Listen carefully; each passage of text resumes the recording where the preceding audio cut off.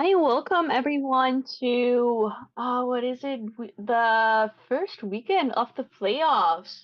I'm here today with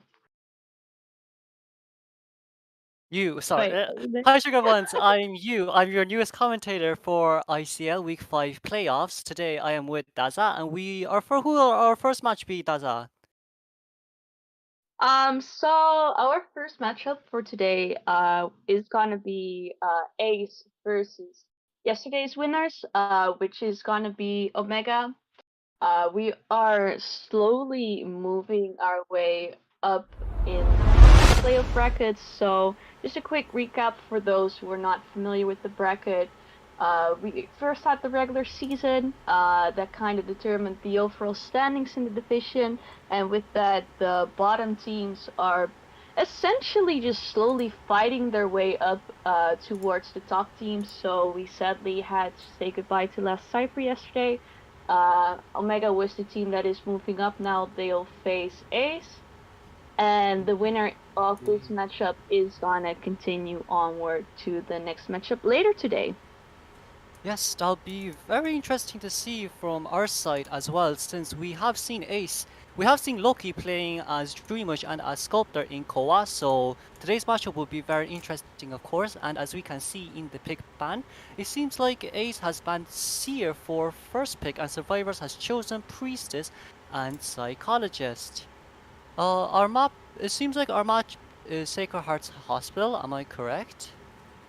Yes. That is indeed Sacred Heart. So really interesting map pick here. Is not a very popular first round map pick considering Sacred is a really survivor-sided map. As we all know, Hospital is incredibly strong in itself, which is located at the middle of the map, which makes it fairly easy to reach. Lots of pallets. Then there is also areas such as ruins that also make for really strong hiding areas. So a lot of hunters tend to struggle on this map. So it looks like the team that opted to go with this map, which was in fact Omega, really wants their survivors to have an advantage in this one. I mean, on one side, it kind of makes sense considering that Bitstoppers is definitely to be considered one of the strongest hunters in the server, so they're probably confident that no matter what map they pick, that Bitstoppers is gonna pull through this round, and they just want to give their advantage to the surviving team in this case. Yes, of course, today's match will be very interesting since this is the first day of playoffs. It seems like we have banned Forward and Mechanic next. Uh, I say it'll be very unlikely to see Pollen coming out, but here as we can see choosing Sculptor. This will be very interesting to see as well, as we can see on the bans. Banning Seer against the 4-man team is very important against Sculptor as well. Even like Daza, what do you think about Seer's nerf? Even with the, from reducing from 15 seconds to 8 seconds, how would you feel about it? To be honest, I don't think it's doing that much. Essentially, what you wanted to do as a seer is give those instant owls. That's what seer best for. It kinda that second 16-second time frame kinda made it so that even if the instant owl didn't come off just right or the hunter was able to bait it, that they could still use it to transition away. However, I feel like 16 seconds was way too much, and this nerf still makes Spear a good survivor. It's just that there's less room Yeah. for any mistakes on that. Yes, and of course here as we can see spawned right next to Shaq, we see Numi and Chesier right next to each other. It seems like Loki has a choice right now in between chasing a Merc or an Acrobat, both who are really hard to chase after, of course. Here as you can see, first statue set miss, second one miss as well, but decided to use a dirt ball instead. Probably should have used a white ball to slow down the vaulting speed, but you know what, would work as well. Here's Yeah, you can no, see breaking down the definitely next the white pallet. ball would have been ideal here, because that made sure that Loki's fold would have been significantly slower. However, like I said, this is Oh, a strong area. Who does get that statue off, so doesn't gain a lot of distance from that bomb, is forced to go for regular hit here because the statues were cancelled. But this puts Loki in a nice position because now he's just one statue away, even though it does make it to Oh, hospital. As we can see, beautiful yes. placed statue from Loki, and that's all it takes to cut this kite short. Yeah, if only Chessier could have gotten that ball out, he probably could have been able to take in Lawn Portal along with Priest as well, who can heal him up within 15 seconds to enable the kite. But that was a very beautiful statue from Loki's side as well. Now then, we're gonna apply as much map pressure as possible because Loki knows that he has the advantage point right here. He's forcing two survivors not being able to rescue. Hits the psychologist first. It seems like psychologist will be forced to rescue. Yeah, so it is kind of interesting to see that a psychologist is bringing Ty Turner. It's not typically a survivor that carries this, but in this team comp, considering there's only Mercenary and Priestess, you could say she's Chasewood's still sacred, so yeah, but Yeah, it's probably just in case, just to be safe, have that extra Ty Turner coming in. However, knowing that Loki plays Sculptor, you would see a lot of scenarios where they up to just sell in these scenarios where they get a chair that is kind of hard to rescue from, or just in a position where they could potentially rescue, but selling might be better, considering you don't want to give too much presence as well. But even with the shortcut, as we see here, Tree Cipher already has popped. Now then, the full pressure applies onto Nimu right now. If he could get a successful rescue right here, but it seems like it has been a Wow, fail. beautiful Very stuff nice from check Loki on by here. Loki. Yes, those were really nice statues of mobility as well, and usages of statues to interrupt the rescue. Yeah, and we see Here, as as well, we can Mercenary see, is this gonna this get simply shared hurts. on Psychologist Cypher. Yes, it hurts Saya the most right now since she can't decode as well. So their decoding has been significantly reduced, sadly. That definitely is the case, especially Priestess is now the only survivor on a Cypher machine. They are really behind on pressure. Loki slowly coming back more and more in this game, which again is really impressive. This is a first round, it is sacred, so not the most ideal hunter map, but Loki is making it work. Here, as we can see, deciding to change targets, not going after Mercenary anymore because of the tree elbow pad. This is a very nice decision made by Loki as well. But here, as we can see, the Priestess portal will allow Psycho to go back into hospital. Now Loki decides not to chase anymore. It's not going to be easy getting this Merc down, who still has two full elbow pads remaining. Here, as we can see, already using one, rotating towards statue. Do we call this Mary or statue? Now then, that's one last elbow pad being used now. With no elbow pads remaining, it really depends on Nimu's solo kite ability without any items.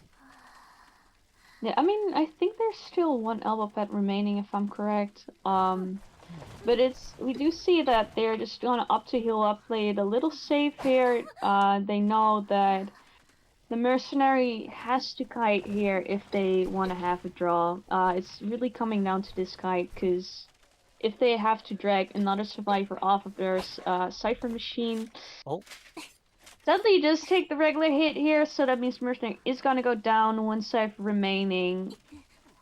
It's gonna be really close. Mercenary did do a good job containing the hunter. Had to use all three of his elbow pads, so that means that Mercenary later in this game, if he's gonna get off of this second chair, is not gonna be able to do a lot. It's coming down to this rescuing what the survivors are gonna do here. Oh no, deciding to teleport immediately towards Saya, but that's just a newly opened cipher though. Besides not the Volta, but getting the immediate chip right here. But here, as we can see, Statue Block could not get a single hit right there, enabling Saya probably just to take a normal hit and then rotate into hospital maybe. But oof, gets a chip right here. Does not have the tension anymore. Most likely will be taking Lawn Portal. Well, probably won't be taking Lawn Portal because you have to take it. She has to take it. simply because it Yeah, allows there's Loki no to waste way the that time. she is gonna kite here. Only one chip away is better to just knowing that the teleport is out, and that's kind of the risk on the T-Wall Cypher. It's a really bad Cypher if the Hunter just decides to teleport onto it like Loki did. Smart move from him to do so. On the other hand, though, we do have Statue that has some progress. There's also Ruins that has Mhm. progress, so they are doing a Yeah. great job fighting their Cypher machines here. And now, as you can see, they are really strict on healing up, and that's what I like to see. They're very disciplined here. They don't want to give the hunter too many options to get a Oh, quick down. However, yeah. Loki is doing it right here, that quick down that he needs in order to win this game. Yeah, there's too much pressure applied to the survivors right now since it's a phase 2 sculptor, especially with everyone who has barely any items left, and with priestess whose portals has to take such a long time to regen. It'll be a lot of pressure on the merc and psychologist as well to dodge his statues.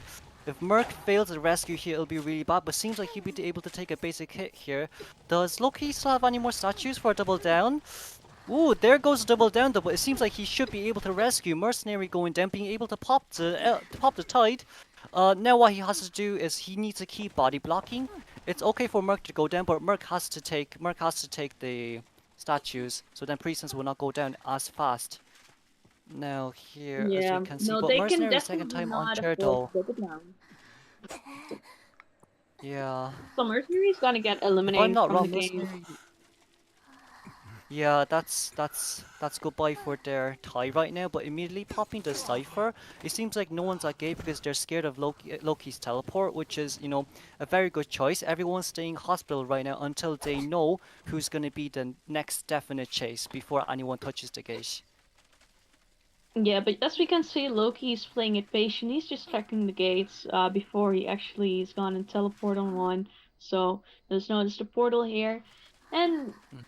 Loki definitely has the upper hand here. However, it does very well seem like this is going to be a one survivor escape, Yeah, which because it's since there's no definitely attention. not bad for a first round. Like I said, Pitstoppers is a very strong hunter, so getting that Oh, one man does ensure beautiful pellet stun from the priestess there. yes, very nice mind game. Very nice knowing from Priestess. Here as we can see, deciding to go after Priestess, it's a nice mind game here because we saw Psychologist coming from behind as well, opening the gate at Shack.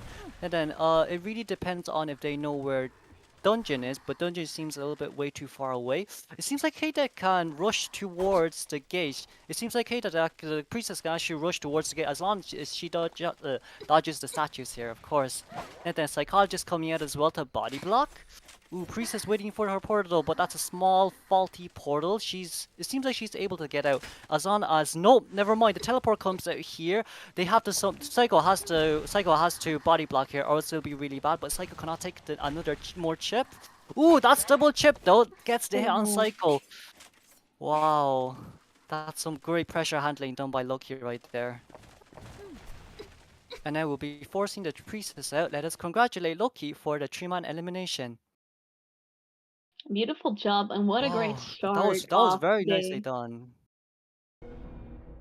Yeah, that was honestly great. The end game there was great because the psychologist did a really good job. The psychologists know I have to come out. I need to take at least one set of statues or even like just body block so then we can go for the tie. But sadly, Loki managed to handle the pressure and is able to chip the psycho down to half health and immediate hit down right there. Mm-hmm.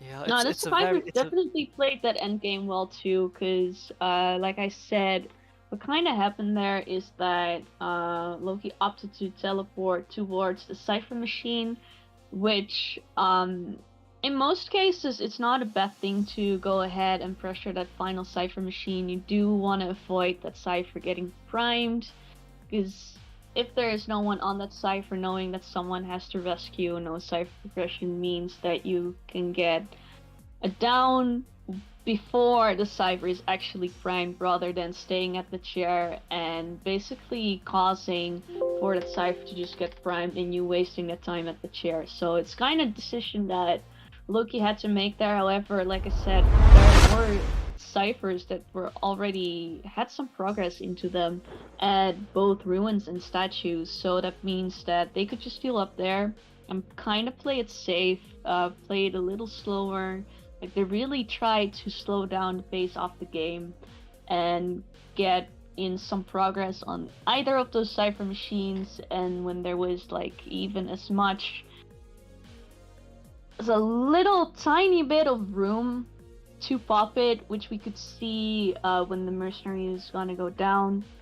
They decided to Yeah. go for it It was and very just close as well. clear that one man escape, which essentially means that they could still win this first round if Bitstoppers gets that 4-man elimination. Yes, now then, most of the pressure will be on Pitstopper though, because he needs to get a 3k for this one. If the survivors on Ace team decides to play this one safe, it'll be very hard. It'll be very hard for Pitstoppers to be able to get a 3-man, because if they decide to sell, since it's a Cypher Rush, it's a Cypher Rush meta, it's all what you have to do is get as much ciphers done as possible. As long as you have the point advantage, that's all what it matters, to be honest, to win the first round. But of course, we will have to see how Ace's team decide for second half. What do you think? What do you think Ace? What do you think Ace will decide to play? How Ace will decide to play Daza?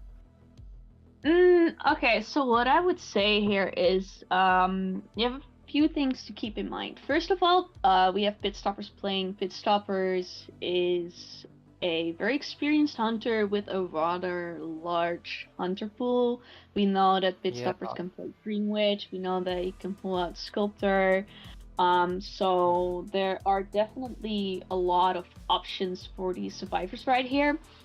And so what you have to keep in mind, we are playing on Sacred. Now, like I said, it's a survivor-sided map. Dream Witch is gonna be risky on it. Then also, Sculptor, like we saw, is the issue with Sculptor is, or like pretty much every hunter in the current meta, is that the majority of them can get either cipher rushed, or there are such strong survivor counters that can get picked right now, that it's, if Ace decides to play it safe from the start and just decides to go for the draw rather than try and get a win out of this match, they have a lot more options. And that's kind of why I said like Pitstoppers has a large hunter pool, so you could say they either want to try and prepare for the Dream Witch, or they might try and prepare for the Sculptor. So it's now going to be up to Ace to kind of guess what Pitstoppers is gonna play and kind of make a counter comp to it. However, if you decide to do a hard team counter comp against one of these hunters, Bitstoppers can just say, okay, so you're gonna go this set of survivors. That's good for you, but then I'm just gonna play something completely different. Yeah, that's that's actually the funny part as well. It's yeah, you can't just go one team comp that counters one hunter, because there's always other hunters that counter your team comp. For example, going like, two harasser teams, that's a BQ out, you're screwed. You shouldn't play like that. So I personally think what Ace has to do is they could go one rescuer and then 3 kiters, right? So then like it allows everyone to be able to kite. At least you can get a 60-second, like, a blink down, force a blink down. If you can force the trade out, that's what I think is the most important. As long as you can force this trade out, it's a good kite. If you couldn't force the trade out, and then if you're rebound kite, you can force their blink, their patroller, their excitement out, it's a good kite, because this tells the survivors that, hey, this is what trait this hunter has, we need to be careful.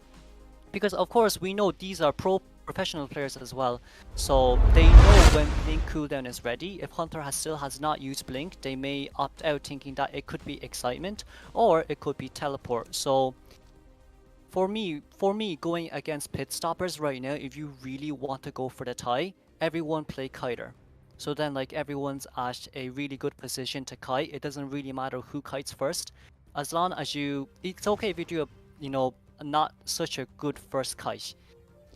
Don't let him Yeah. find you for the second kite. Don't let him get presents.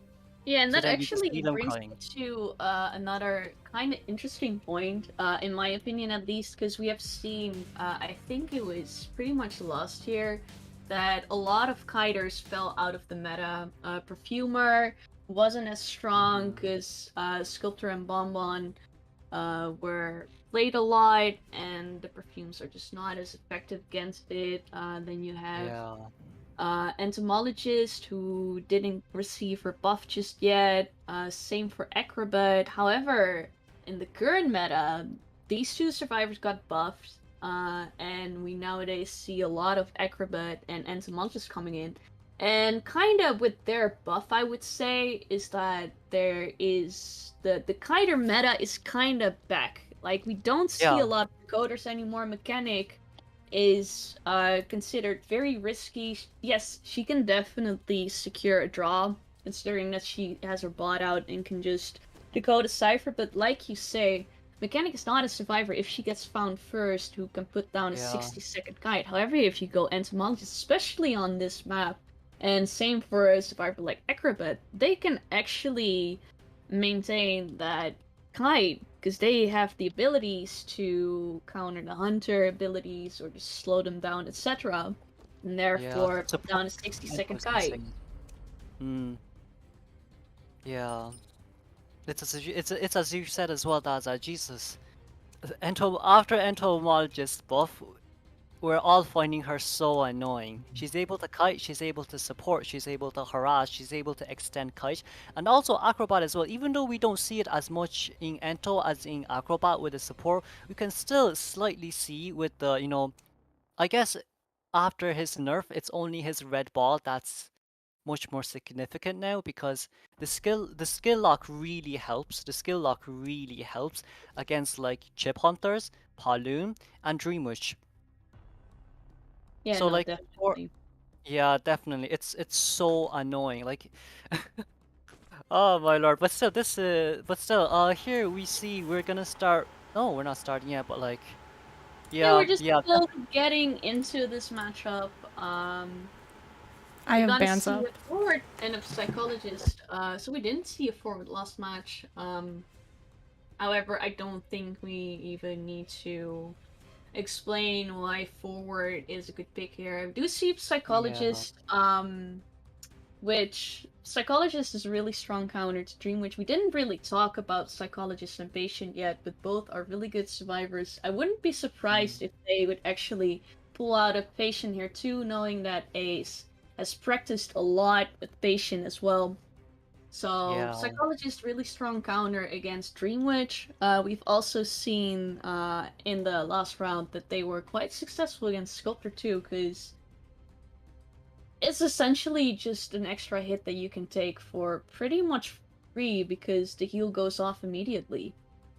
yeah. Especially with the stress level as well, the hunter has to be careful. But here, as we can see, it's a Seer Merc ban, which forward and Ento as Daza has said, and second pick will be Acrobat. It's just as we've said as well, we're getting survivors to play kiters, so then we can decode. But if Pit Stoppers is allowing forward to come out, oh, I guess we can assume it's gonna be Dreamwitch. It definitely looks like it could potentially be the case. It is interesting that they are not gonna go for Priestess here, knowing that Sacred is one of the strongest maps for Priestess. But not gonna happen here. And indeed, there is gonna be a patient coming out, so that means we have a forward who has to prolong the kite in case they cannot really manage later into the game. They kind of Yes, just build it. unless It's kind of let me put it like this: they kind of have forward there as a bit of insurance that even if things tend to go towards pit stoppers, they still have that forward who will be able to harass and keep a Yeah. survivor alive for a little bit longer. The other survivors will have to make up for forward slow decoding, but like you said, the other three are all able to pretty much kite 60 seconds. Only Psychologist is a little more vulnerable, but she can take that extra hit. And against the Dream Yeah. Witch, Psychologist is just a really good pick, especially if Yeah. she can force that own leech hit. That is gonna be the main importance of this game, depending on who Pit Stopper is gonna find first. Here, as we can see, spawning outside runes, it's the Psychologist in statue, and let's see Jello, and it's the Acrobat. Let's see who Pit Stoppers wants to chase. Then sees the Psychologist. It seems like Nope decides to turn around immediately, saying, "Nope, I don't want to deal with this. Don't want to deal with this." Finding Acro right now. Acro realizing that he's being leashed will immediately. Seems like he doesn't want to go. Well, he still seems like he wants to go to the hospital. My bad on that part. Yeah, he Putting down the definitely seems to pallet. want to go to hospital, but he doesn't want to give away that free leech hit because Pit Stoppers knows that he has to block off the hospital here if he wants to cut Yeah, and this the kite short. Trolling mm, immediately, which definitely is something you have to do. It's interesting that he's gonna go towards the street pallet area. This is not really the best area, especially because Patient is decoding here as well. yeah. He'll have to tie. Oh, that's. I think. Oh no, he didn't manage to time the patroller off properly, but misses the hit here, which is really big because I think that's already the 4 bite. So patroller should be dropping down here and is giving away the leech. That's very nicely done. Honestly, very nicely done by the acrobat. Now, 25 seconds remaining until the next leech. It seems like the spawn follower from pit stoppers will be taking a while to come from here, but patroller from the main body is allowing the Dreamwitch's main follower to catch up to the acrobat. And here, as we can see, Downing inside hospital, which is, not too bad. You've given away the leech. This does not allow the Dreamwitch to map control anymore. If Acrobat did not give away the leech, Pitstoppers could have been able to leech onto the forward. And here, as we can Oh, but the see, forward ooh, coming in with that stun, and that is a long stun too. yes, that's a beautiful stun, honestly. However, we It's a do it's a see Psychologist was finished with her cipher, kind of ran past the chair. Forward is off of his cipher too, so this does kind of slow down the coding, which is not ideal early game against the Dream Witch. But so mm, far they are not in a terrible position, but it is kind of still anyone's game. yeah. We can't really say what's gonna happen in this game, but here as you can see, denying the patroller immediately by stunning does not get a terror shock though. That's a very very nice rescue from forward side. Now then, we'll just have to see how Acrobat kites. But it doesn't seem like he'll be able to kite after tide time is over though. So, ooh, Yeah, Pitstopper's playing really smart here, considering seeing that the acrobat was moving towards the statue and placing his leeches in such a way that he cannot go either left or right, trapping him there, switching to that blink, and ensuring that down. hmm. And also, once again, here as you can see, Pitstopper knows that the tempo is currently on the survivor side right now, so he's trying to control the ciphers as much as possible. But I don't think he realizes that. Oh, very nice, Palestine. I don't think he realizes that the cipher in church, not in church, in hospital has already been done, because now Psyche and Psycho are both decoding the other cipher, but one full cipher remaining. It's really up to forward to body block and harass right now. Yes, indeed. And Pitstopper's just going to down the forward here and cheering him instead. Which Ooh, it does seem that Ooh. Pitstoppers actually is moving his leeches towards this final cipher machine. That kind of puts Pitstoppers back into the game.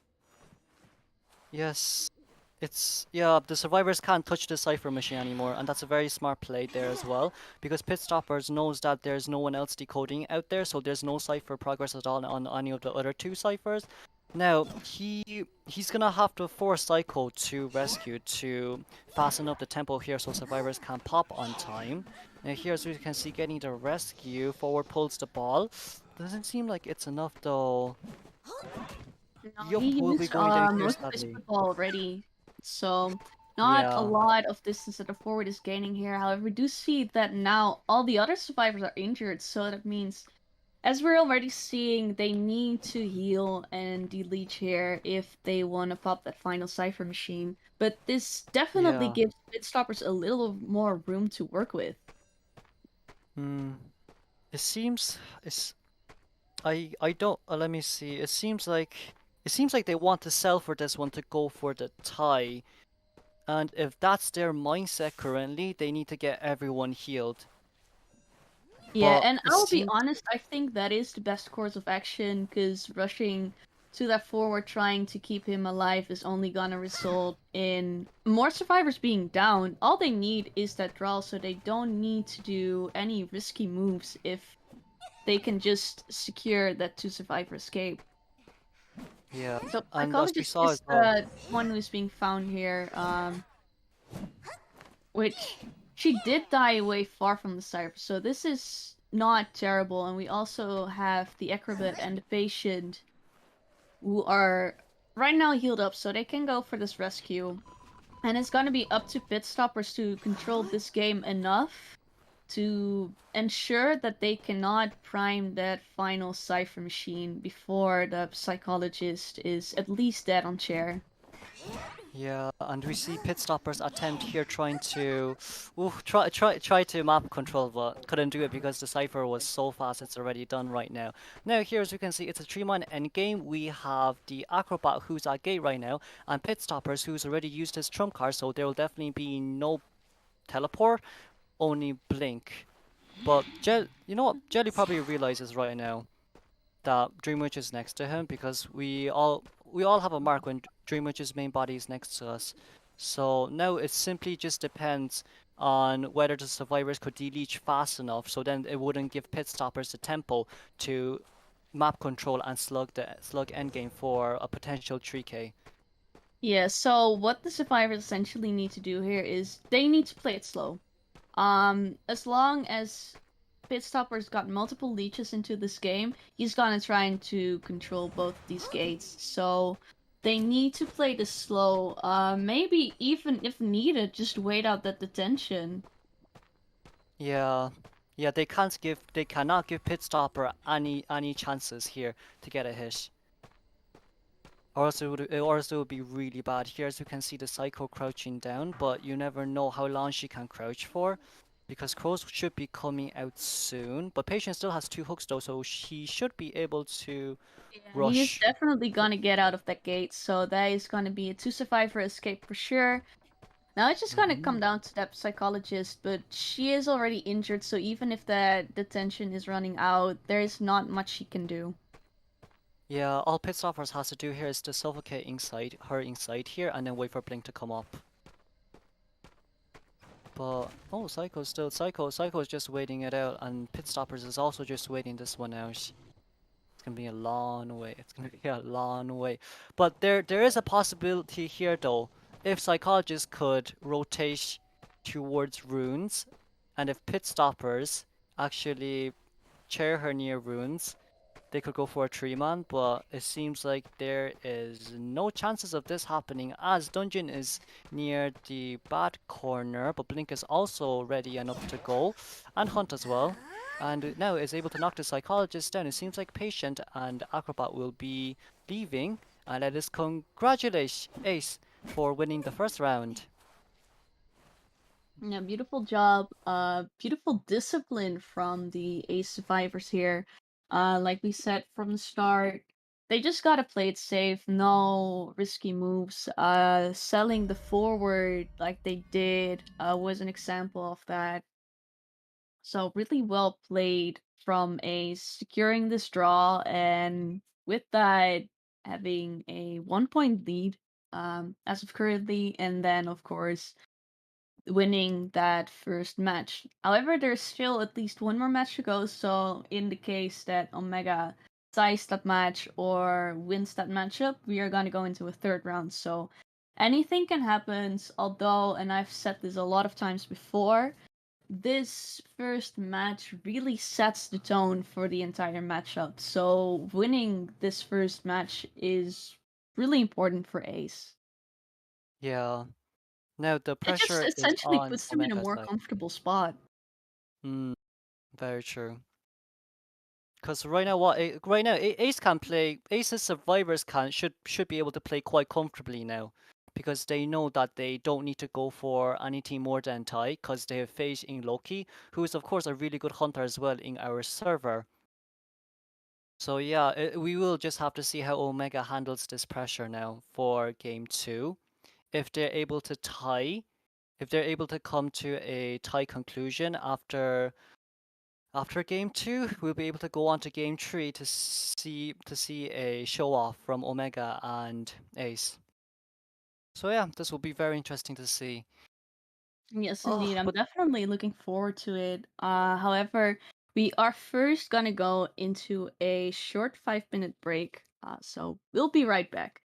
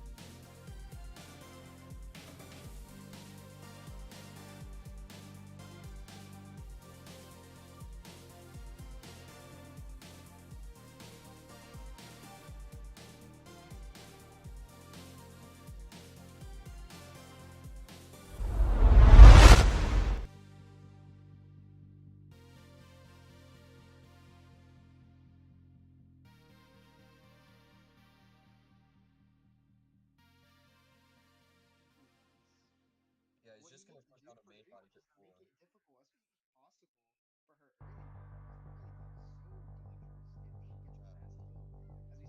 Merc is gonna be on the ground. Now all pit has to be up.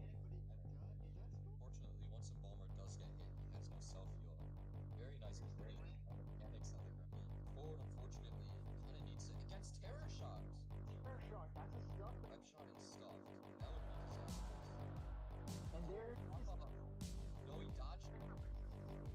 He's going as soon as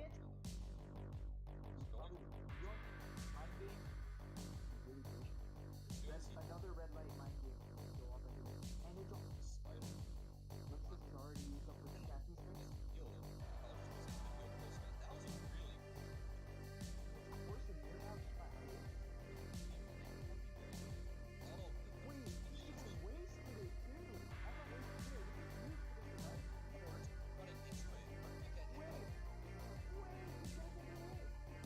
though.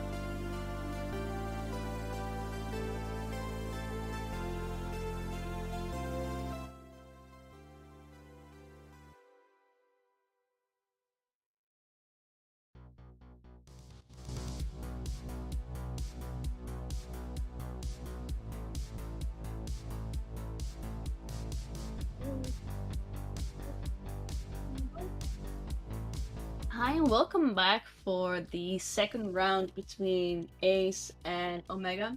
So as you can currently see on the screen, Ace currently has a 2-point lead. They managed to get a draw in their Survivor match, and then Loki managed to get a one-man elimination, putting Ace in the lead for now. This does Yeah. mean that Omega is gonna have some catching up to do this round. Yeah, there's gonna be a lot of pressure on Omega for this round as well. And you know what? I've been thinking about last game as well, right, Daza? Remember when everyone was injured and Patience still could have rescued? Mm-hmm. You know what? I was thinking, I think they could have rushed the I think Acrobat definitely could have rushed the cipher, right? So then Psychologist whistles onto Patient, and then Patient comes in for the Hulk rescue, gets the Tie Turner out. Oh wait, did he have Tie Turner? I don't. Ooh, let me look back. I actually don't. Maybe, you know what? To be fair, if he did, I think if he did, we could have gotten a 4-man endgame, and I think that could have worked out better. But maybe he didn't. Maybe he didn't.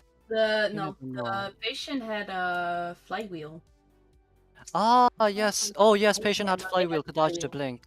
But I mean, Yeah. even so, because that definitely is the case. However, of course, he didn't have Tide Turner, but he did have flywheel. But I think regardless, they probably still Would have rather saved. play it safe and go for the Yeah. draw than risk Yeah. a win. Even if it's only a slight risk, playing as they essentially did. Um, just trying to divert Pitstopper's attention between the two sides of the map where the cyber machines were at, ensuring that they were constantly healing up so that no one was going to be an easy down.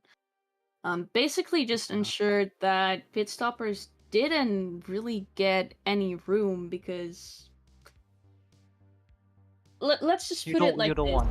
Technically speaking, in a lot of these scenarios, they get the rescue off, and then because of that, you get into a 4-man when the cipher machines are getting primed, basically. However, the thing is that sometimes you do have to account for the room for The other mistakes possibility. that could be Yeah. happening on the survivor sites.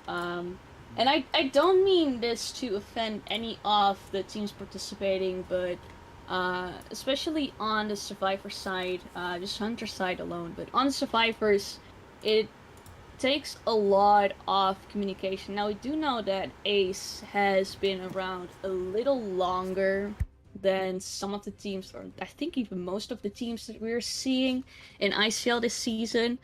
But even so, just that tiny factor of the amount of communication that comes into play in the survivor teams, it leaves a lot of options for mistakes that could potentially be made. And in these And cases, if you don't have to take any risk, it's always a little better than having to take a little bit of risk. For this game, don't get me wrong, sometimes you do have to take the risk. If the stakes are higher than they were in this round, you just gotta go for it. But in this case, you don't really have to do it. Getting more points, of course, is nice, but it wasn't really necessary. So you're definitely right.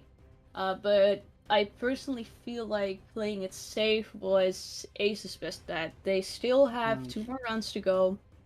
So at least getting that first win in is what matters most here. yeah, of course. Especially when they didn't need to put up with the stake. Since Loki got a 3-man, all they needed was honestly a tie. So yeah, I do agree with you on that part. Those were really nice decisions made by Ace Survivor. And then here, as you can see, this is the ban pick. We have Dream, which banned Forever Sleeping. No, not Forever Sleeping. For It's Moonlit, Moonlit. I can't get used to the maps. But Dreamwitch banned, and then on the Hunter side, it seems like we have banned Forward and Priestess, letting out the Seer and the Mercenary. Yeah, so we are kind of see um maybe respect then is not even the best way to put it. But on the other hand, like I said, the thing is here, if they ban Dream Witch, they can more so focus on a certain type of team comp. Let me put it like this, because I personally, and feel free to disagree with me, but I personally do feel like Dream Witch team comps take slight different choices than a bunch of the others. So there, of course, is differences between the other hunters as well. You have chip hunters like Sculptor Bonbon. Then you have more so one-hit hunters, and then you have camp heavy hunters and such. But I feel like because Dreamwitch relies a lot on map pressure, so having a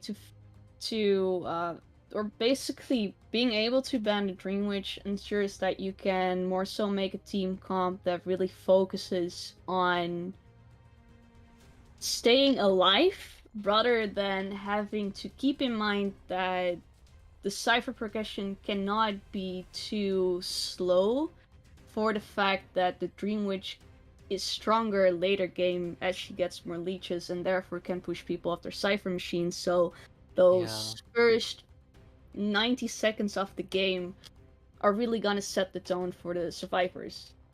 This of course is the case for a lot of hunters, but I feel like for Dream Witch this is a little stronger for that reason. Yeah. Because I yeah, mean, like I it's said, the other especially with hunters, they're mainly more so one-hit hunters or they're chip hunters, and they just don't have the same map pressure as a Dream Witch does. yeah, and especially with what you said as well. Dreamwitch in Moonlit. There's more of a chance for the three ciphers to be left in a row, which allows the Dreamwitch to have an even greater advantage with map control, to the point that it's basically a slug game for the Dreamwitch. Because once you allow once you allow three ciphers that's at like one side of the map, it just allows the Dreamwitch to kite. To not to kite, to map control, to pressure the ciphers, to not allow the survivors to touch the cipher.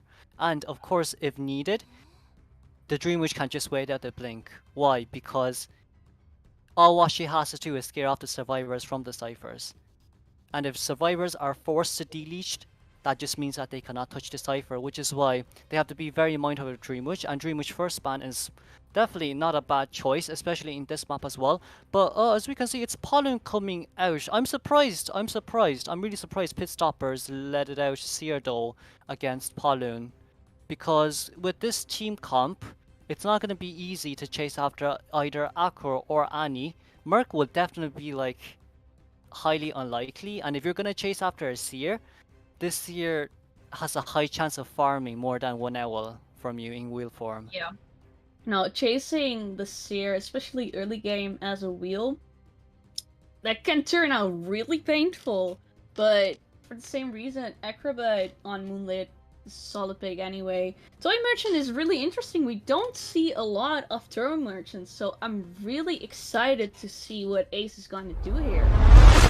Yeah, but I feel like it also seems like Ace realizes that Pit Stoppers is gonna play Polun, or else I feel like they wouldn't have really gotten the Toy Merchant out. But here, as we can see, Sponda got Kite. First chase for, oh no, yes, he does see the Toy Merchant, but Toy Merchant already rotating towards two-story right now. Ooh, he needs to, oh no, never mind, doesn't get a, Just gonna hop does, out, because if the Toy Merchant is gonna get that window, it's gonna be really annoying to get back to it. yeah, and here as we can see Toy Merchant going up the stairs. Pit Stoppers isn't gonna change to wheel form because this will happen. Yeah, haha. Then flying straight towards the coaster though. Let's see who is on the other side. Laze, the Acrobat is on the other side. Manages to dodge the first spike, but the second spike is coming out fast. Oof. And Blink seems to be ready as well, but This It is is enough not distance for needed, pit and the stop. acrobat is right there, so. However, Pit is This- just gonna chair the toy merchant. This is a really nice early down for Pit Stoppers. Definitely puts him back into the game. Because once Pit Stoppers has that presence on the breaking wheel, it's gonna be really hard to get away from those chairs. He also realizes that all the other survivors are decoding far away, but misses the blink right there. Could have gotten the terror shock. He really wanted that terror shock.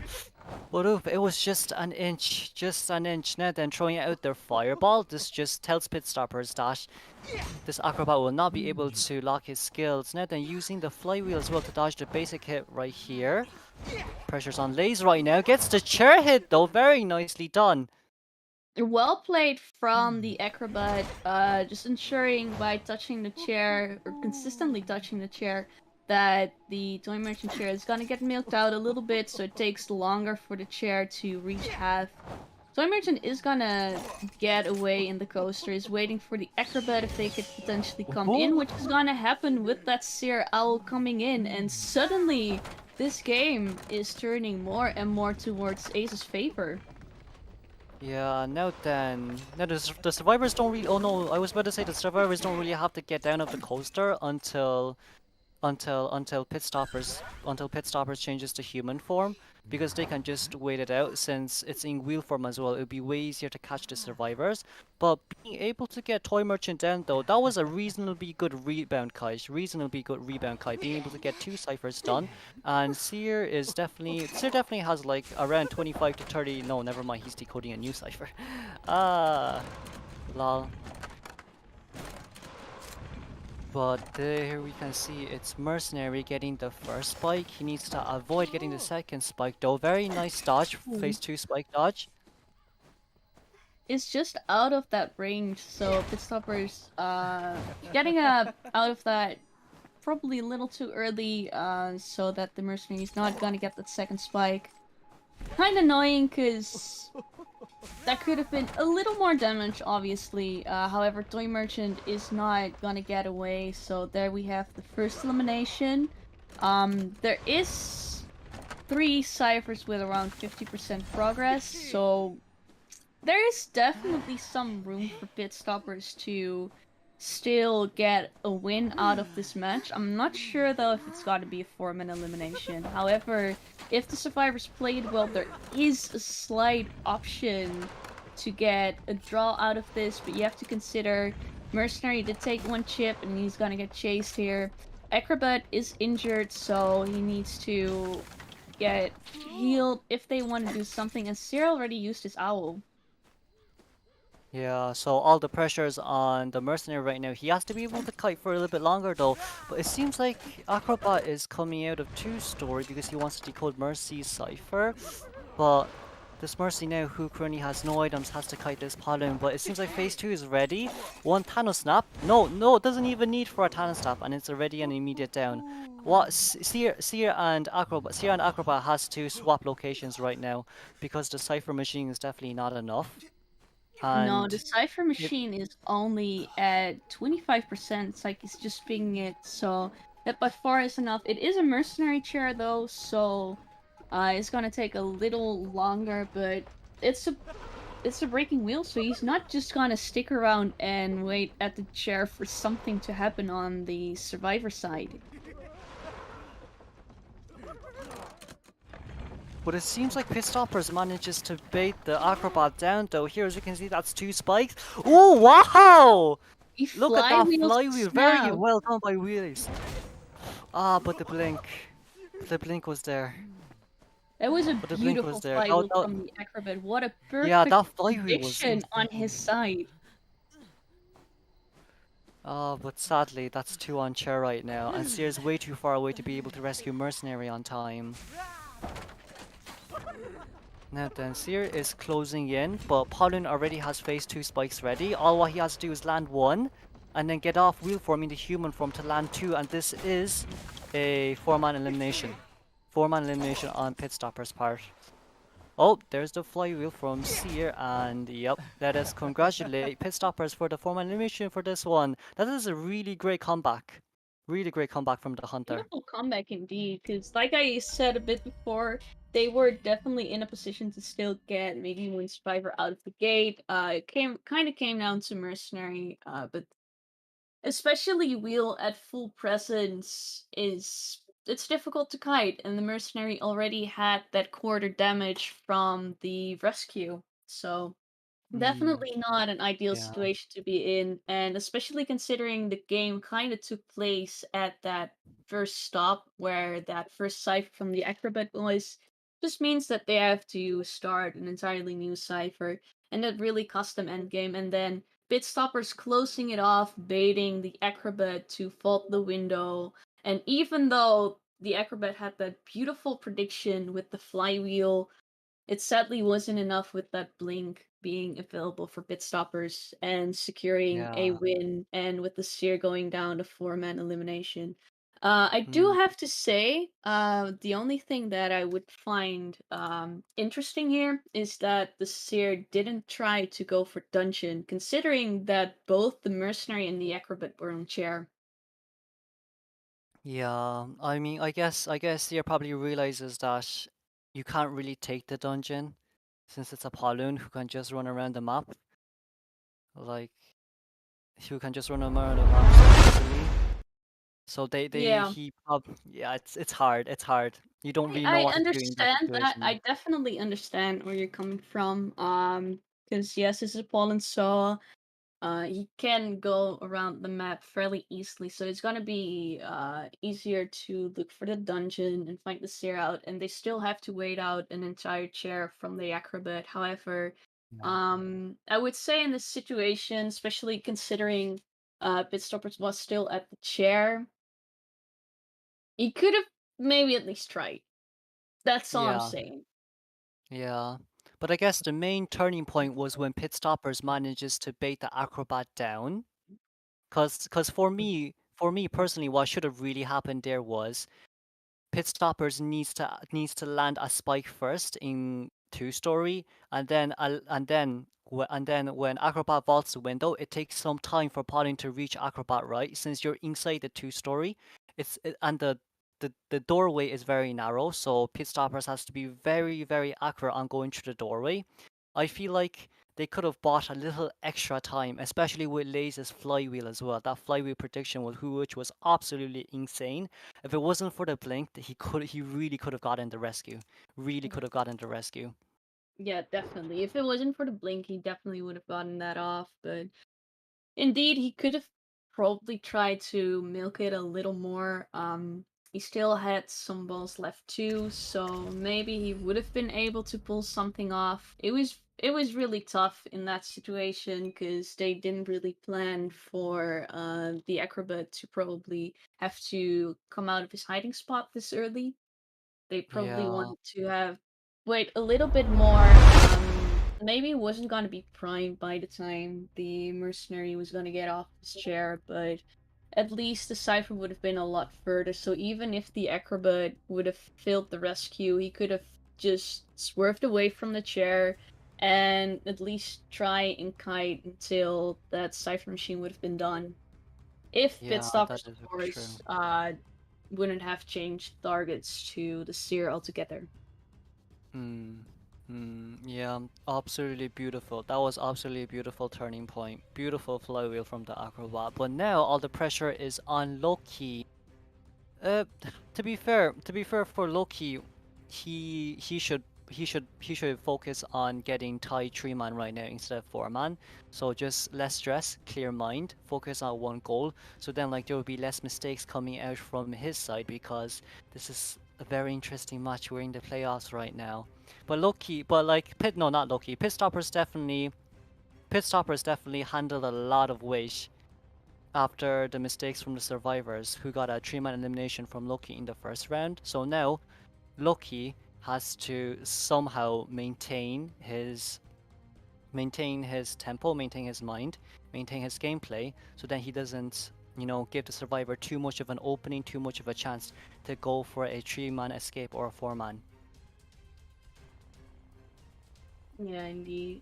The only thing that Loki really has going for him here is the fact that from the first round they still have his lead. So even if uh, Loki cannot make it this matchup, it's not immediately all gone. However, it does.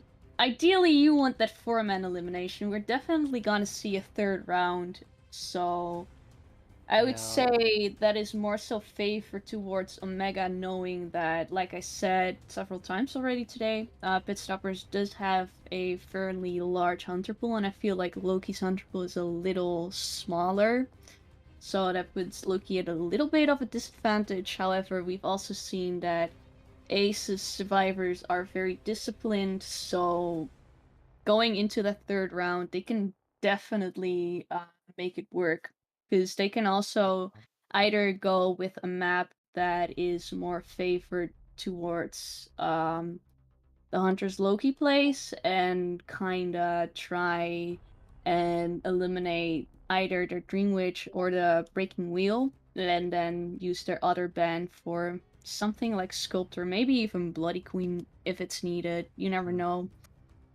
Yeah. But yeah, Well, that's enough for the third round, I think. We haven't then played it onto yet. yeah, onto round 2. Here we have the ban pick. Seems like Loki decided to ban Seer and Forward, and for Omega's side, it's Priestess and Mercenary. The ban is Dream Witch though, so I'm guessing it'll be a Loki coming out as Paloon, since you have Dream Witch. No, not Dream Witch. Since you have Priestess here, who is a who hates Paloon because you can't really counter him. But Enchantress coming out, Acrobat being the next ban, meaning that Loki doesn't want to deal with first stop and fourth stops Acrobat Kite. But in exchange for Acrobat Kite, we saw Patient.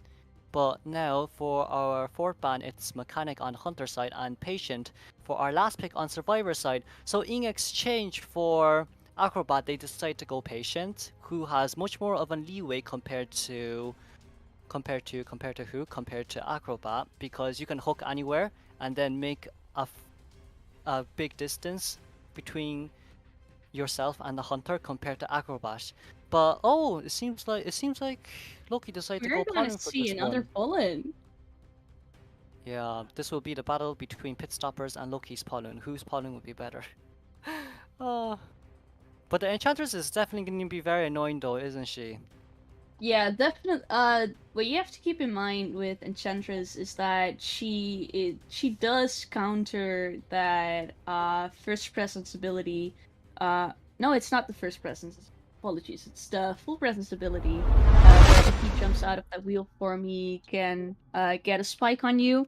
The Enchantress can cancel that with a 1 stack if she times it correctly. So, that definitely makes it so that they do have a plan at least for the later game, but Enchantress is gonna be the first target. Yeah, just right after just right after we've talked about Enchantress landing the slow spike right there. That's a really nice early hit. That was really fast as well. That's like 15 seconds into the game. Then changing immediately to wheel form. Let's see if Loki can land the spikes here in the open area. Ooh, it's very close. It's very close. Enchantress already having her second stack as well. Not being able to land it here though. Even if you manage to land one spike, what about the second one? What about the second Enchantress one? doing a beautiful job here, guiding around this wheel form.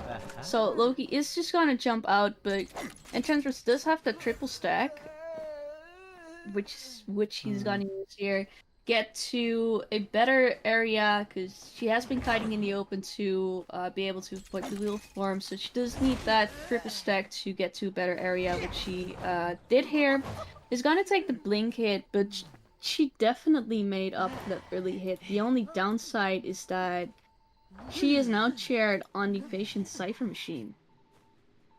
Yeah, which is not favorable towards the survivor side here, as we can see, immediately changing to wheel form. It seems like we'll be forcing Patient for first rescue, and it's quite early as well though, with no tie turner, which is not good. That's really early. Missing the stun spike right there though, sadly. It seems like maybe Loki will be changing back to wheel form. Besides, yep, will be changing back to wheel form right now, so then he can just Thanos snap the Enchantress down. Also has phase 1 spikes as well. So this should be should be really a fast spike hit. Now then immediately changing back to human form will be Thanos snapping down immediately once again because there's no Titanner and it's a very early rescue. It does not seem like Patient can finish his cipher at all. Yeah, and also with the no-tide rescue means that the Enchantress cannot really get away from this cipher machine. We did see that Patient is just gonna move away, so they're probably gonna try and finish this cipher later into the game. And Mercenary doing a really good job as well, staying upstairs in slide. Now then, coming down immediately, but it seems like he's already stalled enough time. Enchantress seems like she's 75% right now, immediately rescuing, so it's a no damage rescue, which allows Mercenary to body block, but... There the is tree the Enchantress gonna make it towards the global. It's not the most ideal situation to do, because the wheel can just come over and Enchantress does have that healing debuff, so going for that global is not really what she wants to do here. Best she can do is just kite around. Oh, But here she but I feel is like... gonna try and go for it, obviously, because she is gonna take the second spike. Sadly, didn't have the stacks to cancel that full presence, and she's gonna be eliminated here. Now then, deciding not to go after the Mercenary anymore because he's straight elbow pads, finding the Patient who has already removed his spike, but that cipher is already primed though. Once Patient takes... No, never mind, I was about to say once Patient takes the first spike, he can force that cipher to open. But immediately changing Flywheel out just to be a little bit more safe, but fails the mind game sadly. As we can see, Priestess Portal is on the other side as well, knowing that he cannot map control anymore. Ooh. Going back straight towards Mercenary right now to stop that cipher from decoding. Cipher is pretty far already. This is gonna be really tough for Loki to pull a 4-man elimination. Because Enchantress definitely has stalled more than enough time. Enchantress has definitely stalled more than enough time along with Mercenary to, you know, she was able to kite over tie time, which allowed the survivors to decode for even further time, allowing the ciphers to progress even more. Now with only one cipher remaining, no new survivors on chair, even if Loki does get someone down fast here, it won't be as easy to cipher control since they're all so spread out so far away. Yeah, so beautiful job from Omega to ensure that their ciphers are on the complete other side of the map. It's really important here, and they really managed to do so beautifully. So great job on keeping track of what ciphers there are left and what they should be decoding. Priestess is gonna go down here. This puts Loki in a little bit of a better position, considering the Mercenary is still injured, so that only means the Patient is still uninjured and on the other side of the map. So in the case Mercenary is gonna go down, which seems but it gonna seems happen. But it seems like the cipher's primed though. All what Mercenary has to do right now is just to camp a pallet, put a pallet down, and then allow the Patient to pop the cipher. But here, as we can see, the immediate pop. Wants to bait the blink. Mercenary realizes as well, which is why he was standing still. Mercenary realizes that Loki wanted to blink, which is why he was standing still. Now then, he wants to slug the Mercenary, so going straight towards the other gate. This Patient still has 3 hooks though. It wouldn't be as easy as you think what it would be. Ooh, did it manage to dodge dash? Ooh, the spikes didn't land! And... yeah, but no, the spikes land here, but it wouldn't be enough since it was quite far away. This Patient needs to kite longer for... oh no! No! No! No. That was that really mistake. smart from Loki. Just paying attention.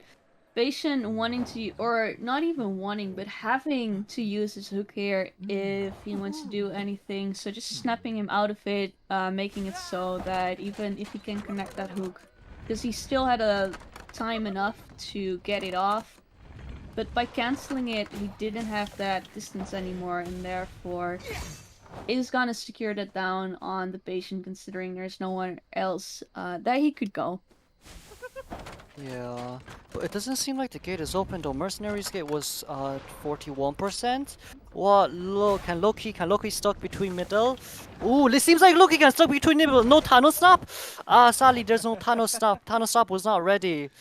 Whoa, that's a really nice 3-man from Loki's side. It could have been a 4-man. It was very close for a 4-man. But this just means everything depends on game 3 right now since they are tied on points. Yes, indeed. That was a really good endgame from Loki. Really smart to slug the mercenary there. Mercenary, of course, slow healing, so it is pretty safe to slug him there. And getting that fairly quick down on the patient too.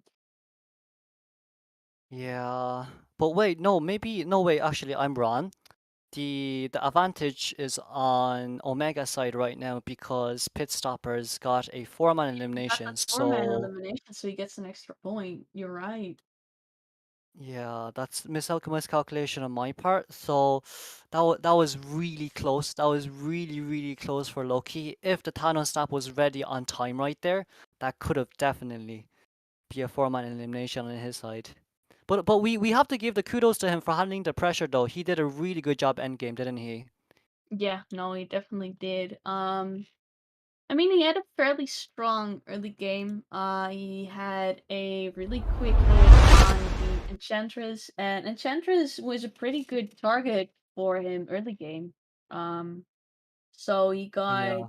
quite lucky on his first find, which It's just very unlucky that it's just, the pressure is on Loki right there. I feel like if he kept a little bit if his mind was a little bit calmer without the pressure on his shoulders because he knows he needs a 4-man, I know that he definitely would have landed the spikes on Enchantress. yeah, no, there was a lot of pressure on Loki, and I mean, regardless of pressure, both sides still performed really well. Mm, Loki had a bit of the upper hand early game. However, Omega, especially also because you have to keep in mind, not only did he get a fairly early down on the Enchantress, he also managed to chair the Enchantress on Patient Cipher, which only leaves the slower two of the decoders decoding on this team. So that was a yeah. really good start for Loki, and then also the Patient having to come in with the no tight rescue.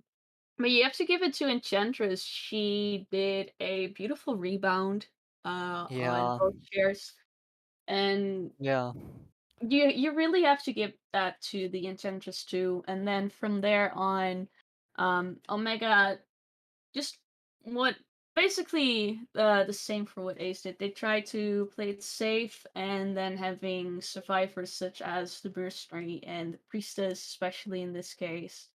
Um, they're just really strong characters overall, really strong characters on a map like Blue Moonlit as well. And Mm. just being more so able to stay alive in the position that they were in, as opposed to the round before this, where Ace was surviving. Yes. Yes, of course. Ah, that was a great match. That was a great match though. But now we will go on a short break. We will see you all for game 3.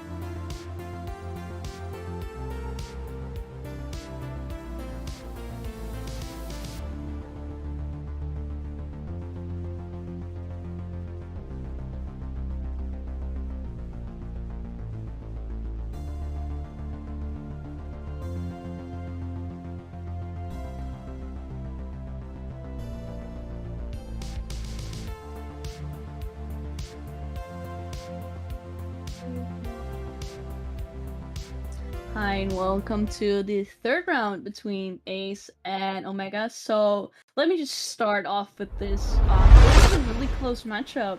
We are having a 1 point difference. Omega's currently in the lead, only for the fact that Pitstoppers managed to get a 4-man elimination in the second round. But this is an incredibly close match. Yeah, there's only 1 point difference between both teams right now. This is the match that we viewers want to see, of course, and of course for game 3, this is what it's all up to. Unless we're gonna go for extra rounds, but It just doesn't seem like it'll happen to me. It just doesn't seem like it'll happen to me. But now then, Well, on to our it's band pick phase. impossible for this to go to a second round. Or I mean Yeah. to go into overtime, so a fourth round. But now then, for our band pick phase, it seems like Survivors has banned. Let's see. This is Dreamwitch and Sculptor, and for the Hunter, he has banned Mercenary, Seer, and Forward. So I think this looks like a bonbon, doesn't it? Banning the 2 rescuers. Mm-hmm. This could very well be a bonbon. Yeah, but then again, you see the Seer ban as well, so perhaps Bloody Queen? Yeah, if Acrobat is banned, I'm gonna assume that it's gonna be Bloody Queen. I'm gonna be assuming Yeah. that it's Bloody Queen. Yeah, Gravekeeper coming in right here, so Palune's out of the picture right now. Oh, let's see who Loki decides to pick for this one though. Yeah, this is. I'm gonna be honest. Omega is putting Loki into a tight spot here. They're having a fairly strong team comp here. Loki is gonna take out both the harassers, both forward and batter. So we're not gonna see much harassing unless they up to go. Enchantress.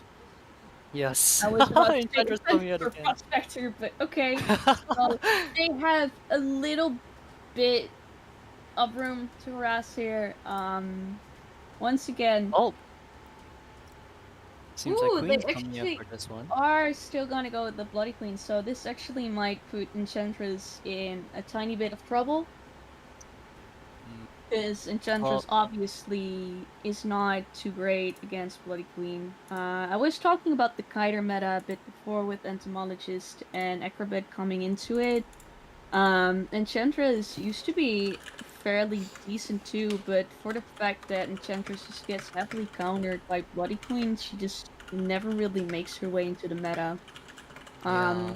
And I am afraid we're kinda gonna see the proof of that in this match, unless the Enchantress is gonna do something absolutely insane. You know, But a other than flywheel that, goes backwards. we're having a fairly strong lineup on the survivors. It's just Enchantress cannot be found first. Yeah, and it seems like we spawned outside Shack right now. It's Saya and Nimu, the Gravekeeper and the Enchantress, as Daza has said. But oh, the failed mirror, no. No, the rock. If it wasn't for the rock, that mirror could have hit it a GK, forcing a shovel though, but wouldn't be this may be a failed mirror unless GK wants to make sure that he gets a normal hit before going down onto the shovel. Ooh, it seems like we're gonna be forced to chase after GK though. This isn't really good for Loki. No, and the Enchantress is getting away for free, so that's really nice for Enchantress here. Gravekeeper just gonna drop a pellet, get into his shuffle. Just force out a mirror here, but it's not getting anywhere, so this is not looking good for Omega. Yeah, and it doesn't even seem like Gravekeeper can force the blink out. Now then, Cherry straight towards the Enchantress On to side. Enchantress or Cypher too. This is gonna hurt the Cypher. This is gonna hurt the Cypher progress a lot. And Enchantress isn't stacking her curses fast enough as well to go for the rescue. So Enchantress will be forced out here because that is a very beautiful mirror done by Loki. Probably. Yep, probably will be forced to rescue her here, but Blink is ready as well. Doesn't seem like we'll be within Blink range though. Ah. That is now Yes, a so we're full... having a shuffle to kind of make up for the lack of tide turner, but there is just a mirror coming in now. Gravekeeper doesn't have any items anymore, so what are you gonna do against that mirror? Yeah, this is a tempo. This is brilliant for Loki. They can't decode. They have to force someone. Either have to force someone to come rescue, or they're selling this Gravekeeper, and Bloody Queen can just immediately mirror out, take a normal hit, and then blink someone down fast enough to the point that they can't even finish the ciphers. But here, as we see,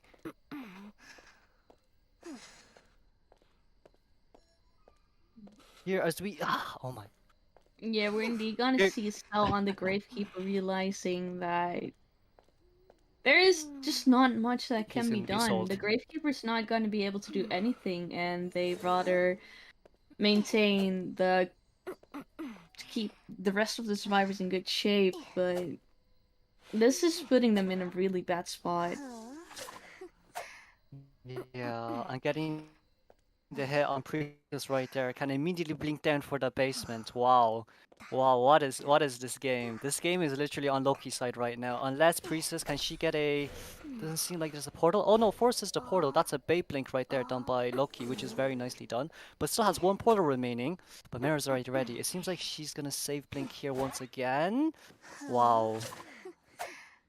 Wow.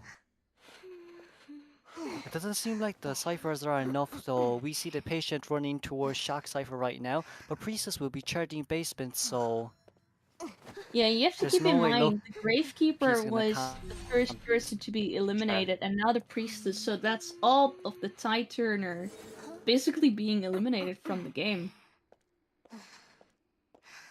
Yeah. So Even there is so, I no feel like way Loki that can they just come can. out here. I...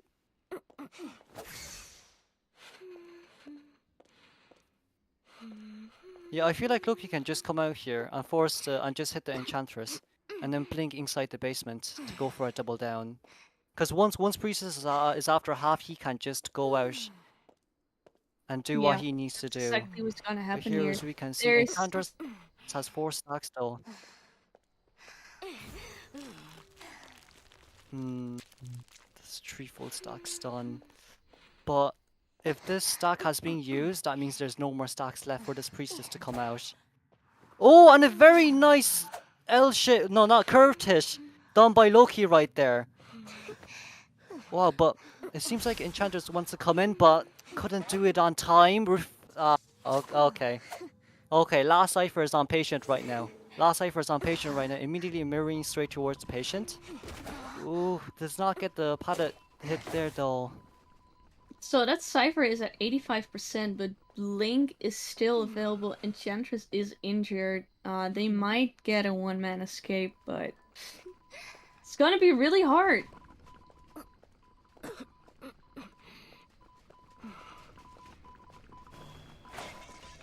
And there's the abnormal Oh, coming in. Like, that basically just does it.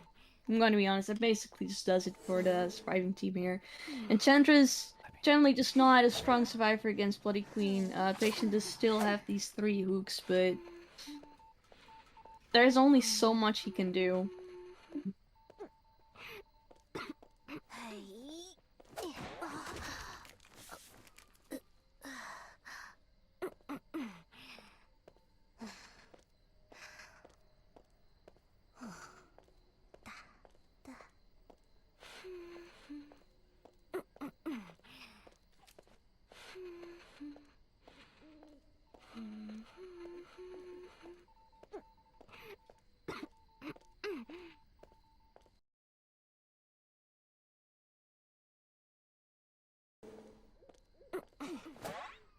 I am so sorry. Sorry, I think just got my disconnected, but that was a very Discord nice mirror lagging. on Loki's side, being able to get the Enchantress down right here. Ooh, can patient?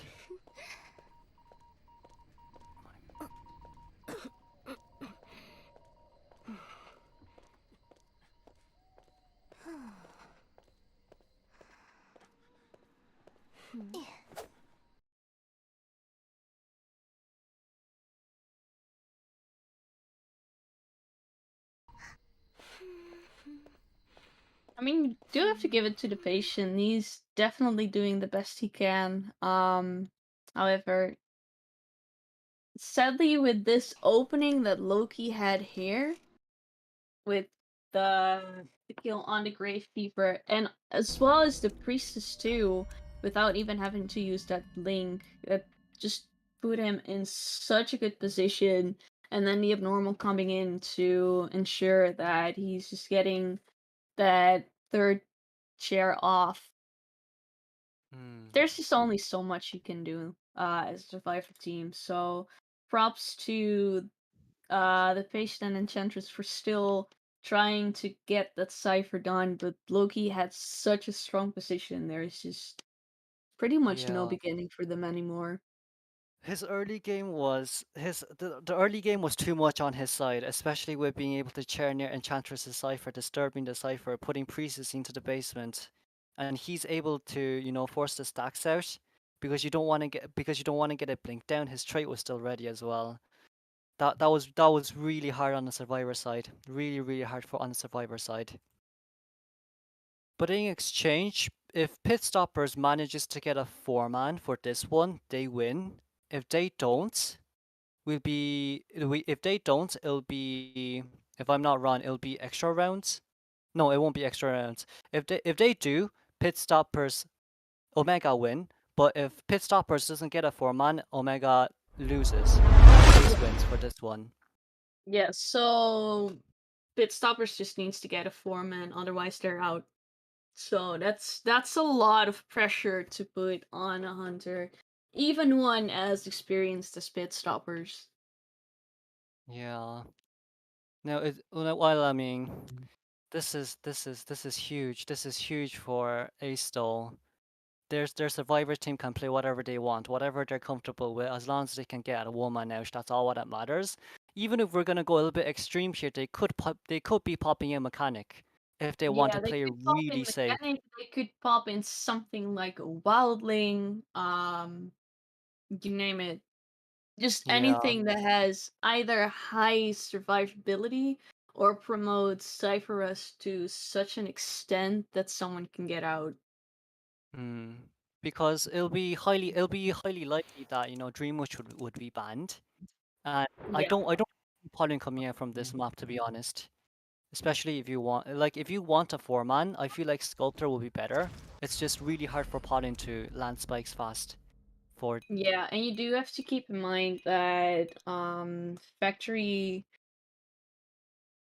in fact both factory and shack they can be used to counter pollen as well. There is definitely some areas where pollen has the upper hand, but it's that basically also just comes down to either good luck or bad luck. If you have the chaseable survivors spawning into either of those areas, it's gonna be hard to get an early down on them. yeah, So it's I the would pressures. also say Sculptor is maybe a little bit more of a safe pick here. Um Hmm. On the other But hand, though, even against the Sculptor, they can just say, we're gonna sell whoever gets chaired first if they don't kite well enough, and then we're just gonna see how keep second kite goes. basically doing that until we can get one survivor out. Hmm. I feel like they can just sell first chair and second chair and just get one out. Voila, done. But Pretty much. that's only if Pit Stoppers allows them to do so. We'll see how aggressive Pit Stoppers play for second half though. It's saying It'll- high survivability, so 39 merc. Well, yeah, you could definitely go with 39 merc. But first of all, I do assume that mercenaries is gonna get banned. Yeah, 39 forward. Why not? Why not? Why not? I think that'll be great.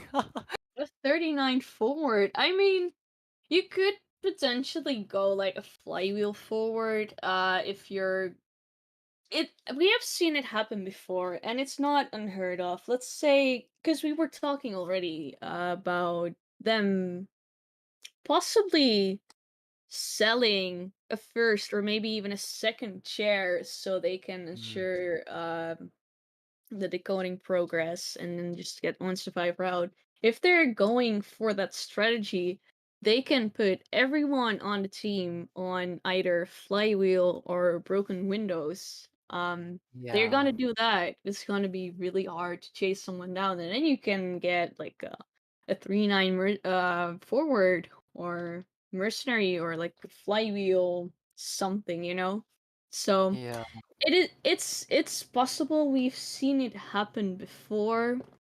I don't mm, think they're gonna go too many rescuers though, because like we've been seeing this entire matchup already, it's more kiter heavy than rescue heavy, because kiters just have less of a decoding debuff and their kiting abilities are strong enough. I do assume that we're maybe gonna see something like an entomologist. We haven't seen entomologist today. Oh, he's also a Yeah, really not at strong all. fighter, so I am assuming maybe an entomologist coming in? Something like Maybe. that. That would make Well, sense to me. But also mechanic is definitely on the table. yeah, mechanic is definitely one of the best choices for them right now. Even if mechanic gets found first, as long as her dot is hidden, it's as we said as well, cell strategy, just go for it. 4 ciphers done, voila. Voila. 1 cipher remaining, all the pressure on pit stoppers. How could you map control that 1 cipher? But also, as Daza has said as well, everyone could potentially go 39 or flywheel, but the main problem with that is ACES survivors needs to communicate very well because they don't want someone downing near someone else's cipher, or else that would be really, really, really bad. That would ruin their entire strategy if they're opting to go for that. I also see someone explore. I mean, explore maybe, but it highly depends on what they are expecting pit stoppers to play, because Explorer would be nice against some, but I mean, I assume Um, they're gonna ban Dreamwitch, so that's not an issue, but the issue with, I would say, with Survivors as Explorer, it's kinda, a high risk. Not Very necessarily a correct. low reward in Explorer's case, kind of like maybe a medium reward. Yeah. Because if he gets found first, Explorer is essentially useless. Hmm. Sorry And I'll, for stating it like that, but in my opinion, if he gets found first, he is yeah. essentially useless. I So mean, it would have to come down to the Explorer being able to hide if he gets a mm, key spawn.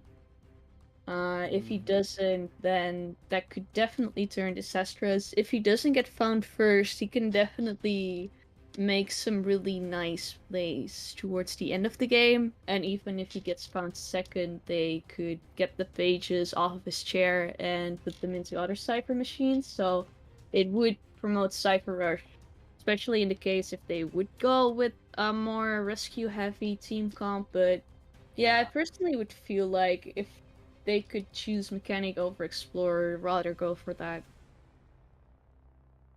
Hmm. You're right though. I mean, for all of us who has explorers in our ranked matches, they always dig near where we kite. So that's kind of a cliche. But yeah, but like, yeah, you're not wrong. It's really hard to fully utilize Explorer to his full potential, especially since Hunter's Instincts is a thing, Tinnitus is a thing. And like Quenching Fist, you can use Quenching Fist as well to like locate whoever is crouching, right? So then like you'll probably be able to get like an early hit, a blink down. But here, as we can see on the ban picks right now, we have pit stoppers coming out, banning Seer forward and Mercenary. Yeah, so we're gonna see Poland is gonna get banned, so that does mean that Pit Stoppers is able to go Sculptor. I also see someone might pull out Bloody Queen. Could definitely go Bloody Queen, but because Pit Stoppers is known for the Bloody Queen. However, at the same time, it's really risky because she is known to be more a tie hunter. So Pit Stoppers really needs to pull something if he wants to get a 4-man elimination with Bloody Yeah. Queen. The lineup, the bands might kind of suggest so, but it's definitely still gonna be really tricky, especially we have Bastion, Priestess coming in, so he is gonna allow that Priestess as well. Acrobat is coming in, um, you're seeing the Postman and the Mechanic being banned, so Pitstoppers Oh. definitely wants to keep that decoding down. And there is the Wildling. Actually, the first survivor I mentioned, he Well, is there. indeed gonna be a Wildling. Makes a lot of sense. I also Oh. saw someone say that they might go a roach character like Little Girl. That also would have been reasonable. But I think Wildling is definitely a smart pick here, because what are That's you gonna do quite. against Wildling on board? We Mm, do have the sculptor coming in, so this is gonna be a really interesting matchup. Is Spitstopper's gonna be able to get this 4-man elimination? Yeah, it'll be really hard. Yeah, I do have to say this is not, again, not really a rescue heavy team comp, so they really will have to sell a chair here if they want to Mm, get enough people out of the gate. yeah. And I mean, even without the cell, you have a wildling who can stay on board for 60 seconds to apply pressure to a sculptor who has no chase ability at all to close the distance between herself and the wildling. Because wildling moves faster than sculptor. That's from my experience. And he's definitely hella annoying. So now then, here as we can see, spawning factory. Let's see whether Pitstoppers decides to go right or left. Deciding to go right first, it seems like it is the acrobat who he'll be meeting first. It's not going to be an easy chase though, since it's a survivor with high kiting abilities. And then immediately putting down a pallet. Misses the first chip right there, as we can see. Still running around. But ooh! Wow, that prediction chip right there. Oh, vaulting over though. Gets the hit right there. That's crucial. That's crucial. He did not see the sculptor near him. He was looking back instead. But now, what Jelly has to do is dodge both statues right there. Wildling's already here for the support. My lord, already coming in. What Wildling has to do is nice push back, but don't feed. Do not feed the presence. If you feed presence to the sculptor, it'll be very hard for you to kite. It will be very hard for you to camp. No, to rescue, not to camp. That's for the That sculptor. is some Now beautiful then. support from the wildling coming in. Now is kind of forced to hit the boar, is gonna teleport away towards the priestess. Yeah, forcing the change target right here. Pitstopper's tempo is gone, just gone. If he loses the acrobat, that just means that his second chase will take a little bit longer. But in exchange, he'll have full presence instead. Now then, ooh, Priestess gets a chip there though. Oh no, that is Well, really I bad. guess we have to get back on what we said about the second chase is going to be a little bit longer, because Pitstoppers, even though he was forced to switch off his initial target, is actually making up for that with Oh, the early down and is chipping the acrobat down too. Bitstoppers is putting himself back into this game as quickly as Lays put him out of it. wow. But here, as you can see, Lays is standing by the stairs to apply pressure. So then Pitstoppers is not allowed to leave his chair. He needs to dodge these statues here, or else it'll be a double down. But Wildling getting the other chip, though, he'll be going down here. Oh my lord.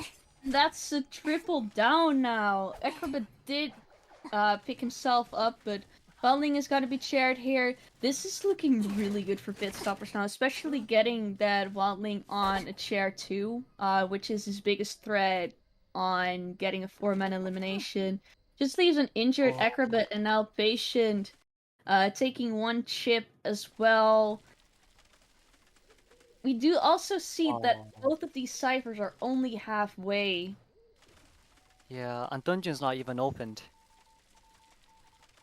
Oh my lord, this tempo is on Pitstopper's side right there. Survivors did really well early game, but if it wasn't for the Priestess double chip, that would have been better on the Survivor side. Now then, teleporting back immediately.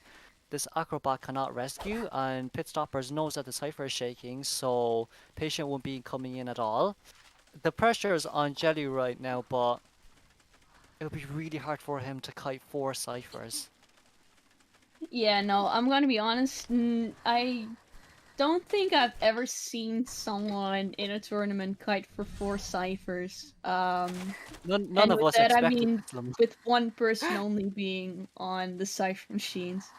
The Yeah. patient didn't manage to pop that cipher, so dungeon is gonna be available. But Acrobat already used his self heal. You have to keep that in mind too. So he only needs to get this Acrobat down, and then he can just freely chase the patient. Yeah.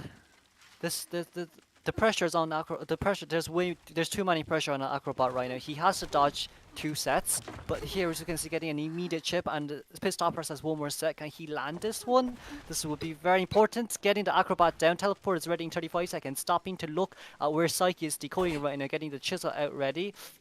Oh, it This seems overshoots like it. That's a bit unfortunate, but To be honest, Pit Stoppers is a lot of time here. The Acrobat is down. So Selfie is also there's only used, so much Patient can do. He does have 3 hooks, but he would have to wait for the Acrobat to bleed out.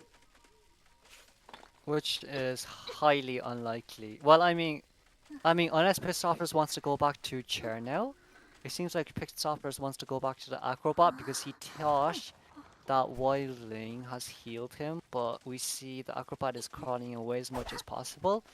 But if Psyche doesn't touch a cipher here, oh no, he got located by Statue of Nobility. Well, Has up right near here, as we can see as well, going back straight towards Shaq.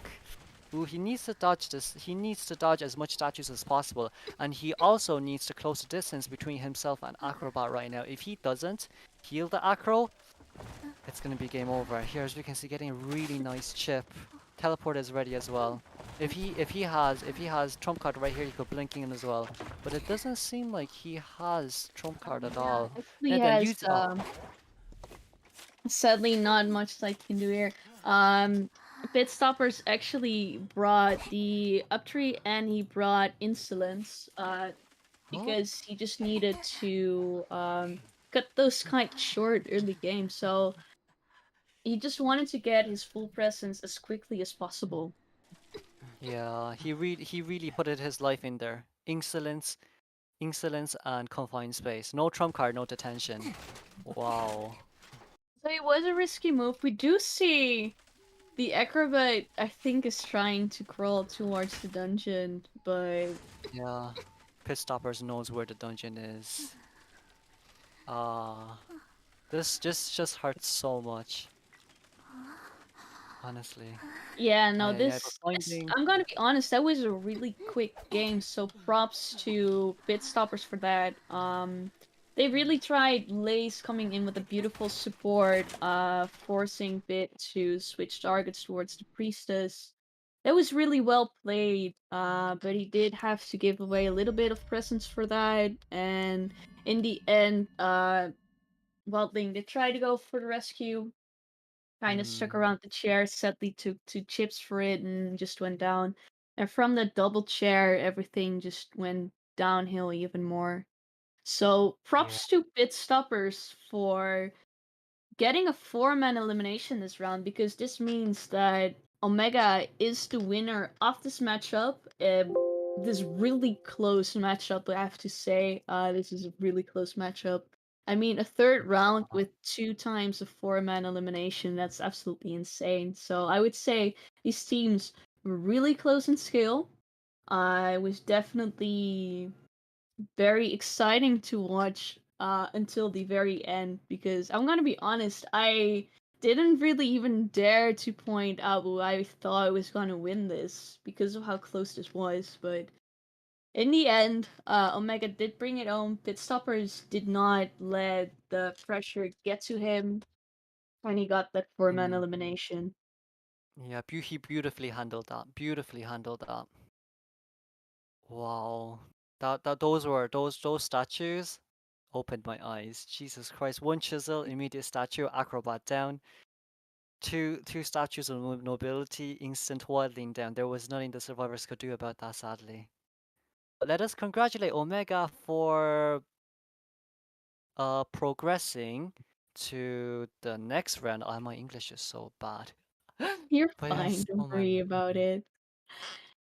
That means that we are gonna see Omega play against Fusion, in just a little bit. So please be patient, hang in there. We're gonna do a short intermission so that we can get the Fusion online, get everyone back into the game, and then we'll get back to you with the second matchup of today.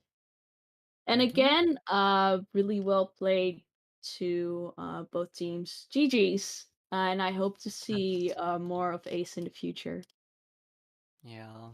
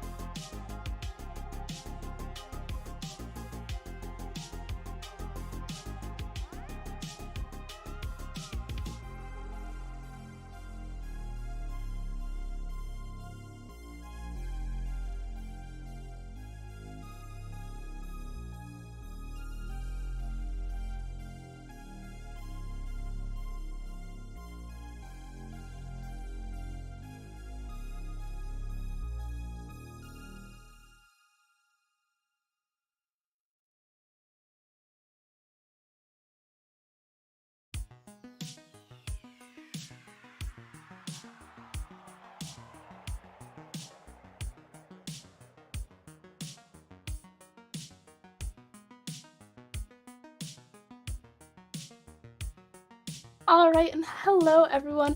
Sorry for the long wait. We had a lot of things that we were figuring out rosters and such for that. But yes, welcome. We are having Fusion versus Omega, as you can see, after those wonderful matches that we did see. Fusion and Ace. I'm underwater. Oh God, my bad, folks.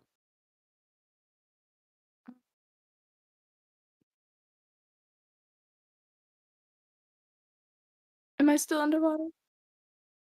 Yeah. Did you guys start? Yes. Yes. But yes, today is me and me, Olive High slash Webs, and DTM commentating our matches. Yeah, so we will start going into those bands. As you can see, we are on Ever Sleeping. Yeah, and I'm pretty sure it is also. I think Fusion is hunting first as well. No, Pit. So yeah, Pit. I lied. Omega's hunting first. Go Omega, go. Well, we support both teams here. Can you yes. add someone from Fusion? Fusion has Yes. invites blocked. Yes. There we go. But yeah, so we will be seeing Ever Sleeping. Any comments about this map or the teams, DTM? What'd you say? I was asking if you had any comments about the teams or the bands that are picked that are coming up. Oh yeah, so far Psychologist Man is pretty interesting. Right now Omega's hunting first, right? Mm-hmm. Yeah, it looks like they're really planning on going that round 1 Dream Witch. And the Psychologist Band definitely showing that, you know. Unfortunately he is kind of giving them maybe like a patient, for instance, or a mercenary. So, or an acrobat, so they get like some really strong hiding, but they also don't get access to the Psychologist's support, which can be really strong against Dream Witch. So I think this match is going to come down to how long an acrobat or maybe a postman, if they lock postman, or a patient can kite. Because Pit's probably going to end up taking a tough first chase, and so if he can get that first chase down quickly, he'll be in a really good spot. Yeah, no, quite literally. It'll be interesting to see what they lock in first. You mentioned that patient. That would be very useful, especially it does allow a lot more of the kiting potential from Fusion. They already have quite a strong team. They have that forward in order to limit Dream Witch's match pressure, and then we have that Priestess, just such a strong target on a strong chase on the Survivor side, especially on Ever Sleeping. And then we have Acrobat, very strong kiters. So just adding that patient would be icing on top of the cake, just making it really difficult for that Dream Witch to simply target anyone. But yeah, it'll be very interesting to see how it goes. As you did mention with that Psychologist and Seer Band, it does strongly look like a Dream Witch, especially on a map such as this, where it's not necessarily small, but it's just a lot of it is like narrow alleyways that are very easy to cut off people from all different directions. It definitely works a lot in Dream Witch's favor, and we will see that Mercenary, very smart pick from Fusion. Another strong chase target, as well as a guaranteed rescue against a character such as Dream Witch, who can be super difficult to rescue from if you don't have the proper abilities at hand. It's a very smart pick from the survivors. But yeah, I'm 100% expecting that Dream Witch from Pit Stoppers. I wonder what the third band was. Probably like a patient or something. I'm not sure if we Oh, can. a barmaid. A barmaid. Wow, yeah. Pit is evidently worried about getting countercomped. Oh, and the sculptor. Sculptor. Not a sculptor. That's We lied. No, sorry. interesting. I wonder why he picked sculptor here. I mean, no, I don't. He's going. No, he's going okay. to. There's an accident. Yeah, that would have been really weird. I Yeah, mean, no. you don't get anything out of playing sculptor here. Especially mean- if you were to with those bans such as the Psychologist and Barmaid. Strong counter. Mhm. Don't if you ban Psych and Barmaid, folks, don't go sculptor. That's our little message. There's no reason to play sculptor here. But yeah, this is a really strong comp. This is a pretty basic comp, you know, the Merc forward Priestess Acrobat. It's really run of the mill, but it's cuz it's just that strong. Like Yeah. Pit's probably going to have a hard time getting a first down here. Yeah, the strongest chase for him. Oh, sorry. No, well, yeah, the important thing is the first chase. So, if he ends up chasing like an acrobat or a forward first, and he gets kited a long time, Fusion's gonna be in a really good spot. Yeah, definitely that priestess is the best target for him to find first. Yes, her portals can be detrimental on a map such as Eversleeping, but if he properly utilizes his leeches and is able to cut her off, he'll be able to strongly pull through because he wants to get that fast down. Because while the decoding is somewhat slow, just giving himself the leniency to just pressure and not have to fully worry as much about the time constraints definitely would put him in an advantage. Yeah, I guess in a sense, Priestess is the best target because that way it's just a Priestess. Otherwise, if you chase an Acrobat or a Forward, you combine that and the Priestess support. But, you know, it's still, I mean, if he chases a Priestess first, chances are he's going to get kited very long. Unless he can trap her in Graveyard or something.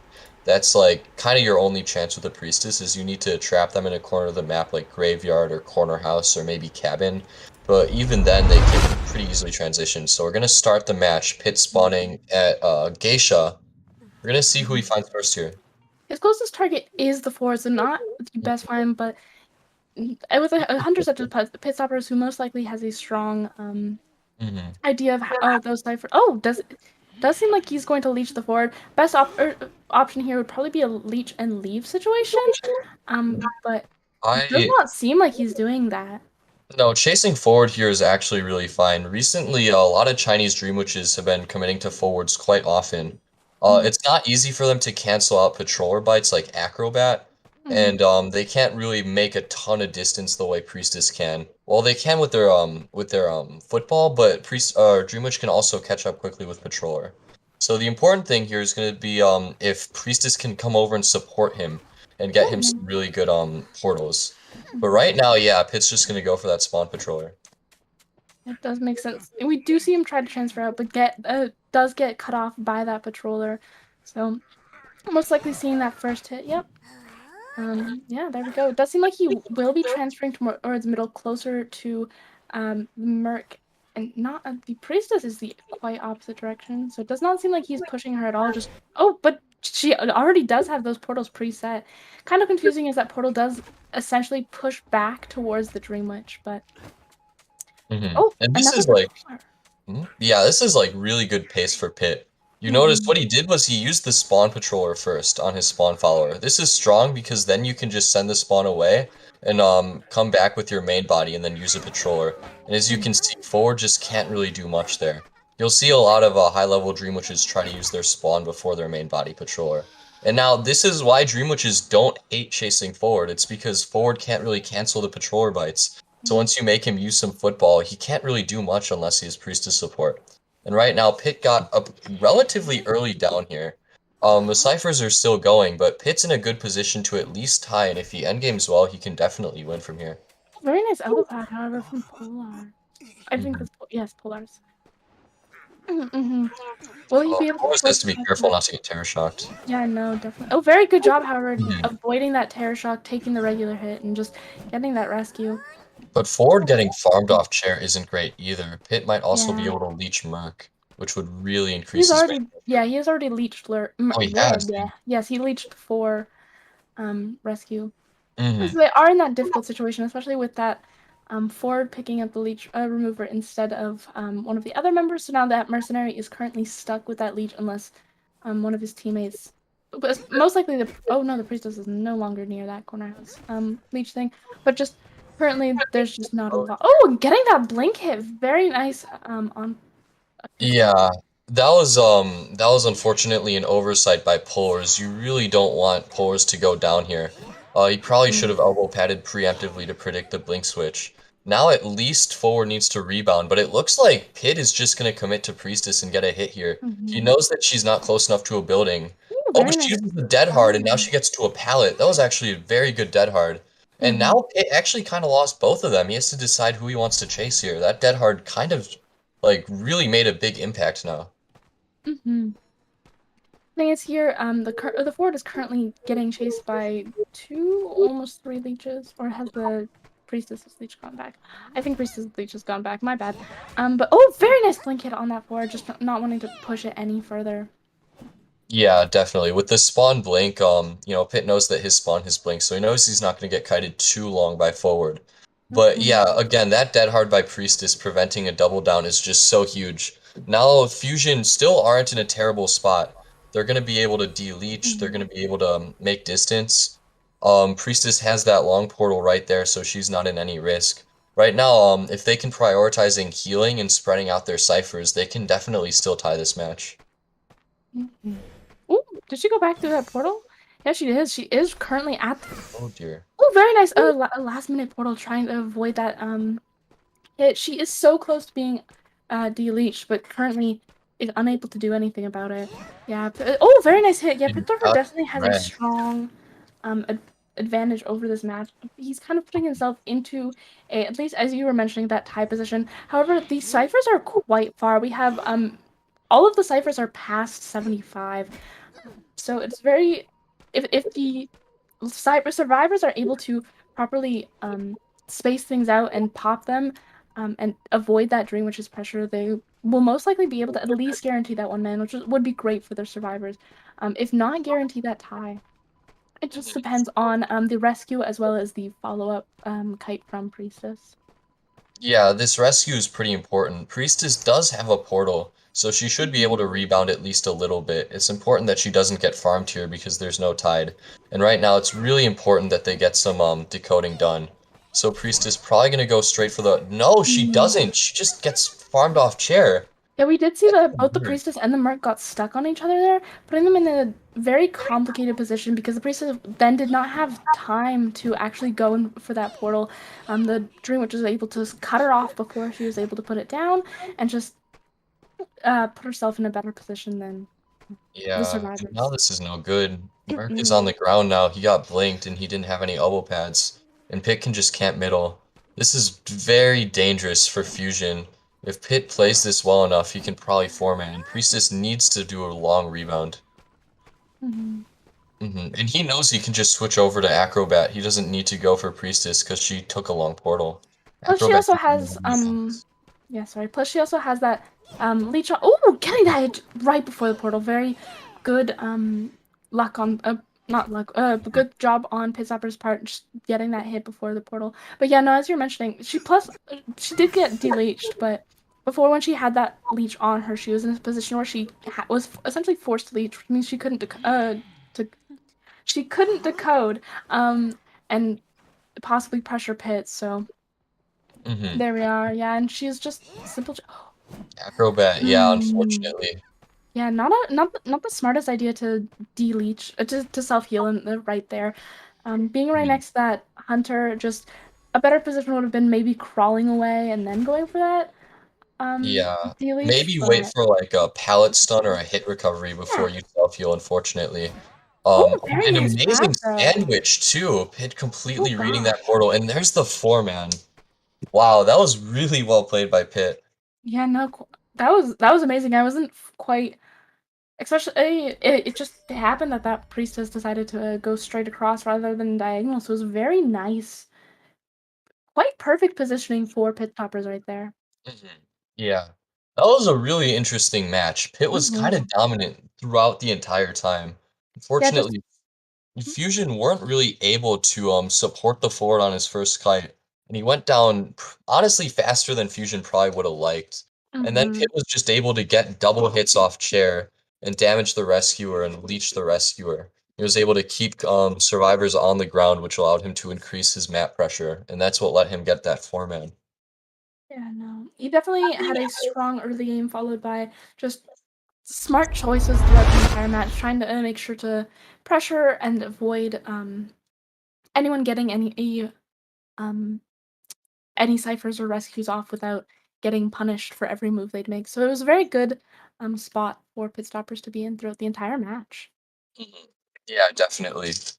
Unfortunately, yeah, Fusion getting 4-man there is really unfortunate. You would hate to see your survivors get 4-man in the first round because then that puts so much pressure on the hunter. Now Fusion's hunter, which I believe is Mujin, really wants to get a 4-man or at least a 3-man so that, they don't fall behind too much in the first round. If you fall behind a lot in the first round, the subsequent rounds just become so difficult. Like, if the point lead can be really tough to make up for. So hopefully Mujin can get at least a 3-man here to keep Fusion in this match. Yeah, no, it'll be very interesting to see. As we know, Mushin, very strong geisha player, is known for going geisha first round and just absolutely doing amazing against the other teams. So it'll be very exciting to see whether that goes and whether the Omega will simply decide to go a geisha counter comp and just go that route, or um, simply just do whatever they can. But yeah, I'm very excited to see how that goes, especially on a map such as Ever Sleeping, which is uh known to be quite decent for geishas. A lot of the areas are long, narrow hallways that are very visible. There's not really many walls in the way for her. Well, besides like the buildings in general, but walls like thin walls such as things in arms and stuff like that. So it'll be very exciting to see how it goes. Well, I would also be excited, but it looks like Dreamer's hunting instead of Oh, moving on. interesting. I wasn't expecting that. That does make sense though. However, a Mhm. stronger not necessarily stronger, but a more meta player such as Dreamer, known for Sculptor and Wheel um, and Dreamwitch as Yeah. well. So just putting a player who you know is less likely to get countercont simply because of how many of the strong meta hunters they play, um, and just going that route rather than the strong than going for someone who is a strong specialty hunter. Very very interesting choice from Fusion. Yeah, definitely. Dreamer, I would say, has a pretty good advantage in this situation. He has, as you said, both Wheel and Sculptor, who are both very strong hunters. If either of them has a good early game, they can really snowball that into a four-man. So Dreamer has options. Ever Sleeping is a strong Wheel map, so he can definitely play Wheel. He doesn't need to be scared of a Priestess as much as he normally would if he was playing a different hunter. Although Priestess can still be tough for a Wheel to deal with. It's not terrible. So we might see a wheel, but then again, Sculptor's also there. Sculptor has such great potential to snowball if she gets presence early on and she gets a fast down. So if Dreamer feels like he's confident in his chase and he thinks he won't get kited too long, he definitely also has that Sculptor. And either way, all of his hunters have a chance to format. I'm not sure if Mhm. Dreamer also plays Dreamwitch, but that's also an option if he feels like it. Although I think he mostly plays like Wheel, right? Yeah, no, he mostly plays Wheel and Sculptor, but he back in the day he used to be known for his Dream Witch when she was meta. It Mhm. was Dreamer the Dream Witch. But and then as well as there was the Sculptor, and then when Wheel came out, he did pick up Wheel and do excel at him. But yeah, no, he does have all three of them in his roster. However, yeah, he has not been lately seen to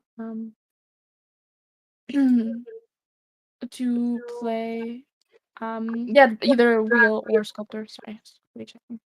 Mhm. Yeah, definitely. I think Wheel would especially be a really good decision here. Wheel Mhm. is like it's so strong round one. Wheel is definitely what you would call a round one hunter. He's maybe less played than Dreamwitch, especially in China, but still, like if the survivors don't kite really long early on, if the survivors aren't skilled enough at juking, he can get down so fast and he can snowball really hard. His map pressure is also extremely strong. So right now in a situation where Dreamer kind of needs to four-man, I think Wheel is probably expected, although it could still be a Sculptor if he feels confident enough in it. Yeah, no, Hmm. I But yeah, know. we'll have to see what Dreamer does to get this four-man, man.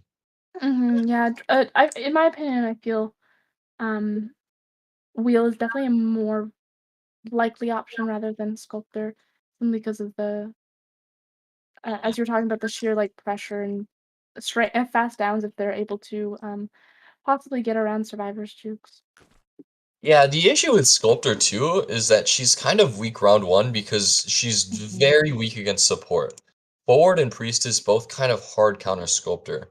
And if she bans Seer first, which she almost certainly will, then she has to deal with both of them. Usually, like you might see Sculptor round two or round three, so that she can get those support pieces out of the way and make her first chase more consistent. So we might not see a Sculptor round one here. I mean, like, you can't let Seer in because if you don't ban Seer, every hard chase, like a patient, an acrobat, a forward, all of them become 3 hits, and then it'll be impossible to get a first down. But dealing with forward is still very difficult for Sculptor, and the same thing for Priestess. Wheel is still weak to forward, but at least he has ways to deal with Priestess. He can just take the portals in his wheel form, so the survivors need to be careful and set them up as the wheel's kind of coming in when he's not in wheel form. It's harder for survivors to set up portals in advance against a wheel. So, for that reason, wheel is quite strong round 1 against Priestess support. In general, he's a better option than Sculptor because he's kind of less weak to support than Sculptor. Yeah, no, very strong points there. But yeah, I think we will be going into those bans. Yeah, as you did mention with that guaranteed Seer first round ban, followed by that that Forward and Priestess. Once again, practically guaranteeing, as you said, not having that Sculptor utilized in order to avoid that support. But yeah, Acrobat band, another strong, wanting to avoid those strong kiters, and just people who can counter him in general. Because once we'll get those 2 spikes, the whole point is just trying to guarantee that chase, which he does quite well with, especially if he does have blink. But wanting to somewhat avoid characters like Acrobat and such who can either cancel abilities or just have a strong first kite against him. So. Yeah, Acrobat is definitely a good ban here. Acrobat. I'm not sure. Did we see an Acrobat last match? I think we did. Yes. We didn't get to see Acrobat get chased, but Acrobat is a very strong kiter. He's strong against Dreamwitch because he can use his balls to cancel patroller bites, and he's also strong against Wheel because once Wheel gets out of his wheel, Acrobat can quickly transition and use his balls to create distance, which is kind of tough for Wheel. It's kind of hard to trap him while he's jumping as well. And then, of course, those balls, like the slow balls, the fireballs, that shut off his abilities and slow him down, make it really difficult. So, Dreamer wants to get these tough kiters, like, out of the way. He wants to make sure that he's not going to get kited forever, and banning Acrobat is definitely a good step to make sure of that. Yeah, no, definitely agreed. Acrobat is a mechanic, very nice pick. We've seen mechanic utilized a lot in China against wheels in order to guarantee that tie. Because while she's not the if she's found first, she's not that strong of a chase. Her bot still does wonders against that wheel, and it's and his pressure, just making sure as many ciphers can get done as possible. Because we've seen situations where the first chase just simply won't go that well, and just the bot just does great. So very smart pick for Omega to go with. Yeah, so Dreamer needs to do here. If Dreamer wants to deal with that mechanic, what he's going to have to do is either find the mechanic first and down the bot, or just pressure down the bot after he chairs someone else. You really don't want to let the bot decode for free. Sometimes what wheel players will do is if they find mechanic first and find the bot, they'll just hit the bot and then change targets. Once mechanic doesn't have her bot, you don't really need to chase her, especially once you have long spikes in that presence. It makes it easier to get downs. But if Dreamer doesn't do anything about that bot, he may end up finding himself in a position where the ciphers go too fast for him to format. Then after the Merc ban, we're going to see a Patient lock-in. Patient is very strong against Wheel because he's really good at transitioning. Once Wheel gets out of his wheel, Patient can just use his hooks to create a ton of distance, and then Wheel can't use his traps, and he can't down Patient instantly. Yeah, no. Especially there are, especially on a map such as Ever Sleeping, we've seen, or just in general, we've seen Patients strongly able to, if they're able to time it properly, able to escape that full presence from the wheel. So just, does seem like we will be seeing that Dreamwitch question mark. Yeah, we will actually be seeing that Dreamwitch. I'm very excited for this. Dreamer bringing that Dreamwitch back. Yeah, this is definitely really cool. The thing about Patient is, while he's very strong against Wheel, Patient's not actually that good against Dreamwitch. He's good, but the problem is, if you mistime your hook while you're getting patrolled, he can actually the patrol will take him right down to the ground and cancel his hook in midair. So, maybe Pit sees that Patient and says, okay, that's going to be a really difficult chase if I'm a Wheel, but if I'm a Dreamwitch, then I can chase it pretty easily. And also, Dreamwitch isn't quite as scared of the bot because she can just pressure ciphers kind of more effectively than Wheel. Wheel can only really pressure ciphers while he's on the chair, and he can't camp and pressure ciphers at the same time. Dreamwitch can put a leech. He can move a leech towards a cipher while camping. It makes it easier for her to pressure bot. So yeah, Dreamwitch is definitely a strong pick here. We're gonna have to see if Dreamer can get that 4-man. Yeah, especially because as talking about like just map pressure and stuff like that, because as you're saying with that wheel, the wheel does have to choose between essentially like pressuring that bot or such like that. But Dreamwitch, if she's able to properly utilize her leeches, doesn't necessarily have to worry about the bot as much, because if she can continuously pressure majority of the ciphers being worked on the map, she doesn't have to worry about a simple bot if every other cipher is also having issues being decoded. If only that bot pops the cipher, then it doesn't really matter because she has all of the other leeches just guaranteeing for strong map pressure. And we will be seeing the exact same spawn, which was very nice workout for the hunters, just already knowing where everyone is and finding the patient first, as you mentioned, that strong chase for the Dream Witch to cancel his patrollers and such. Yeah, OM have to be careful here. Patient getting found first, and not in the strongest area either. They need to work on their, they need to have some good priestess support. If they don't really support with priestess, Patient could end up getting down pretty quickly. He plays these pallets well, actually. Dreamer might just, immediately go for a main body patroller. He's also actually gonna pressure middle, too. You can see he's really, multitasking, making sure that he, also pressures middle and doesn't let forward for decode for free as well. You know, quite definitely. However, it will take a while for this for the main body leech to leech up, but still taking that leech hit rather than the main body hit. Very smart from that patient. Just it makes it so much difficult for that Dream Witch to chase if she just has that main body leech. So we'll see. It does seem like patient may. Oh no, getting that patroller hit. Will he go for that hook in time? Yes, very nice hook from that patient, but still not being able to make it to that pallet, and does indeed go down. Yeah, throwing that pellet on the wrong side was such a big mistake. You don't want to give Mhm. up a free hit like that. Sure, it's tier leech, but the problem is Dreamer hasn't used any patrollers yet. He Yeah. still has his main body patroller, so he doesn't actually need his leech. He can just put down a main body patroller, and it's the first one. It has 4 bites, so he just dies. It doesn't matter if he uses a hook. Like, as Plus, you yeah, saw, the hook didn't do enough. it did So not. now, and Forward gets his dash canceled as well. Forward's not going to be able to stun on chair, so he can't make the rescue for free.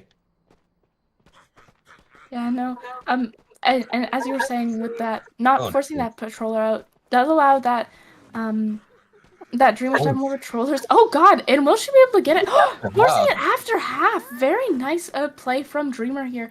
Just being able to oh, and then getting the down. This is a great position for Dreamer. Just already having a survivor practically out of the match, especially since Ford does struggle a lot when it does come to pressuring, not pressuring, harassing properly for that Dream Witch. But and she does have a leech on the patient. So finding him again will be easy, but this is great position. 3 ciphers remaining. 2 of them are quite far, but they're missing their last cipher, so it should be quite not easy, but a very welcome position for Dreamer in order to pressure the ciphers. Yeah, that was not the right time to botch a rescue, unfortunately. Messing up that rescue, if Patient, is rescued after half, he has like, what, 2 hooks? He can rebound. Forward, once he gets hit too, he can't harass either, so Patient died instantly. And, Dreamer's able to kill bot in middle, so middle's not being decoded. He's able to pressure forward, probably. He's gonna find Mechanic here as well. If he's able to chase Mechanic, she's probably not gonna be able to down him. She's probably not gonna be able to cut him very long, and he's just gonna blink on forward. And he's able to continue pressuring Mechanic. Right now, Pit's just able to map pressure as much as he wants. Mm. Yeah, no, especially because having those leeches on the field and then just having this forward down, he just he's able to quickly switch between the survivors and just stop any progress from going on. So very good job on Dreamer.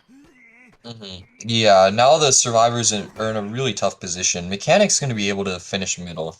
So they're down to 2 ciphers left, which is good.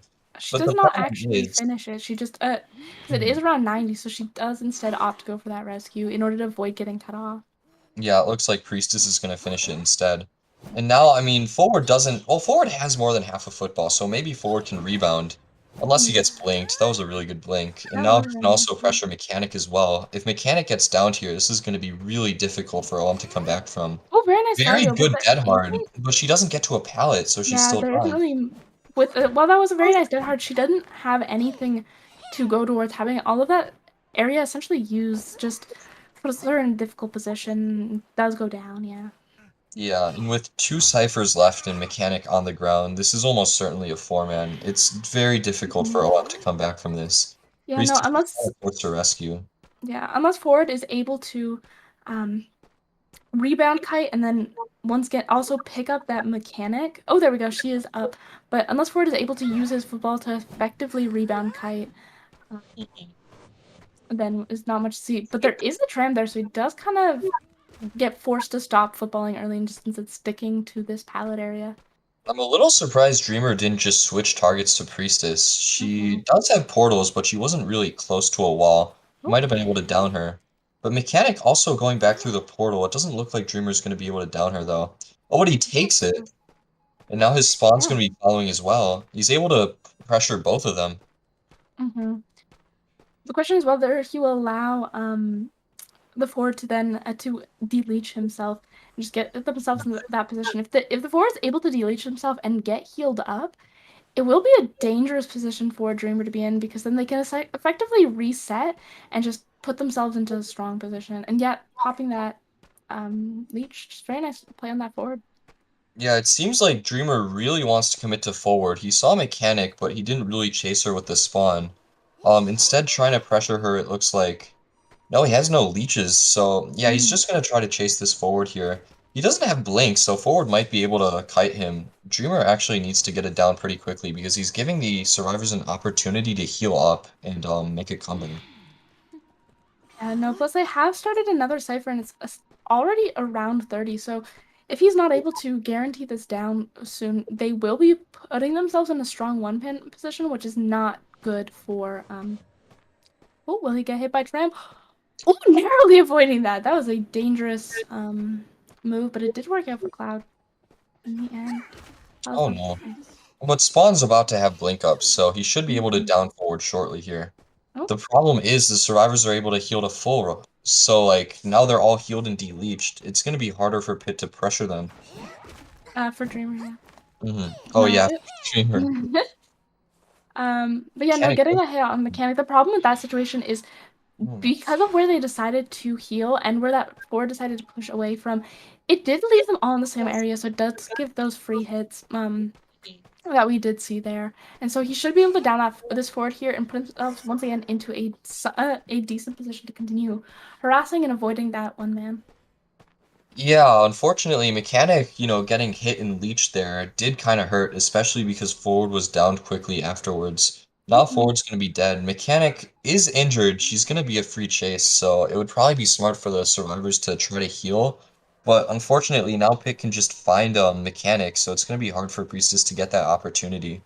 Mechanic went for that chest very. Oh yeah, no, seeing that Dreamer's mark, deciding maybe this is not the best idea. But yeah. Yeah, Priestess is gonna start decoding a cipher, but it's only 60. I'm not sure what their fifth cipher is at, but yeah, she just gets blinked.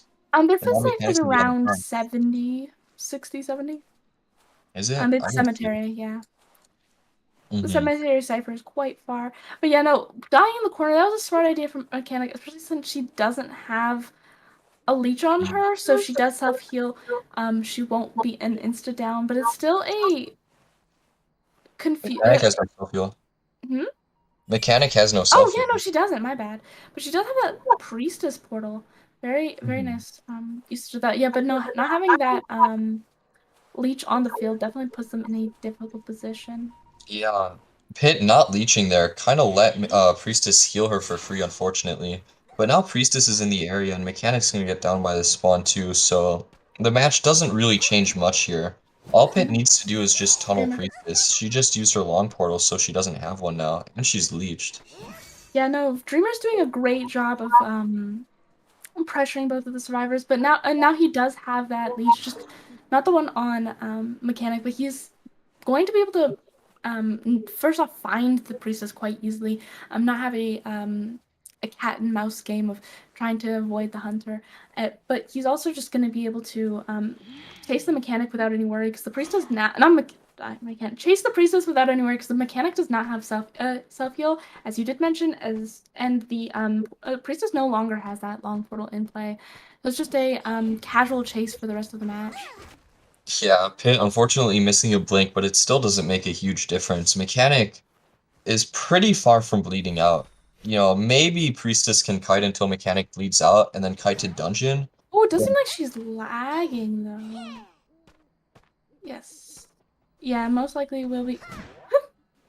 Most likely, yeah, as we do see that going down, and seeing that surrender. Very good job on Dreamer, guaranteeing that 4-man. We see his sheer map control, as well as his ability to just chase down and use his game sense in order to avoid the survivors from being able to do anything. Very good job on Dreamer. Yeah, that was really well played by Dreamer. Unfortunately, OM's start was just too rough. Patient went down pretty quickly, and then the really big thing that swung the match in Dreamer's favor was that camp. Unfortunately, Forward wasn't able to get the stun on Chair, wasn't able to get the follow-up stun that he tried, and he made the rescue after half. I mean, not letting Patient rebound either. Patient immediately got farmed, and that just gave Pit, or not Pit, Dreamer, way too much momentum, unfortunately. From that position, after like a quick down and then a camp like that, it really is impossible for the survivors to do anything. It's just too much disadvantage. If they were able to make that rescue before half and Patient rebounded, they definitely could have maybe secured a tie or something. But yeah, unfortunately, it wasn't enough, and Dreamer was able to secure that 4-man elimination. Mhm.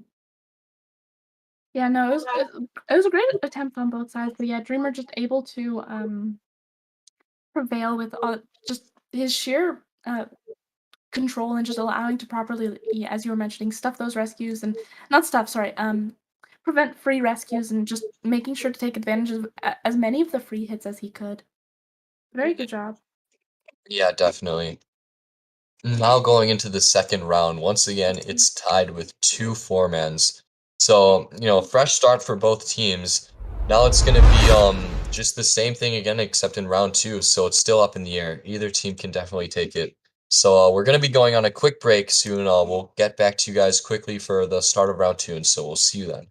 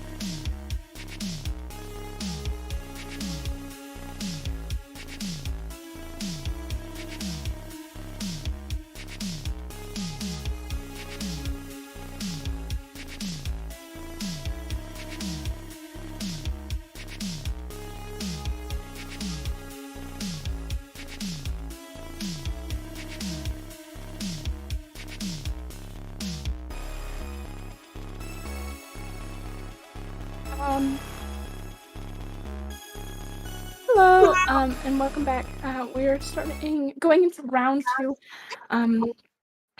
Once again, as usual, Fusion versus Omega. I'm pretty sure that the map is Sacred Heart. So once again, with me, I have DTM. What do you think of this matchup? Hey, hello, welcome back, everyone. Sacred Heart is interesting. Sacred Heart, not really seen very often, especially as early as round 2. It's quite difficult for a lot of hunters. It's generally considered pretty survivor-sided because of that because of the hospital. You can get hospital looped really brutally. So getting into the bans, we're gonna have right now it's Dreamer hunting first. Dreamer bans Seer forward, and Omega ban, yeah, it's Omega. Omega ban Dream Witch and lock Merc Priestess, which is pretty Get up interesting here. here. Yeah, I think Seer forward, given that Dreamer is famous for playing wheel, I think Seer forward definitely implies a wheel. So Merc Priestess is kind of interesting to me.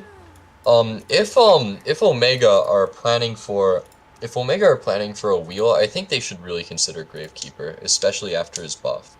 Gravekeeper is pretty nutty once he has his buff. He gets effectively 4 shovels, up to 4 shovels. And he's a lot stronger than Merc against wheel. So I'm not sure if Omega are planning for a wheel, but if they don't consider it, then even on a map like Sacred Heart, Dreamer can definitely put in some work with that wheel. No, most certainly. Yeah, no, as you're talking about with that, Gravekeeper just being essentially, because before the buff essentially, while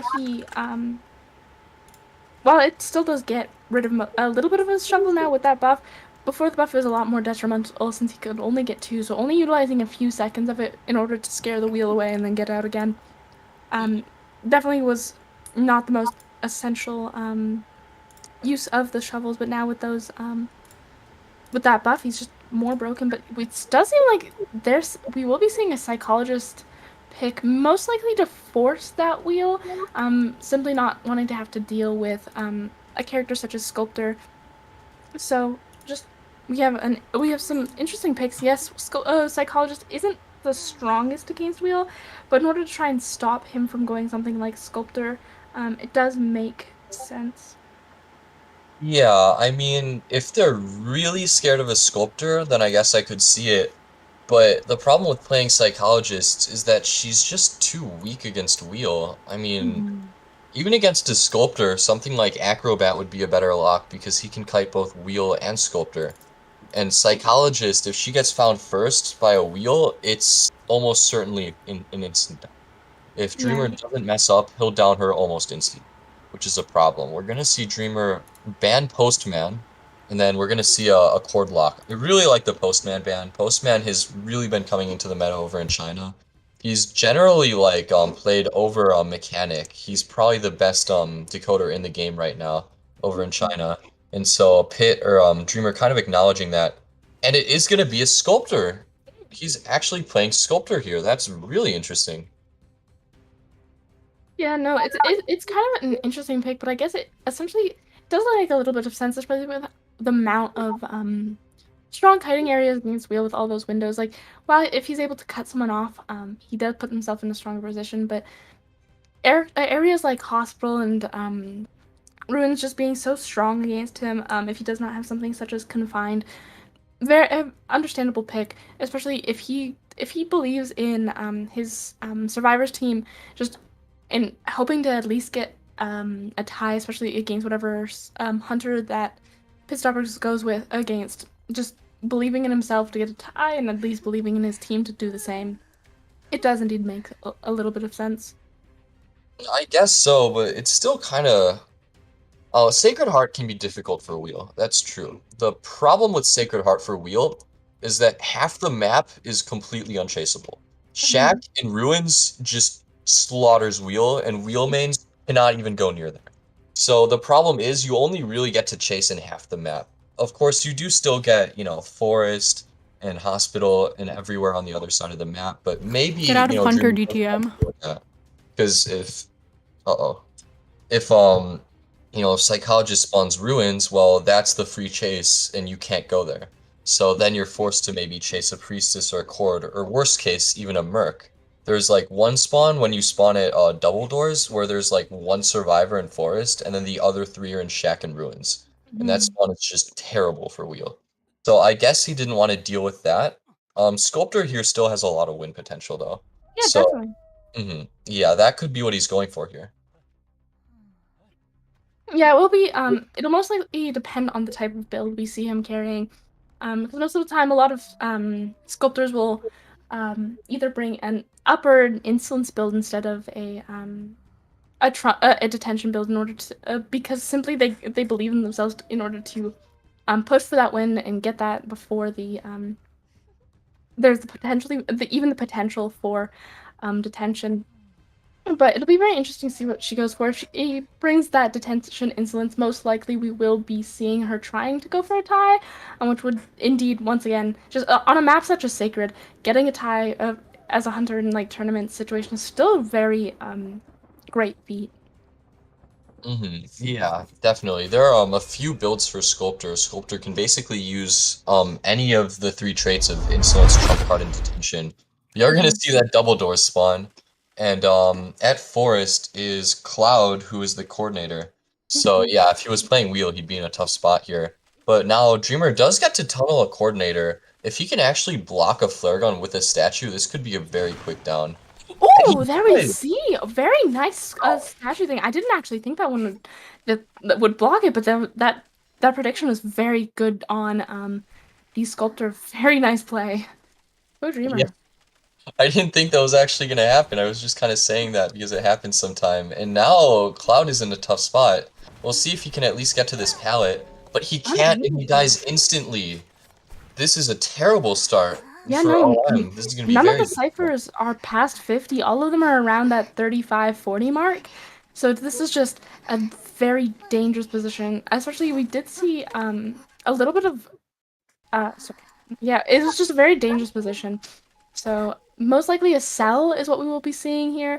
I'm not wanting to give more presence than we have to, as well as just simply trying to get ciphers as far as they can. Yeah, I absolutely agree with that. If you rescue here, not only are you rescuing basically a lucky guy with no item, but you're feeding Sculptor presence. So, at minimum, you can go for an after half rescue if you really want to. We're gonna see Psychologist feed Tinnitus. Maybe she'll go for an after half rescue, but selling here is very good here, just to, get as much decoding as possible. And also make sure that Sculptor doesn't get too much presence. Mhm. Yeah, no, very good on the psychologist giving the tinnitus, trying to force that sculptor into staying on the chair, not leaving too early. But yeah, the only problem when it does give is with that tinnitus this early is she does not have much. Oh, will she see her there? Is the sculptor doesn't have. Wait, sorry, not the sculptor. The survivors don't have a lot of decoding progress, so by doing that, it just further limits it. So it's whether the psychologist will be able to kite long enough to make up for that fast down. Yeah, it's unfortunate that Psychologist got found her here. Because Dreamer still has Blink, so right now, if Dreamer gets a fast down on Psychologist, this is a practically guaranteed 4-man. Psychologist needs to kite long enough for Cyphers to get popped. Right now, she only has a chip because of her ability now, so she can still take 3 statue hits. Okay, well now she gets to a normal hit, and Yeah, and plus waiting for oof. that shield to run out. This is essentially a super difficult position for the survivors. Just unable to get ciphers done. Their best hope is to be able to maybe go for a one man. That's just gonna be very difficult though, because most of the time hunters will just like bleed out, and it's so difficult to get past that with the. Yeah. If they had more ciphers, maybe it'd be possible, but they've only popped 2, and Pit has full presence, so he can sit on the chair and just use Chisel and not let them decode at all. Although he's actually gonna camp really aggressively here. Yeah, Um, Dreamer. Merc probably Almost. doesn't make it to the chair though. Yeah, Merc no. is gonna get hit here, actually. Does however make that rescue. Very good job on that mercenary not getting the hit and also avoiding that double down. It does seem. Yeah, it's good that he didn't get chipped there. At least now they still have, 2 survivors up in decoding, hopefully. If Pit, or not Pit, I keep saying that. If Yeah, Dreamer actually hit that full presence statue, then this would have been just completely over. But now the survivors at least have a little bit to work with. Not much, definitely not Mhm. much, but they have something at least. So we'll see maybe if Priestess can get this rescue off while Merc tries to decode. It seems like Mark is a little bit confused as to which cipher to go do, but Dreamer's putting himself in a good position, especially with that shit corner site. Oh, it doesn't seem like they're actually going for that rescue. But especially with that garbage corner chair, it's just rescuing from that. It does make sense for the survivors to simply go for that cell, because if you rescue from that, most likely that double down is gonna happen. Because there's essentially nowhere to go, especially for a psychologist in that area. So Yeah, as you said, hard to rescue from garbage corner. Not very easy. So at least now they still have a bunch of survivors alive. They've still got, Priestess and that was a pretty smooth move, and now that was pretty smooth.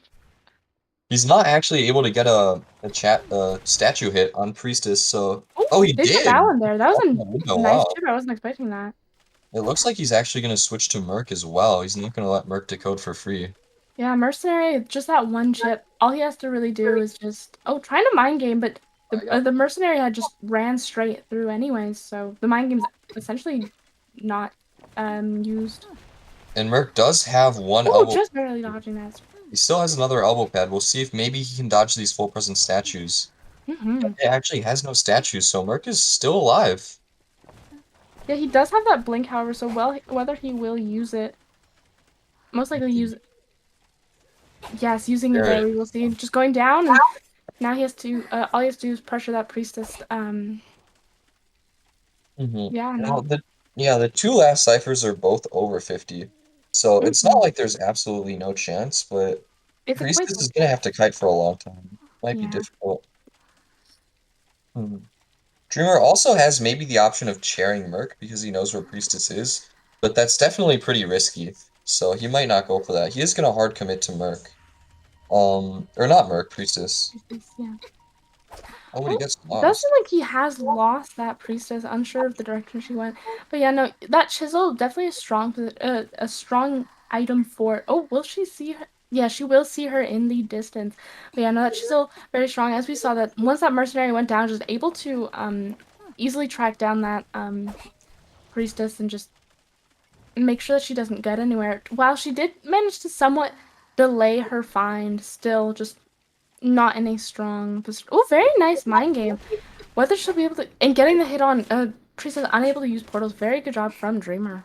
Priestess is actually dodging these statues very well, so she can continue hiding. Unfortunately though, Merc Cypher is under 50. He's trying to decode Forest, but it's not very far. And Priestess is only one statue hit away. We'll see how long she can survive, but chances are Merc's not going to be able to finish that cipher before Priestess goes down. Dodges another one though. I know the Priestess is doing a great job dodging the statues. Yeah, Merc Cypher is actually almost finished. If she can actually continue kiting from Merc to go over and find that cipher, that would be pretty incredible.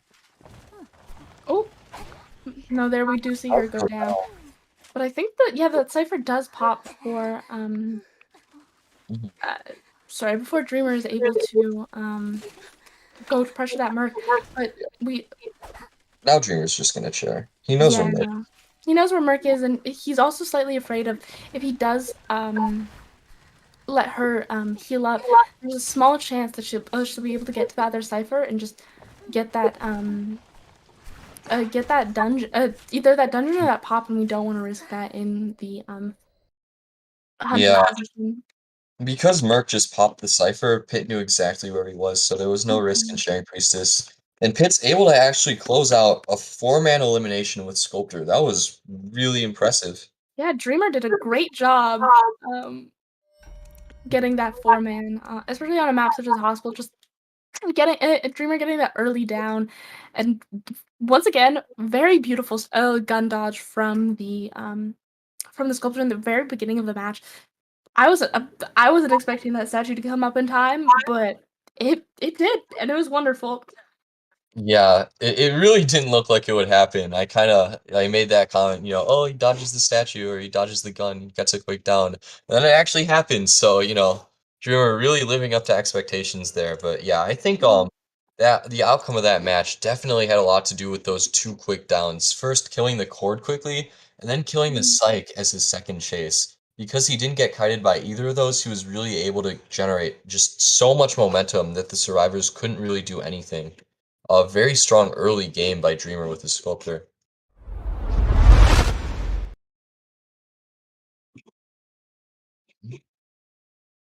His chase was like really strong there. No, it was absolutely great. Just quickly getting all those downs and just being able to pressure as well and prevent rescues, knowing where to properly try to properly just guarantee that either fast down or just that hard rescue. Yeah. Unfortunately, they tried to they sold the first chair. They tried to play as well as they could, focus on decoding to come back, but unfortunately, you know, Dreamer's Sculptor was just too strong. They couldn't kite him long enough, and their decoding just wasn't enough with the time they had. So, yeah, those quick downs and his map pressure was really strong. So yeah, Dreamer's showing us why he picked Sculptor there, and why he's so confident in that pick. Yeah, no. No, yeah, we've seen not Dream Witch. Oh, sorry, Dreamer Sculptor in the past, and he's done great, and just once again continuing to just prevail with his Sculptor. But yeah, now this is shaping up to be pretty similar to the first round. We're starting with another four-man elimination by the Hunter. And now it goes back to Pitt. Pitt needs to do another four-man to keep the rounds tied. Unfortunately, if Pitt doesn't manage a four-man here, this is gonna be kind of difficult for OM to come back because, they're down a round going into the third round. After a tie in the first round, there's not a lot of room to come back via points. So they really need to like just dominate in the third round, and they'd rather not get in that position. So if Pitt's able to four-man, keep things tied in both round 1 and 2, so they can finally get to the third round with no advantage on either side. That's what they'd like. Absolutely. Yeah, especially because if they're able to push it to that round 3 and then just control the map, not the map, the round itself, and just especially on Pit Stopper's side and Dreamer's side, just having the amount of bans that they do have, just able to pick a hunter that they're able to win with and just push for that. That's what they want. They want to be able to have a strong, easy third round rather than pushing for something that they're not sure they're able to get. Yeah, definitely. Fusion really would like to just generate a big lead here. If they can get like at minimum a tie, if they can actually tie Pitt here, they're gonna be up 7-2 going into the third round. That's a really big point difference. The 7-2 lead is very difficult to come back from. So, I mean, even if they can only get one survivor out, they're still up a round, and that gives them some freedom going into the third round. Maybe not as much as if they've gotten more points, but they really want to secure this win. So from Fusion's perspective, it is pretty necessary to win this round, and they need to get at least one survivor out to do that. Yeah, no. Yeah, just it'll be interesting to see what type of team comp because we've seen a lot of times like in the past when team comps are played and and it either ends up very strongly for them or it ends up poorly. So it'll be very interesting to see whether or not they try and go for more of a tie comp in order to actually go for that type of play. But yeah. So yeah, it looks like a Seer forward and then a Dream Witch ban. Same set of bans as last time, and then Merc Priestess, also same set of locks. We're once again seeing that Merc Priestess. They really both teams want to secure that secure rescue with the Merc. Merc is a consistent rescue. And he's very strong against most hunters. So yeah, definitely securing both of those. And we're actually gonna see the batter ban. I believe it's Momo who plays batter, right? Yeah, Momo has been swapped in for Polar's. So instead of Polar playing, yes, it will be Momo. So understandable going for that ban of that strong harassers, just wanting to avoid giving just that time because batter and both any harasser as well, like they can save matches. They can also just buy a lot of time. So Pit Stoppers wanting to avoid that, especially knowing how strong of a batter that Momo is known to be. Very smart. Yeah, he definitely wants to avoid that batter, and the Momo is pretty well known for their batter. Momo's a very strong batter. And then we're gonna see the Ento lock a Postman ban, an Acro lock, and then a Sculptor lock. So we're gonna see, yeah, Acro, Ento are both very strong kiters against Sculptor. So these are good picks. Ento can kite very long in Hospital, and she can also support very well. And then Acrobat is just one of the strongest kiters in the game in general. I also do like the Postman ban from Pit. You really want to get rid of that decoding because Pit knows that he needs to 4-man. So if he gets rid of Postman, then he can rely on his strong chase and snowball without worrying about the Cypher Rush as much as if there was a Postman. No, definitely. No, very smart picks from both sides, and just wanting and knowing what they're going for and just playing off of that. We're gonna see him spawn at Big Statue, and he's heading towards the Entomologist, who's transitioning towards She's Hospital. already rotated out though, yeah. Not expecting and not seeing her in the distance and just getting just purely out rotated. Plus we have that those priestess support in Hospital, so already not at a strong start for pit stoppers, unable to find any chase targets in general. He might be able to find. Is Ento still in Hospital? She's not. I think she's transitioned all the way over to Shack. And priestess is hiding as well. Yeah, Pit's not able to find anyone right here. He's gonna see the portal at least, so maybe he'll be able to find Priestess if he turns around. But yeah, he just takes it and still doesn't really have anyone. He's having a very weak early game. However, the only disadvantage on Fuzion for hiding that early is he does have a little bit on them just from Cypher progress because they don't have many Cyphers worked on. But yeah, it does seem giving that first hit and a chip as well, but we do have that Priestess support in Hospital. Yeah, it's unfortunate that Acrobat gave the chip hit too. If it was only a basic hit, this would still be a very strong spot.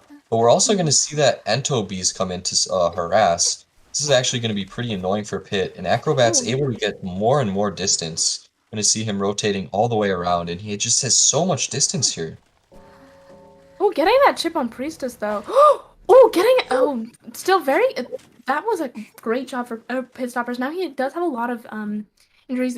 Even if he's not, he will find that Acrobat again. But even if he wasn't able to find the Acrobat, they would be essentially forced to heal up and just once again be puts even further behind on. Ooh, very nice statue. Put further behind on Cyphers.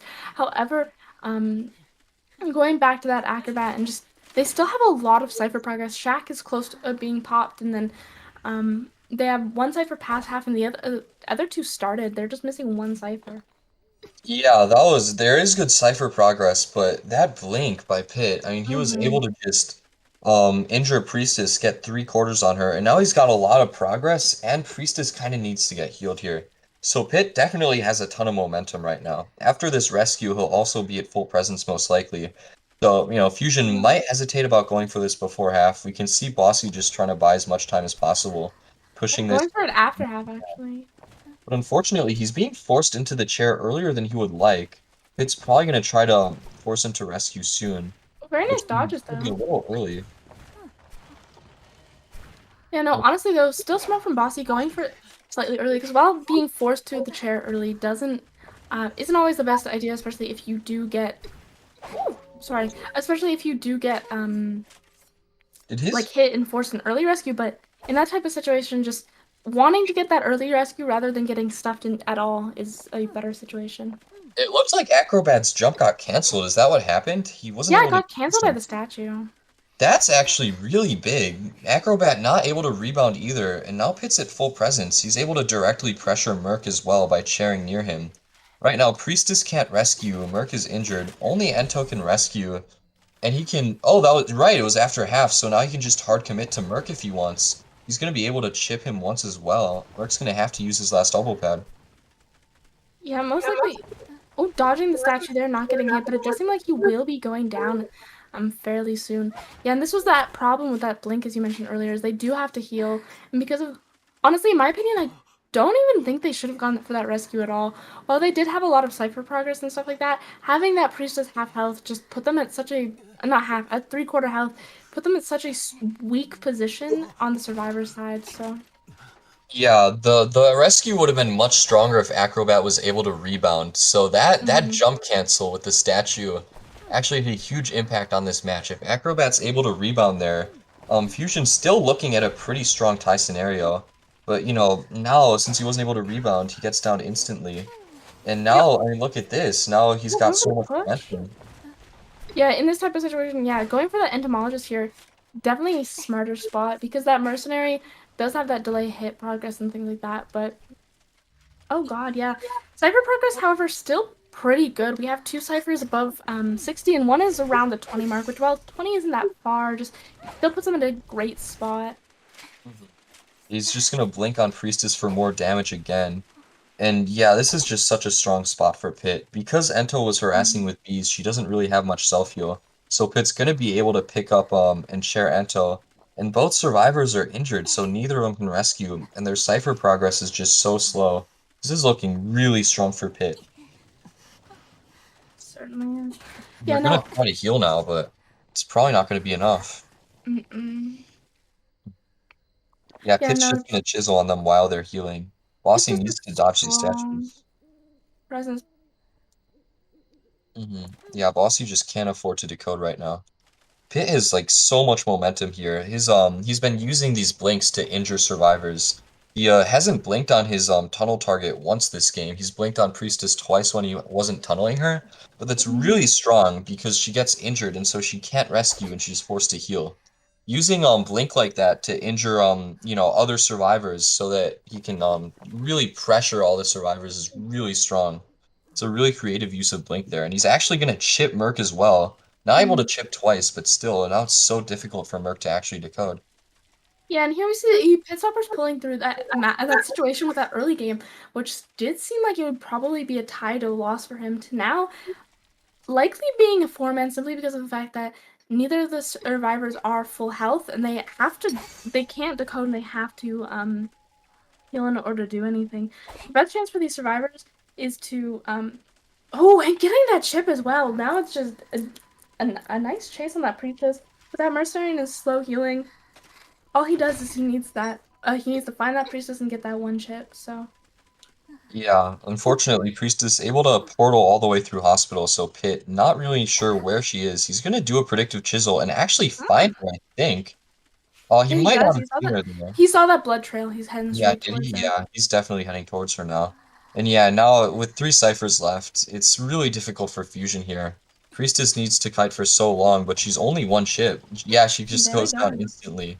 Now all Merc can do is self-heal while Pit runs over to him, so it's just gonna be cleanup for Pit, burning self-heals until they're finished.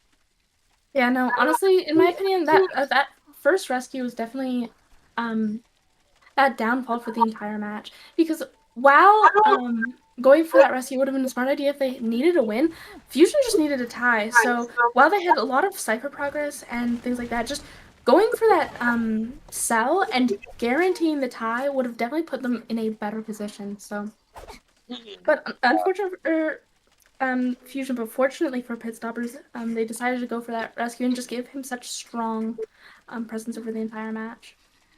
Yeah, it really is a shame, especially since Pit wasn't at full presence yet, even after the rescue. So, I mean, it might have even worked if Acrobat was able to rebound without full presence, but just wasn't possible. Now we're gonna see. Oh, she Good gets chipped cancel. out of it, so she's not able to get the long portal off. Yeah, and Pit's. Yeah, they just surrender. This match is over. It's gonna be a 4-man kill for Pit Stoppers. Wow, it was really well played for him. Yeah, no, definitely. Now, as we were talking about, both teams are going equal into the last round, so they have to try their best to just pull through as hard as they can. hmm Yeah, honestly, that was a really interesting match, though. I mean, Fusion had a good early game. They rotated Pit so well. Acrobat did Acrobat kind of exposed himself in a rough kiting area, but he was able to transition to Hospital. He was able to still kite really long. Unfortunately, Priestess just decoding in Birdcage, she got chipped and then Blink hit, and then Acrobat was down shortly after. I think that sequence of events combined with the rescue was really what gave Pitt all his momentum. If he wasn't able to injure Priestess that way, he probably would not have been able to 4-man. Yeah, no, definitely. Gosh, sorry. But yeah, no, but Pit Stoppers did play very well, just making sure to pressure and just having them go for that rescue just worked out so great for him. But yeah, no, properly able to utilize making the smart decision of utilizing that blink to just pressure and force them to heal was definitely the smartest idea in that situation. He went for it and he did great. Yeah, definitely. Are we taking a break here before the third round? Yes, I was. Yes, so we will be going into a quick break. Well, to let the teams pick, just do their coin flips. So we will see you then.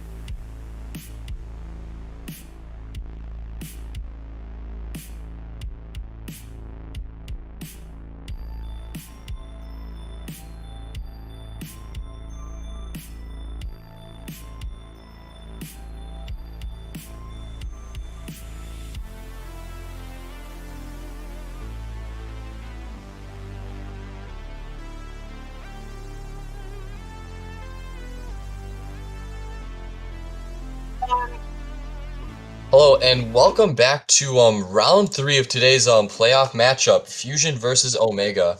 We've had really close matchup, both ties in round 1 and 2, so this is going to be really exciting to see the conclusion of this matchup. What do you think, Olive? Yeah, no, I'm very excited to see how it goes. We've seen that both of the rounds, Dreamer and Pit Stoppers have played this essentially the same characters. And so it'll be very interesting to see whether they stick through that for round 3. Especially because I don't quite know what map they picked, but if they pick something like Chinatown or Leo's Memory, maybe not Leo's Memory, but for Chinatown, we've seen both of them are quite fluid in being able to play wheel and stuff like that, and just being able to pressure on a map such as Chinatown would be great. Or if they had not if they had another Moonlit, just being able to oh yes, the Chinatown, being having something like wheel on Chinatown, as we've seen them both play, would be very strong. But we've also seen Pit Stoppers a lot of time whip out round 3, go that BQ, and still be able to get 4-man. So it'll be very exciting to see whether he continues to play that sort of strategy for Fusion, or whether he brings out that wheel again instead. Yeah, BQ would be definitely interesting. It's not usually common to see four-mans as BQ, but this is really interesting. We're gonna see Seer forward batter. Pit is actually giving them Priestess on Chinatown. This is not a very common strategy. We're gonna see a Merc Priestess lock. We Yeah, also Pit do actually s- choosing to ban batter over Priestess here. we also do see that wheel ban. Fusion deciding we could take either the BQ or the Sculptor, and just not wanting to deal with wheel on a map such as this. Understandable because of how quite strong he can be. So Mhm. it'll be very interesting to see what he ends up going with. I'm hopeful for BQ can be a little bit difficult on this map because of the long buildings in certain areas, but she's still very usable and can definitely, especially with the long distances, definitely cover them as fast as possible and just guarantee pretty good down. However, there is a lot of 2 stories, so we'll see whether or not he'll go with that or continue with that Sculptor. Yeah, this is definitely pretty risky for Pitt. He's gonna ban Postman here, which is smart because you don't have to deal with the fast decoding. But then they get Acrobat here, so I mean, this comp is it's shaping up to be really difficult to chase. And what are Pitt's options here? Let's see. He has BQ, he has Sculptor. Either BQ or Sculptor would be pretty decent here, but Sculptor struggles with Priestess, especially on Chinatown. If he's able to get a fast down, then she's good, but that might not be possible here. And then BQ as well, if Pitt wants to play for more than a tie, which might be necessary because Dreamer has a pretty strong track record in this matchup, then BQ might not be enough. The other option which is possible is Clerk. I know Pitt plays a lot of Clerk. We've seen Clerk a ton in IVL. Clerk has actually played like round 3 there all the time. So we might actually see a Clerk because she's just available in playoffs, so that would be pretty exciting. They're round 3. Round 3 for Clerk can be quite intimidating. It's like I've watched some of the matches and she can be such a great power. Ooh, very intelligent. Interesting choice. Like going that Embomber for a last pick essentially guarantees that tie. And we've seen in the past rounds just their Fusion's Hunter just blow it out of the park with his matches.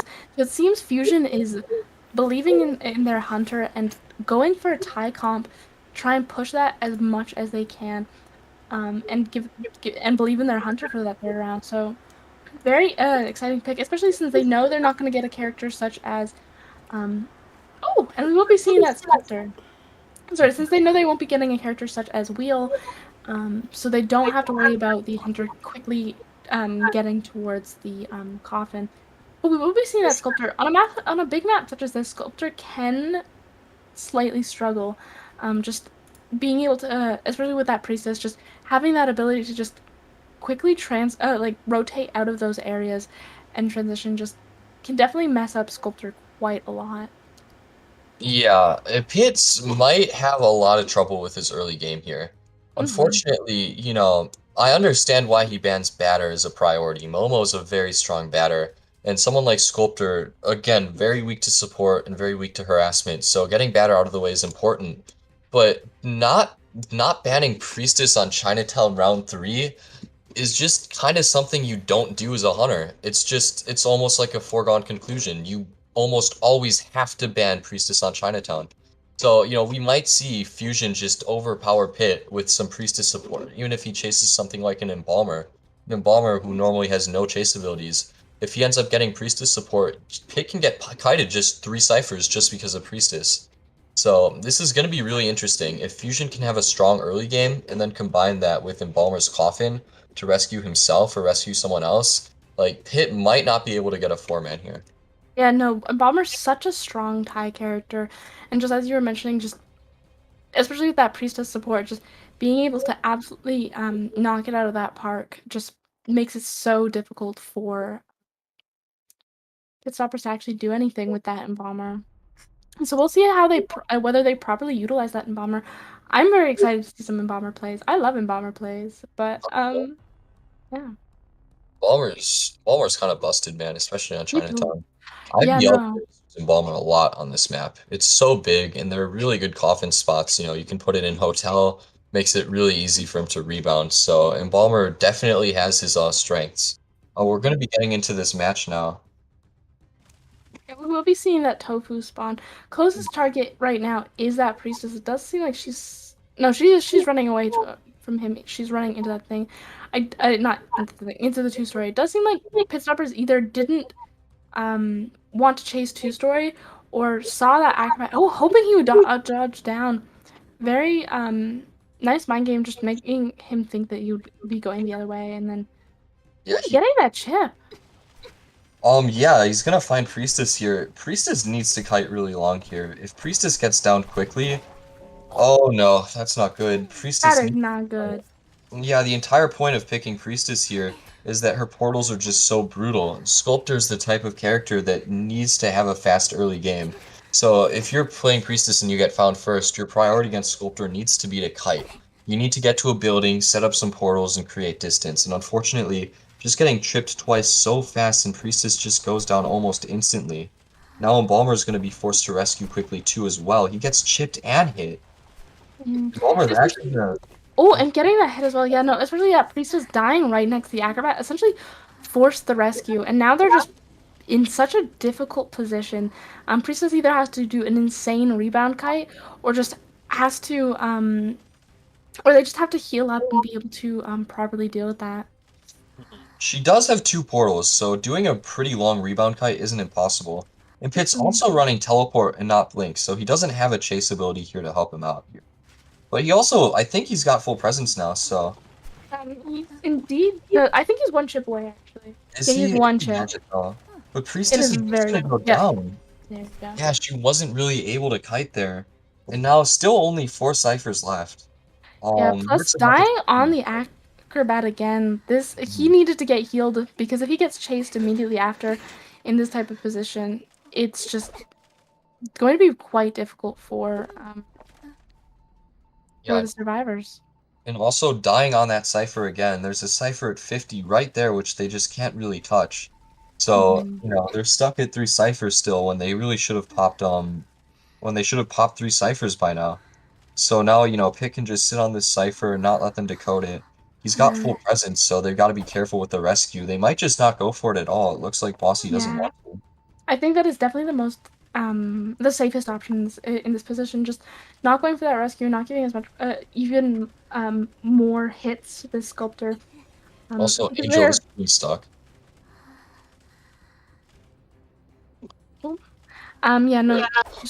Just having that the fact that all of the kiters are just strong enough to then rebound kite in this type of position. Olive? Yeah. This one isn't working. Oh. This entire time it's been stuck. Angel. R.I.P. Okay. All right, folks. But yes, no. You missed a lot of great things. But yes, no. So, very nice bomb away from that hit right there. But yeah, no. All of these characters remaining are definitely a stronger chase things. However, she did manage to get a fairly quick down on that Acrobat, but they're still in a good position to at least one man. We have one Cypher about to pop, another at 50, and one at like around 20. So if they're able to pop that Cypher and have the Embomber go to the other one, and then using the sculptor to dodge her own statues. Oh, getting that one though. Very unfortunate for Bossy. We'll see if Pit can actually get a double down here. Bossy's able to dodge it. Well played by Bossy. Not giving up a double down here is definitely important here. So if Acrobat can rebound, they actually have a chance to even tie here, which would be quite strong. Yeah. Pit's just forced to walk into that firebomb. Oh, just barely dodging that hit. Very well played by Acrobat. Yeah, no. Oh, teleport. He's gonna teleport, yeah. Which is very... Ciphers. Yeah, no, but... Oh, that flywheel taking him nowhere as he just flywheeled straight into the Cypher. Very unfortunate. But yeah, no. Chasing this Embomber endgame definitely is not the best position for them because it allows the Mercenary and the Acrobat to heal up and then go for that, and then they just they don't have to go for this rescue because if he chairs the Embomber right here, or if he embombs himself, he does not have to get rescued, which allows them to just continue healing themselves and just going for that. Yeah, this is definitely going to take away a lot of momentum for Pit. Now Embomber just gets rescued instantly while Acrobat and Mercenary are healing each other. This is why Embomber is really strong. You know, it just lets the survivors multitask. They don't have to worry about rescuing Embomber. He's able to rebirth himself in a pretty strong kiting area too, so Pit's not even going to be able to down him instantly. Yeah, no, just this two-story is such a great kiting area. And like, with the Cypher's progress they have, as long as he keeps around this two-story area and doesn't really... I was like, he does seem like he is pushing slightly back to one of the last Cyphers, but he's making sure to loop back. He's doing a great job of just properly planning his route to die away from the Cyphers. He knows where he does know where the last Cypher is, though, so whether he will push towards it... No, he's just pushing further back into that corner. Yeah, he can just spare Embomber here. Now we can see the last Cypher is actually only around 40%. So Pit still can definitely get a 3-mana out of this. He's also stalled out his teleport, so he has the option of teleporting to Acrobat if he wants to. Oh, very nice elbow pad from Bossy right there. Yeah, Bossy already injured. And he's just gonna farm Embomber, yeah, and the Cypher's not finished, so Pit's gonna be able to secure this win. Yeah, but however, giving the survivors a potential one-man, he does have teleport though, so whether he will teleport towards that Acrobat or just stay on that Mercenary. Yeah, he should probably be teleporting to Acrobat soon. The Definitely Cypher's should. but it doesn't seem like Pit wants to. Pit probably wants to save his teleport. I definitely think he's slightly scared about it being too close to popping, to just... Ooh. Yes, going for that pop. Dungeon is right here, so if the Mercenary is able to kite out long enough for that Acrobat to then open the gate, he does have a good position on him. Yeah, Acrobat does have that slow gate opening speed, and Pit knows that, so he's got a little bit of time to work with here. What he'd like to do is, down Merc, and then immediately teleport to Acrobat. Now Pit no detention. 4-man. Yeah, he definitely does. If he can down Acrobat fast enough before Merc is able to self-heal, it's going to be difficult for Merc to get the gate open in time. Acrobat gets hit through the pallet! Yeah, I don't believe Acrobat is dead on chairs, so Pit can afford to chair here as well. It's gonna be difficult. By dragging him closer towards that Mercenary. Even if Mercenary gets up, just having to just wait. Oh! Is Acrobat dead on chair? I'm not sure. I do not think he is. I think Acrobat definitely has... Oh, wait, no! Is he? If he is, then not chairing is correct. Yeah, I do not think he is dead on chair. We just see him going for that down, just trying to get the Mercenary. Because if he's able to down this Mercenary here, he's putting himself in a great position. But especially since he wouldn't have a self-heal. So just Bossy doing his best to... Ooh, but he does get hit. Yeah. And now Acrobat's not going to be able to get the gate open in time. Pit can just go on the gate. And Acrobat, all he can really do is just kind of hide in a corner, try to wait out detention, and then maybe try to heal Bossy or just go for dungeon while Bossy bleeds out. But yeah, Pit's playing this really smart here, multitasking very well in endgame to secure a 4-man. Yeah, no, especially with the fact that they're already both have health definitely puts him in a just great position because he doesn't have to worry about the fact that detention is about to run out. He can take his time, camp, especially since the person who is already up and left running can't open chests. That is the one slight downside of Acrobat. Despite his strong kiting abilities, he just can't do anything to possibly heal himself or find an item that would assist him in the future. But Yeah, it is pretty convenient about Acrobat. Pit actually thinking about sharing here. mm-hmm. Huh. I He mean, does have teleport back up, and he does know that I'm pretty sure Acrobat should be. Ooh, Acrobat going to gate here is not oh, smart. Yeah, no, that was a. Pit's just gonna teleport. Yeah, Yeah, Pit was no. just able to chisel, and now Acrobat, he dies to 2 statue hits. Maybe he can kite long enough for Merc to die on chair and then get dungeon, but it's gonna be difficult. Although Pit's Yeah. kind of getting stuck here. We'll Oh, is he see. running back into. Oh no, he was trying to mind game, I think? And the Acrobat just ran back the other way. Yeah, but now he's kind of lost Acrobat. He has kind of. Stairs. Oh, Acrobat ran back into line of sight, however. So that is an unfortunate thing. Acrobat trying to hide, but I'm pretty sure Pitstopper saw his shape as well as his blood trail. Hmm. Yeah, now he's finally gonna catch up, but Chair's actually almost finished. This is really dangerous for Pit, actually. Pit needs to be careful not to let Acrobat kite to dungeon. He doesn't have any balls, at least. Oh, So, oh. he Yeah, he did tried just to get onto the matches and vault into hit the the. hunter. Yeah. Oh Oh, dear. that was. Oh gosh. Yeah, unfortunately, wasn't able to actually close out that dungeon kite, unfortunately. Yeah, But no. yeah, good effort though. That was actually really close. They pushed Pitt pretty hard, pushing for that one man. Fortunately, Pitt not letting them get it. Pitt was able to close it out. He knows how important those 5 points are. And now, Yeah, yeah, no. it's gonna secure that 4-man elimination.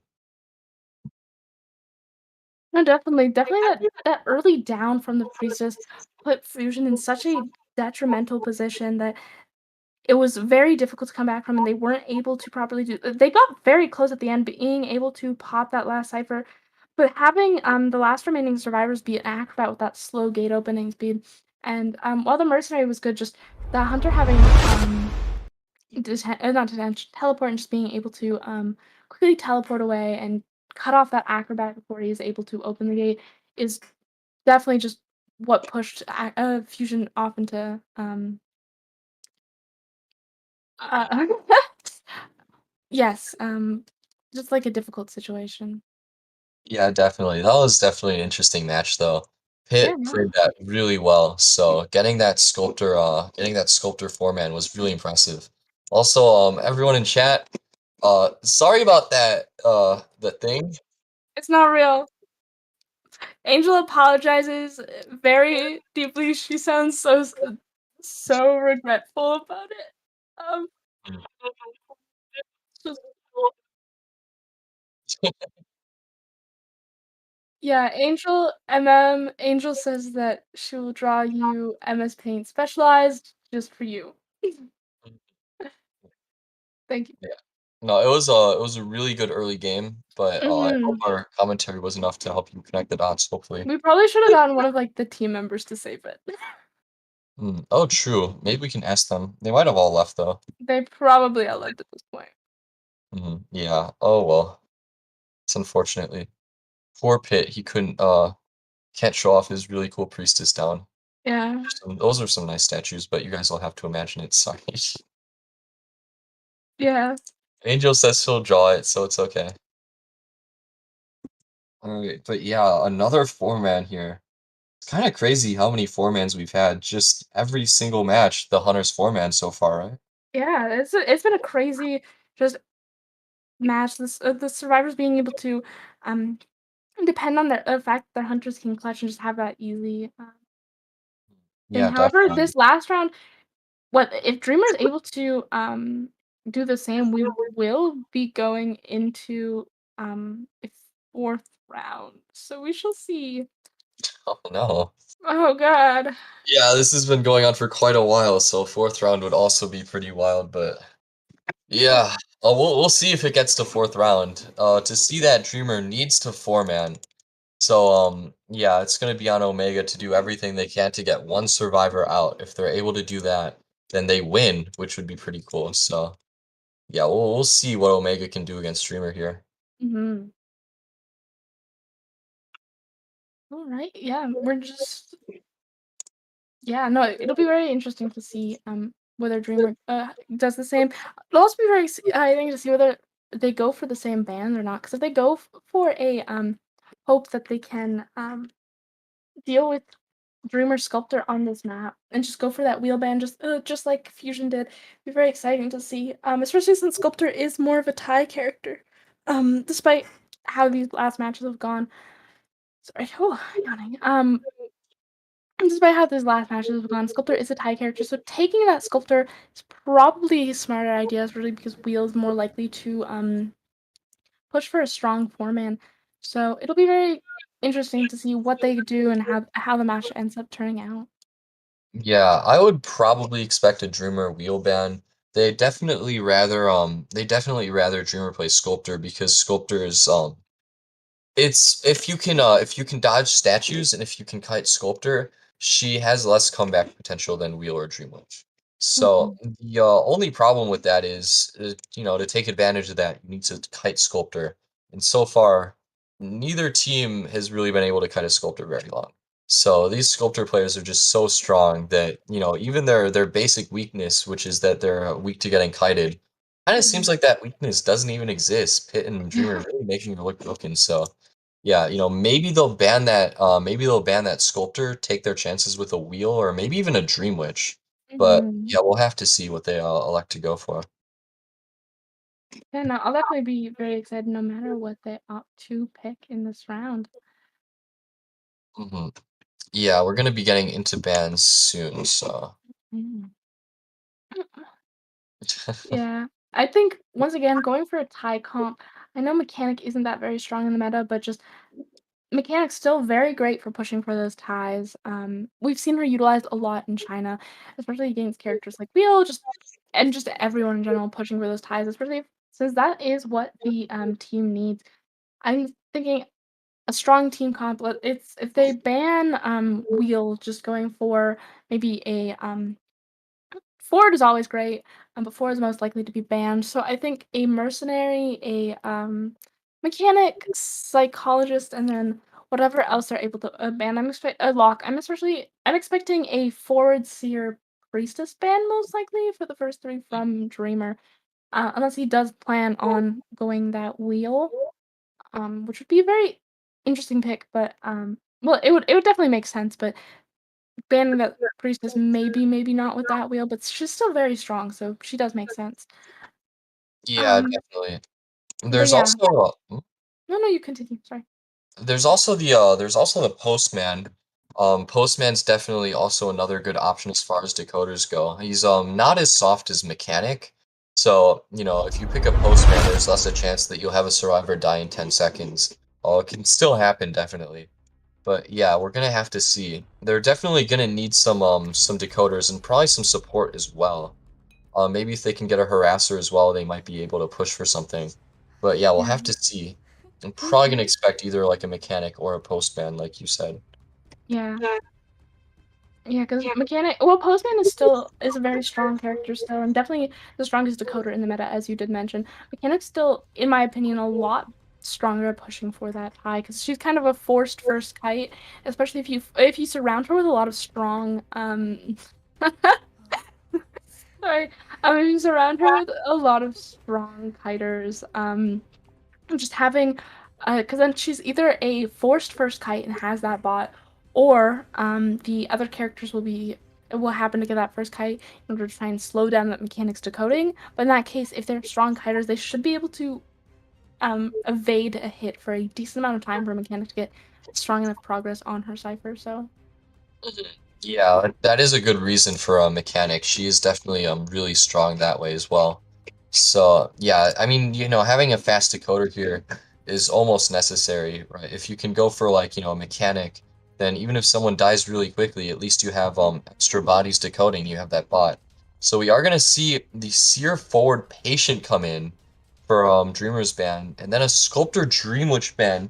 from the other side as well. Once again, we're seeing these hunters not ban Priestess on Chinatown, which I still find interesting. I mean, it works for Pit, that's true. It worked They for work Pit, for Pit. holding down Priestess pretty Quite quickly. well.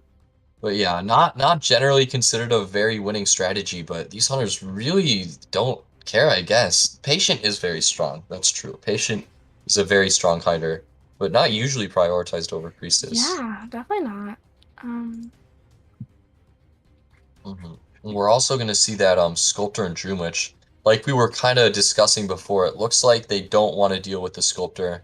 Omega aren't confident enough in their ability to kite this Sculptor, so they're just going to take the wheel if Dreamer decides to go wheel. So, I mean, wheel is still like generally considered a stronger hunter than Sculptor, but you know, maybe if they're more comfortable kiting wheels, maybe if they have more confidence in their ability to have a long first kite against a wheel, then that might end up being better. We're actually going to see a Postman mechanic and mechanic. postman lock. The double. Going for very strong decoding comp, just wanting to aim for at least that one man, get as many ciphers down as possible. Very smart pick from Omega, who just need a one man in order to guarantee the win. Yeah, usually picking both mechanic and postman is kind of like an old-fashioned strategy. Like double decoder hasn't really been in the meta for a while. You know, you can usually get enough fast decoding out of just one of the two. When you use both of them, sure you do decode faster, but you also like half of your team comp is a weak link. Like half of your team comp is going to be an easy down. So it's a little risky for that reason. And there's also the fact that still neither side is interacting with Priestess. They didn't lock Priestess, and then Dreamer banning Merc as opposed to Priestess as well. Merc is strong for closing distance. Merc is definitely like one of the strongest rescuers on this map.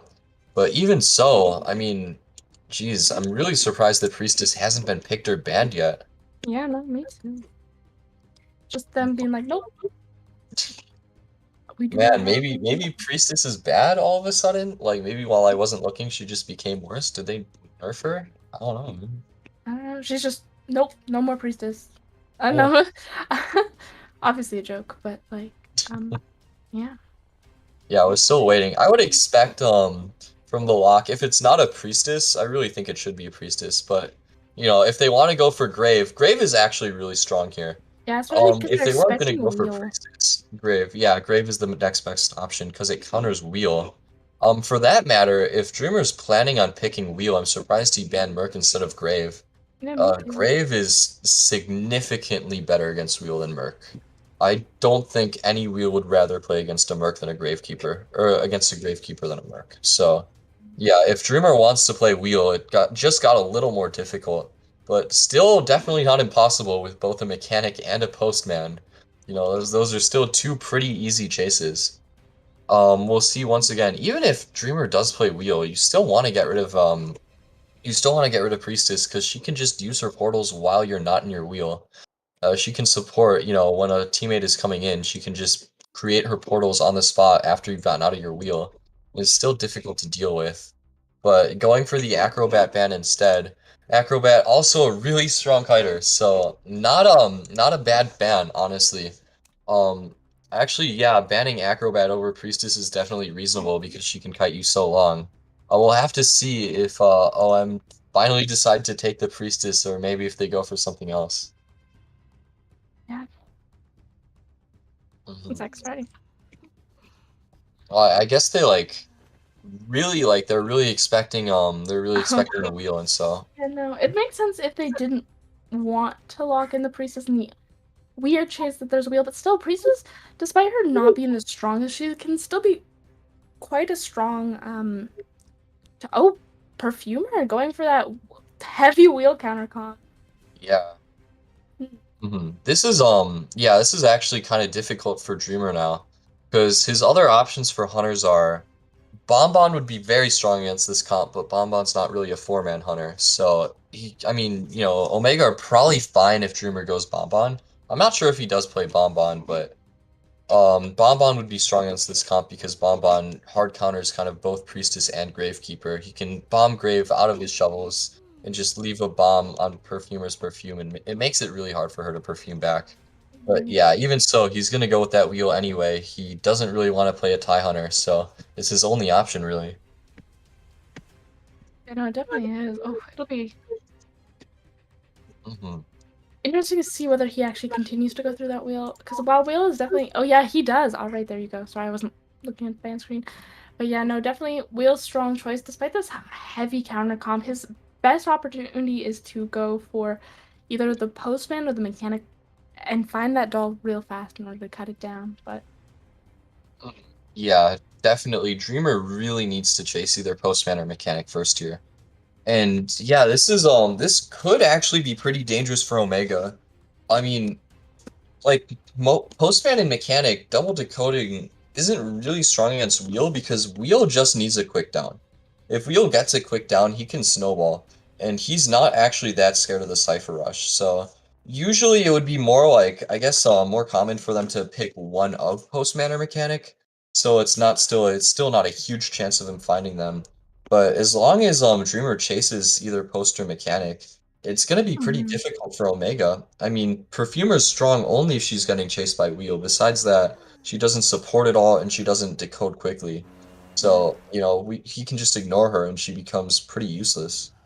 definitely in my opinion, in this match, the best outcome for Dreamer would be to find that postman, quickly hit him in order to try and stop that mechanic's fast decoding, and then make sure to properly chase down the bot, because in that type of situation, mechanics decoding would be slow, there's no bot in that situation, and then the postman isn't there to actually continue helping with that decoding. So, but that is best case scenario. We'll see if that's how it actually properly plays out. Yeah, you definitely when you're playing against Postman and Mechanic, you always want to chase or if it's Prisoner Mechanic, you want to chase the decoder that's not Mechanic, because she's always gonna have her bot decoding whether or not you chair her. So at least get rid of the other decoder who can't decode on chair. But yeah, we're gonna see spawn in the corner of the map here, heading towards the middle. Yeah, And he it looks does like he's spawn gonna find the really close to bot. Mhm. Yeah, Yeah, no, Mechanic's going for gonna move that. the bot around, but bot should be getting trapped here pretty quickly, so. Yeah, that's a shape in the way, being a problem for that bot, just unable to Yeah, there's much. the trap. Does seem like, yeah, going for that bot again, trying to. Will he see it? It does seem like he does see it. The question is, seems like he will be continuing to chase that mechanic. Yeah, chasing Mechanic here is pretty fine too, because if he's able to spike her twice and down her near the bot, you can just hit the bot while he's carrying her. And he's got long spikes already, so he's going to be able to get the 2 spikes quickly. He's actually running abnormal, by the way. Dreamer is actually playing normal here. Very strong trap, though. Oh, wait, she flywheeled the trap and still managed to get hit through that bot. Oh, Yeah, that was a good use of flywheel, but unfortunately Dreamer was able to hit her through it. And now, yeah, she wasn't able to kite away from the bot. That was actually a really big mistake for Mechanic. Mechanic kind of needed to kite away from her bot. She wasn't really able to transition far enough, so her bot died. And now that's kind of why Mechanic can be weak in the meta, is because if her bot dies, she's just so useless. And it's difficult for her to always protect it. We're actually going to see Gravekeeper coming pretty early. And Dreamer's however, with the mechanic, we do see, however, that 2 ciphers have already popped, and the third one is very close behind. So that is the other positive thing with mechanics. While she while she can definitely become useless once her bot's out of the play, she does have that strong fact that just even killing the bot wastes a lot of time for the hunter. Yeah, now Mechanic's finally gonna go down. This is still a really strong position for Dreamer. The only kind of issue is Mechanic's done a good job of not kiting on top of ciphers, and Dreamer hasn't really been able to abnormal yet. They're gonna go for another early rescue, so Dreamer still can't really go out to abnormal, so not really getting much value out of it yet. And also, since it's Perfumer, he can't really get in his wheel to try to spike her because she can perfume the spikes. Dreamer's not really been able to get value out of his full presence yet either. Yeah, and he also can't go for an early swing because she's just likely to perfume it. Oh, very smart. Oh, still managing to hit that perfumer instead of the mechanic though. Oh, that's a difficult position for. I definitely thought that was gonna hit the mechanic, but. Yeah, fortunately, her perfume was worn down by them. And now Mhm. Mechanic gets farmed off of Chair. But look at that, there's actually one Cypher left, so this Cypher Rush is pretty brutal for Dreamer, who hasn't been able to use his abnormal at all. Yeah, and especially Dreamer is needing that 4-man in order to push into the 3rd round. So very difficult position for thing. But the good thing is with Perfumer here, while she does have her perfumes at her use, he can easily just hit her down. Not hit her down. Still get spikes there and just try and Oh, she did flywheel the spike. That was a very nice job on the Perfumer. Yeah, and once again we're seeing just how brutal Dead Hard can be. Unfortunately, Omega haven't really been able to get too much value out of it. I mean, both times they've used the flywheel, they died shortly after. So it's kind of unfortunate, but yeah, normally it's really difficult for Wheel to deal with. So yeah, good use of that Dead Hard. But now Postman getting spiked twice quickly, he needs to dodge this trap. If he goes down quickly here, this is going to be very difficult, actually. He's not able to get to the pallet. No, he goes down. And the wheel does indeed. Oh, choosing to go to a teleport. Yeah, Dreamer's playing this super aggressively. He just teleports directly to the chair. Now he knows that Perfumer's used her self-heal, and once Postman gets up, that's also going to be self-heal. Right now, Unless Dreamer's playing it does super seem like she's aggressively pushing and towards the making them nice Postman. self-heals. Yeah. Oh no. Yeah. Knowing that if he goes for that, Perfumer, he'll be in a better position. Just that's another thing is they both died really close to each other, so just being able to quickly switch between whichever of the survivors he's targeting in order to try and throw them off their groove, definitely. Oh yeah, and we'll be seeing that no self heal now. She is put in a position where she can't really do much. Dreamer definitely has 4-man potential here. Postman's gonna play smart. He's gonna start a fresh cipher on the other side of the map, but it's only gonna matter if Gravekeeper can actually kite. And he has no items here. Gravekeeper's already used all his shovels, but Dreamer switches targets. Dreamer wants to go for Postman, it looks like, because Postman Yeah. has no self-heal. I think he was just worrying about that. I think he was worrying about that Perfumer, afraid that that Postman would go and heal that Perfumer back up and put him in a slightly difficult position. Yeah, it's definitely in Dreamer's best interest to down Gravekeeper as fast as possible. He's gonna down in Chair, which is pretty smart because he knows that Gravekeeper has he still has his self-heal. So by chairing, he's gonna force them to come in to rescue. And both of them are injured, so they can't really do that. He actually sees them both healing as well. So now they're both kind of right there. No one can rescue, and the Cypher's not primed either. He can just down one of them and leave them on the ground, and then the other kind of has to try to rescue. But it's going to be really difficult to make it, especially since Dreamer has teleport. Well, it does seem like Postman may or may not make it in time. Yeah, Dreamer can just teleport to the chair, There and we go. Postman's not going to be able to make it. Yeah, no, very great play from Dreamer, just pushing things out. It does seem like he will most likely get a 4-man in this position because Dungeon's nowhere to be seen. And this Postman is just Postman's only hope is to avoid whatever hit or snap. But the only thing is, yeah, he's just not in a good position. There we see that Postman go down. Neither the Postman nor the Perfumer have that self heal. And Perfumer most likely won't be able to get any position to crawl towards it. Seems like the Perfumer is also crawling the wrong direction. So even if she were to be crawling towards that dungeon, sorry, even if she were to be not crawling towards that dungeon, she wouldn't have been able to find it over there. Oh Oh, god. wow. 4th round. 4th round. Whoa. That was a pretty amazing match, honestly. I think that match really highlighted why Double Decoder isn't that great against Wheel, even once they got to one cipher left. They cipher rushed him so fast, but the problem is Mechanic and Postman can't kite. They just can't kite. Or well, Mechanic was already dead, but Postman was just kind of a free down once he got found. He could only use a dog, but he wasn't able to transition to a pallet quickly enough. That's kind of the issue, is even if Pit's able to or even if Dreamer gets cipher rushed, if the survivors are able to get the ciphers done really quickly, he can just start slugging, and if the survivors don't kite him long enough, if they all get slugged one after another, he's able to get himself more momentum. So that was a really good demonstration of slugging. Definitely was. Very great job by Dreamer just properly utilizing that, and like even with that early game of the mechanics just wasting so much time, just being able to come back from that, very great job on Dreamer's back. Yeah, I mean their early game was very strong. You know, even with Mechanic getting killed with without her bot living. What I really liked was that they kind of instantly went for rescues and they didn't let Dreamer get a lot of value out of his camp. You know, Perfumer ran into him almost instantly after he chaired, and so he just couldn't get in his wheel in front of her. And so she was able to buy a lot of time without Dreamer being able to get back into his wheel to spike her. Then we also saw Gravekeeper, you know, just buying all that time sitting underground in his shovel. Dreamer decided to wait for him to get out, and so that just let them buy even more time, which let them decode so fast. But yeah, that end game is just so strong by Dreamer. He really showed off what he can do with slugging, so very impressive. I think we're gonna go on a short break now, right?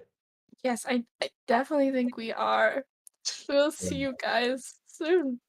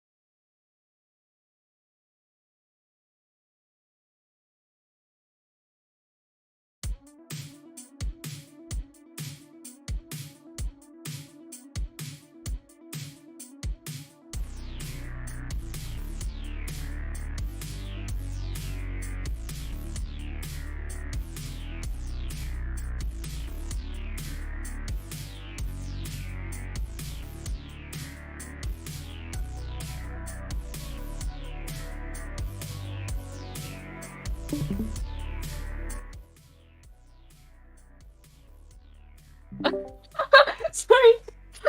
Hello, and welcome back to ICL. Hello! I loved the yesterday.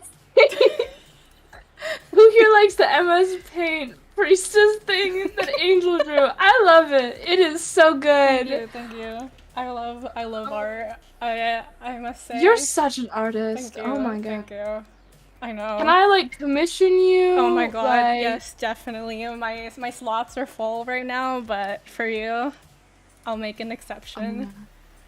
I love it. Thank you. I appreciate it so you. much. Thank you. I know, it's just so good. It is so great. Thank you. Okay. I love it. Cool. Well, round 4. Round 4, folks. So, by the way, yes, if those who can hear, we got Angel with me. Hi. Oh my I love god, Angel. DTM left us for a barbecue. What a Lame. loser. Imagine having a life. Wow. Okay. Embarrassing. I know. For him, not for us. Having a life is normal. I know, it's crazy. But yes, round 4. I honestly, like, it's been a head-to-head battle. Like, teams are like 15 to 15, like both sides, like 4-man kills everywhere. Oh, crap. Everyone's dying. Oh my god. It's a hard life to live for these survivor teams. It really is. Like, no one's getting out, no one's safe. Like, guys, watch your back. Yeah, because there's no escape. Quite literally, there is no escape. Like, Oh, damn. Yeah. If you think you're a survivor who can get out of the gate, no, you can't. Think again. Either Dreamer or Pit Stoppers is going to kill you. Yeah. No mercy. No mercy. No matter how hard you ask or how much you want to eat dinner, it's not real. It's not real. I've begged. They're keeping me hostage. We have Angel locked up in the streaming cage this weekend. They're keeping me hostage. I want to go home. I want to see my family. It's been a hard couple of hours. You know, haven't touched grass in a while. It's Hopefully you can touch some grass later. Say hi to some old people. No, it's okay. I don't know, man. You got this. Thank you. Maybe you should have like begged Ethan to come home and stream for you instead. Oh god, I wish. Have you ever tried that? Have you ever tried to get Ethan to stream for you? I have, and he just looked at me like I was fucking insane. So like I was insane. Sorry, I did not mean to cuss. I never. Swears aren't real, guys. Yeah, swears aren't real. If you heard that, no, you didn't. No, you didn't. Not real. Not real. Definitely not real. So we. Swears Yeah, so we will be going into the band pick phase. So I'm expecting to see the exact same bands, like nothing new. Yeah. Oh, what'd you look at? Oh, we have a mechanic band though. Yeah. I guess so Dreamer is opting in to hunt first. So which means he just wants to get rid of that high potential, just wants to go in for that 4K. And I guess with the 4th round it's special because it is a timed round. So it comes down to who gets out the fastest or who kills everyone the fastest. Woo. So basically, just the timed round is how it goes in the end. Which is also great because it means everyone wants to do everything really fast. Yeah. Which, you know. Nice. It's nice. We like that for us. Yeah, exactly. We want that. Yeah, and then we are on Leo's memory, Priestess Merc, both, you know, your usual characters, nothing new here. Priestess, good support. Yeah, I would never expect a priestess, you know. I was expecting a lawyer. Yeah, real. Yeah. But, you know, Merc, your usual rescuer priestess, you know, if used well, she definitely has those good support portals.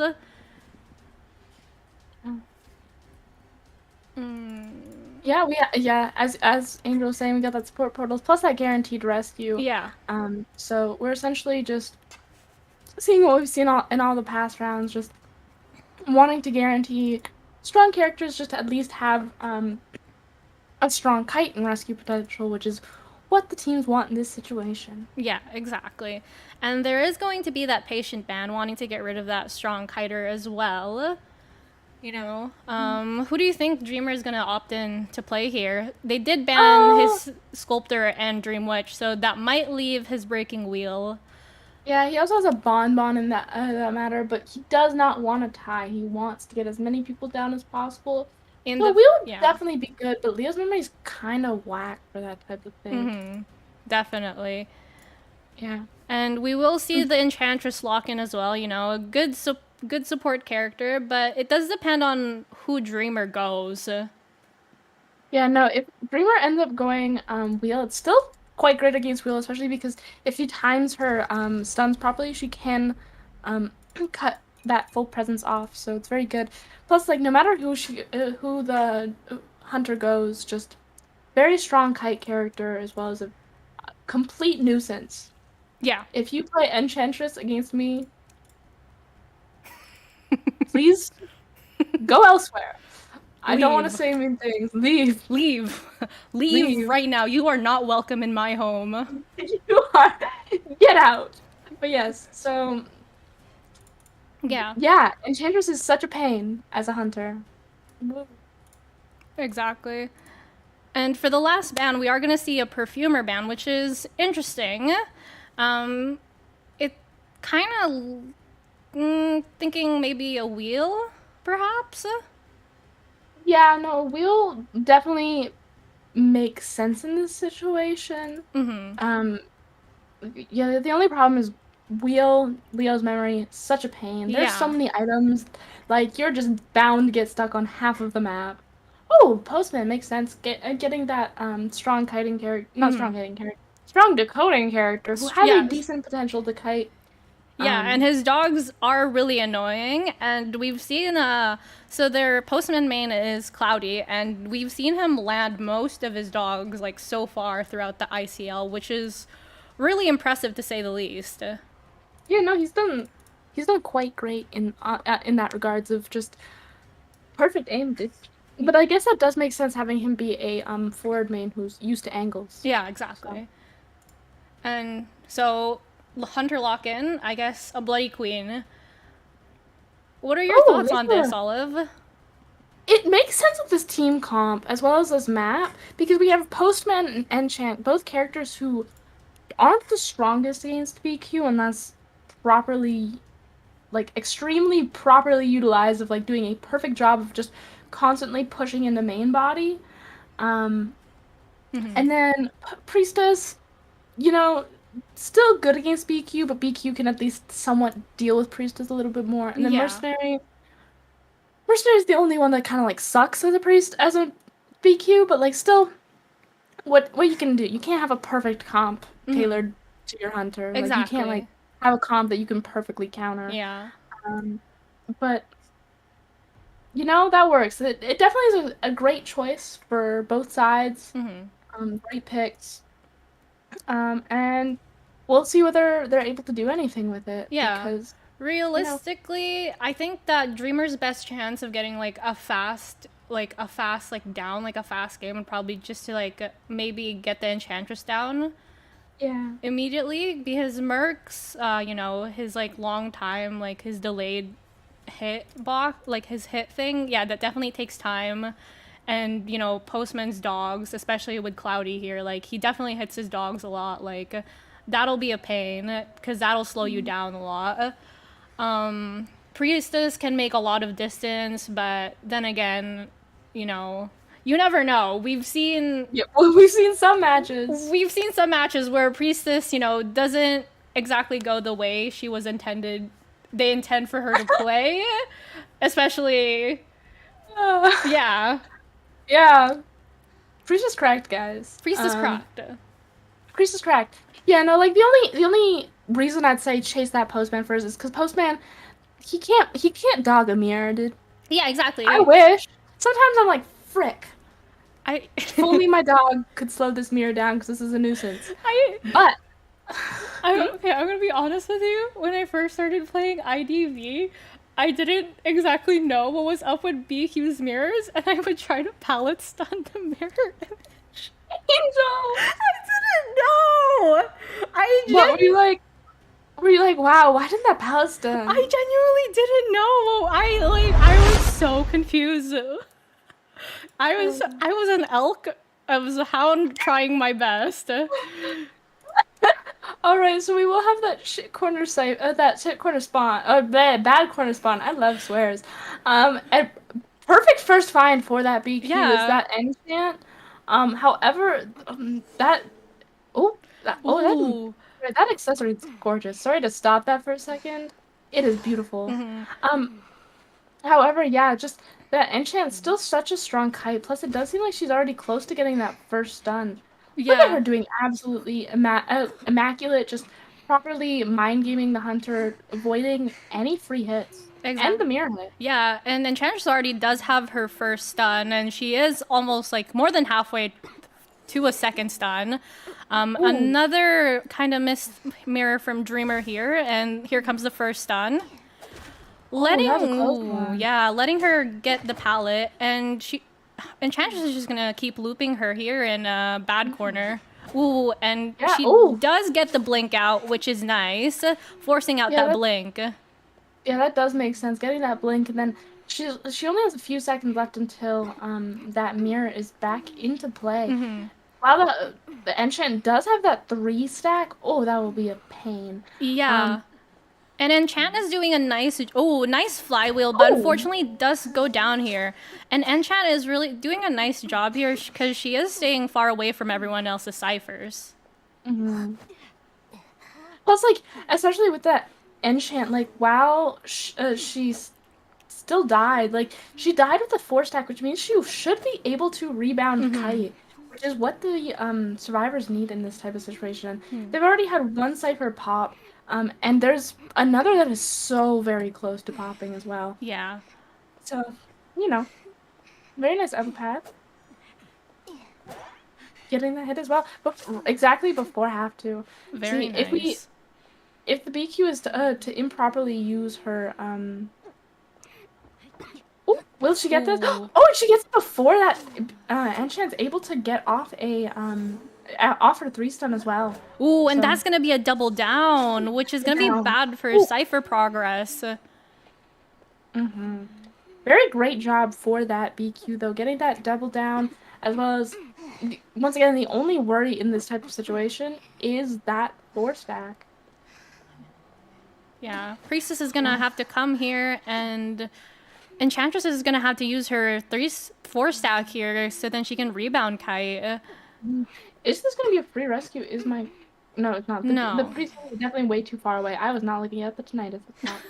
But yeah, no, it's definitely a difficult position for the BQ. Honestly, getting that off. Yeah, her best bet here is to go for that 4 stack. Ooh, and only using a single stack. Yeah, only using a single stack here actually. Yeah. So, like, in this situation, it would seem better for Dreamer to step back from the Enchantress. The fact that she's only using the single stacks are very interesting. Yeah, because now I think she would have been better off using her 3 stacks because there was that portal there. Well, she would have been able to, she'd been able to go through that portal and then just kite for as long as possible.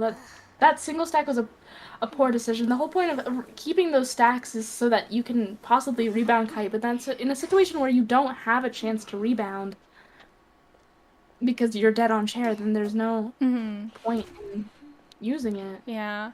Unfortunately, yeah, which it's a waste because, survivors who, like, fly off the chair with, like, items on them is such a waste to see.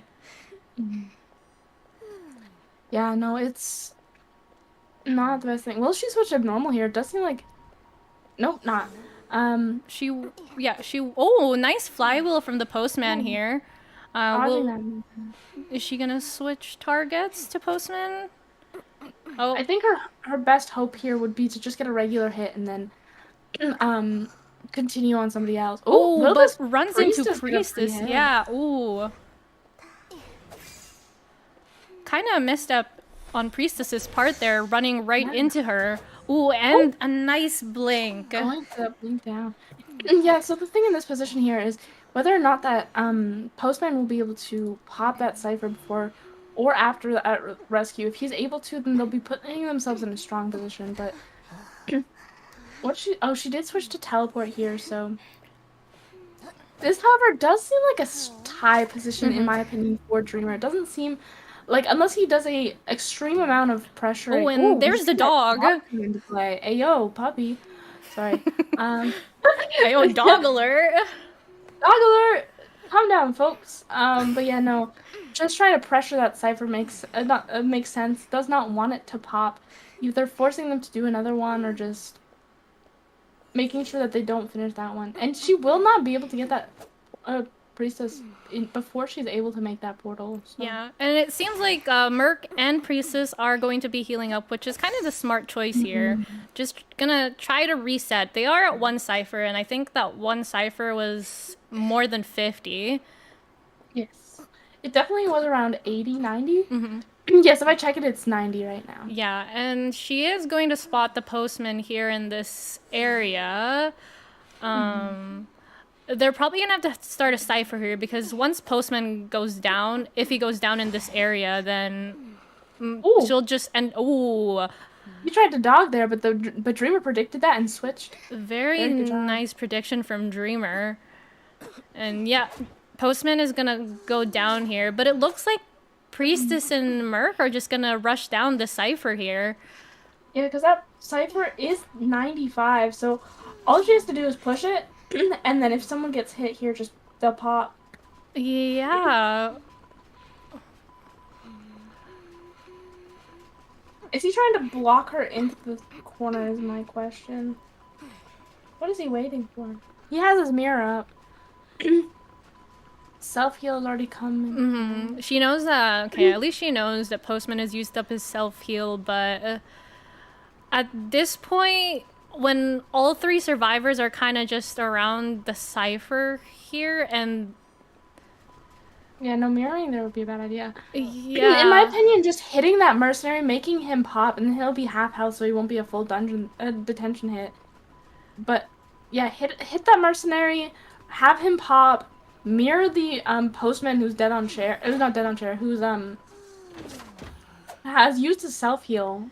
Might be his best bet at getting maybe a 3-man or even a tie. Yeah. Oh, yeah. Nice quick down here, and yeah, she will. Dreamer.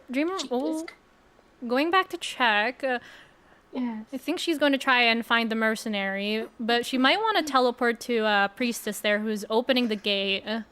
Yep, that's exactly what Dreamer is going to do. Yeah, Dreamer does have that mirror back up. Ooh, and nice job hitting that nice out. mirror. Her best play in this point, chair that priestess, head towards that postman, and then just do what she can. Yeah. Yeah, but it does look like the mercenary did pick up postman over there. They are going to try to open the gate.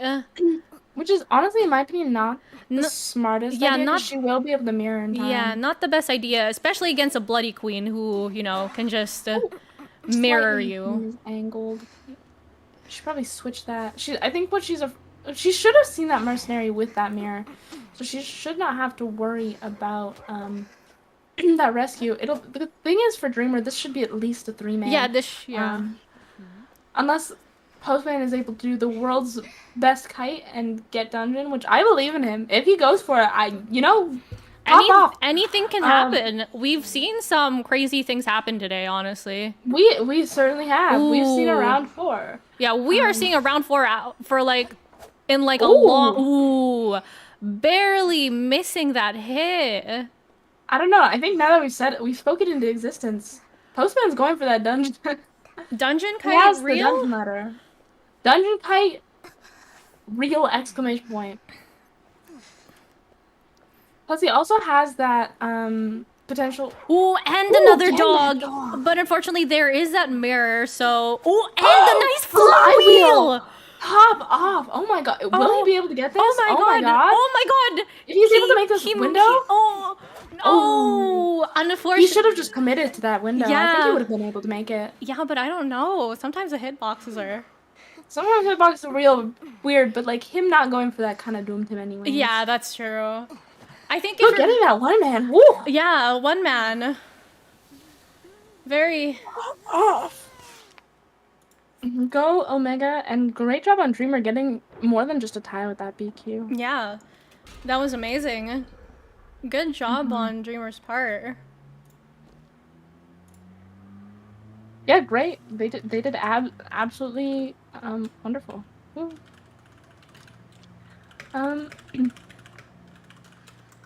Real. Mushin real. Mushin on this. So true. Thank you. Thank you to Mushin for adding me. and Thank then you. having not even playing today, and then having invites turned off. Yeah. Shout out to Mushin! Shout out to Fuzion! Oh my god. When did you tell the teams to add you before and he just added you, or did you not say anything about it? Well, no, I told them to add me. Damn, 10 minutes exactly. So Yeah. folks, 10 minutes on the dot. You wanna put this on the Exactly 10 minutes. That is Like, insane. What? not a second later, not a second after. So we will see, dudes. Well, if this is up to point times, you better hope 9:59, Yeah. 10:01. 10:01, anything? We'll see. Yeah. So what Pitt wants to do here is, Pitt is either he wants to aim for to kill them. How does this work? Either get a 4-man, or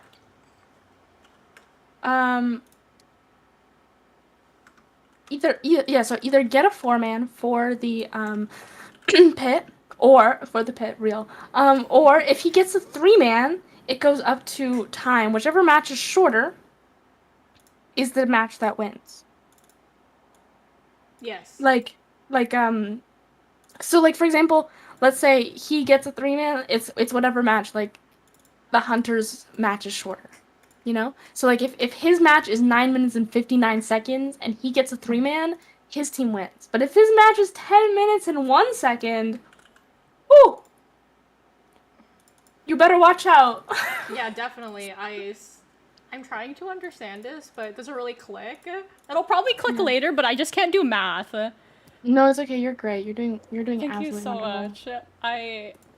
I love math. I passed high school, I swear. You did. I can vouch. Thank you so much. Yeah. Oh yeah, real. Sorry, me when I'm trying to think of life. Guys, I feel so. Huh? What? Are you good? I can't say anything. Are you good, Olive? What? I think Olive died. Are you good? No, I'm. Sorry, guys.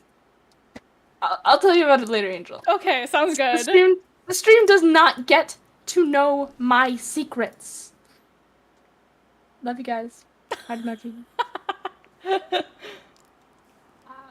But yeah, if you guys want to know my secrets, hit me up in DMs.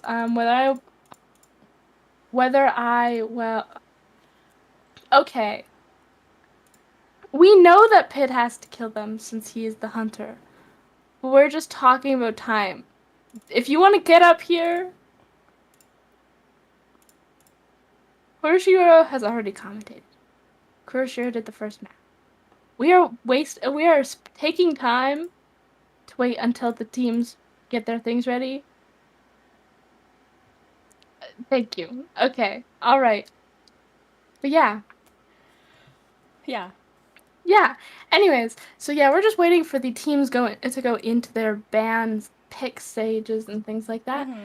Because they love to take forever on those. We love them so much. We love them so much, and Heart emoji. And even when we told them they only have 60 seconds to decide bands and picks, somehow they still take up like the whole 60 seconds. Or like, you have 60 seconds for each thing, and they're like, oh? I have 60 seconds. I have 60 seconds. I will wait 59.9 seconds. It's like... We need to change that bot. That bot says 10 minutes. It is lying. It is lying. Oh my god. Yeah. Warden. But yeah, we most likely from Pit Stoppers, I am expecting I'm expecting that BQ. I feel like they're gonna ban I don't know yet. I haven't looked, but I feel like they're gonna ban that sculptor, probably that Dream Witch, simply because they're stronger on this map than, for example, a wheel. Because as we Yeah. talked about earlier, Wheel. there's items everywhere, and you will be very likely to run into them. Yeah, even if you're an advanced wheel player, wheel is very notorious on getting stuck on things. He is so hard to control. Props to wheel players. I could never. Yeah, props to Thank wheel you. players. You are amazing. I physically get motion sick playing wheel. I played him once for fun, and I felt like I was going to throw up. Yeah. Just no, it's from the so- controls. Like if it was like a joystick, it'd make it so much easier. But those arrows? No, absolutely not. Absolutely not. For real. Yeah, no. So we I are would gonna try. get into bans. I honestly don't expect to see anything different. Probably a batter ban because Momo is in Fusion, and as we've seen the last 2 rounds, Pit Stoppers has banned batter. Yeah, he's scared of not scared. He's respectful of Yes. Momo's batter. That's it, because I feel like scared is definitely the wrong word, but Yeah. a respect, and we see that batter ban. Whoa, real. Yeah, Tell him. yeah. So yeah, exactly. There's the batter ban. I mean, like we said, that's Respect. the respect ban. Yeah, that's to be expected. Because again, like we said, Momo is one of the best batters on the server. So, and Yeah. Pit just doesn't. Pit wants to get this game done as fast as he can, and the less harassment means the faster he can get the survivors out of the game. Yeah, no. Yeah, because as you're saying, harassers waste so much time. It is a nuisance if the match is timed. But, like, he wants... It, like, him going for the fastest down hunter he can think of. The, like... This man is about to play like he has dinner in 5 minutes and his mom is calling for him. I swear to God. Probably, yeah. Honestly, Probably. I would hope that's how he plays because I also have chores to do. Yeah. Unfortunately.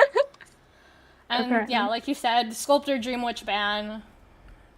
Nothing we didn't expect. Wow. Well, Yeah, like Pit unexpected. Stoppers and Dreamers Pool of Hunters is very, very Mirroring. similar. They're similar.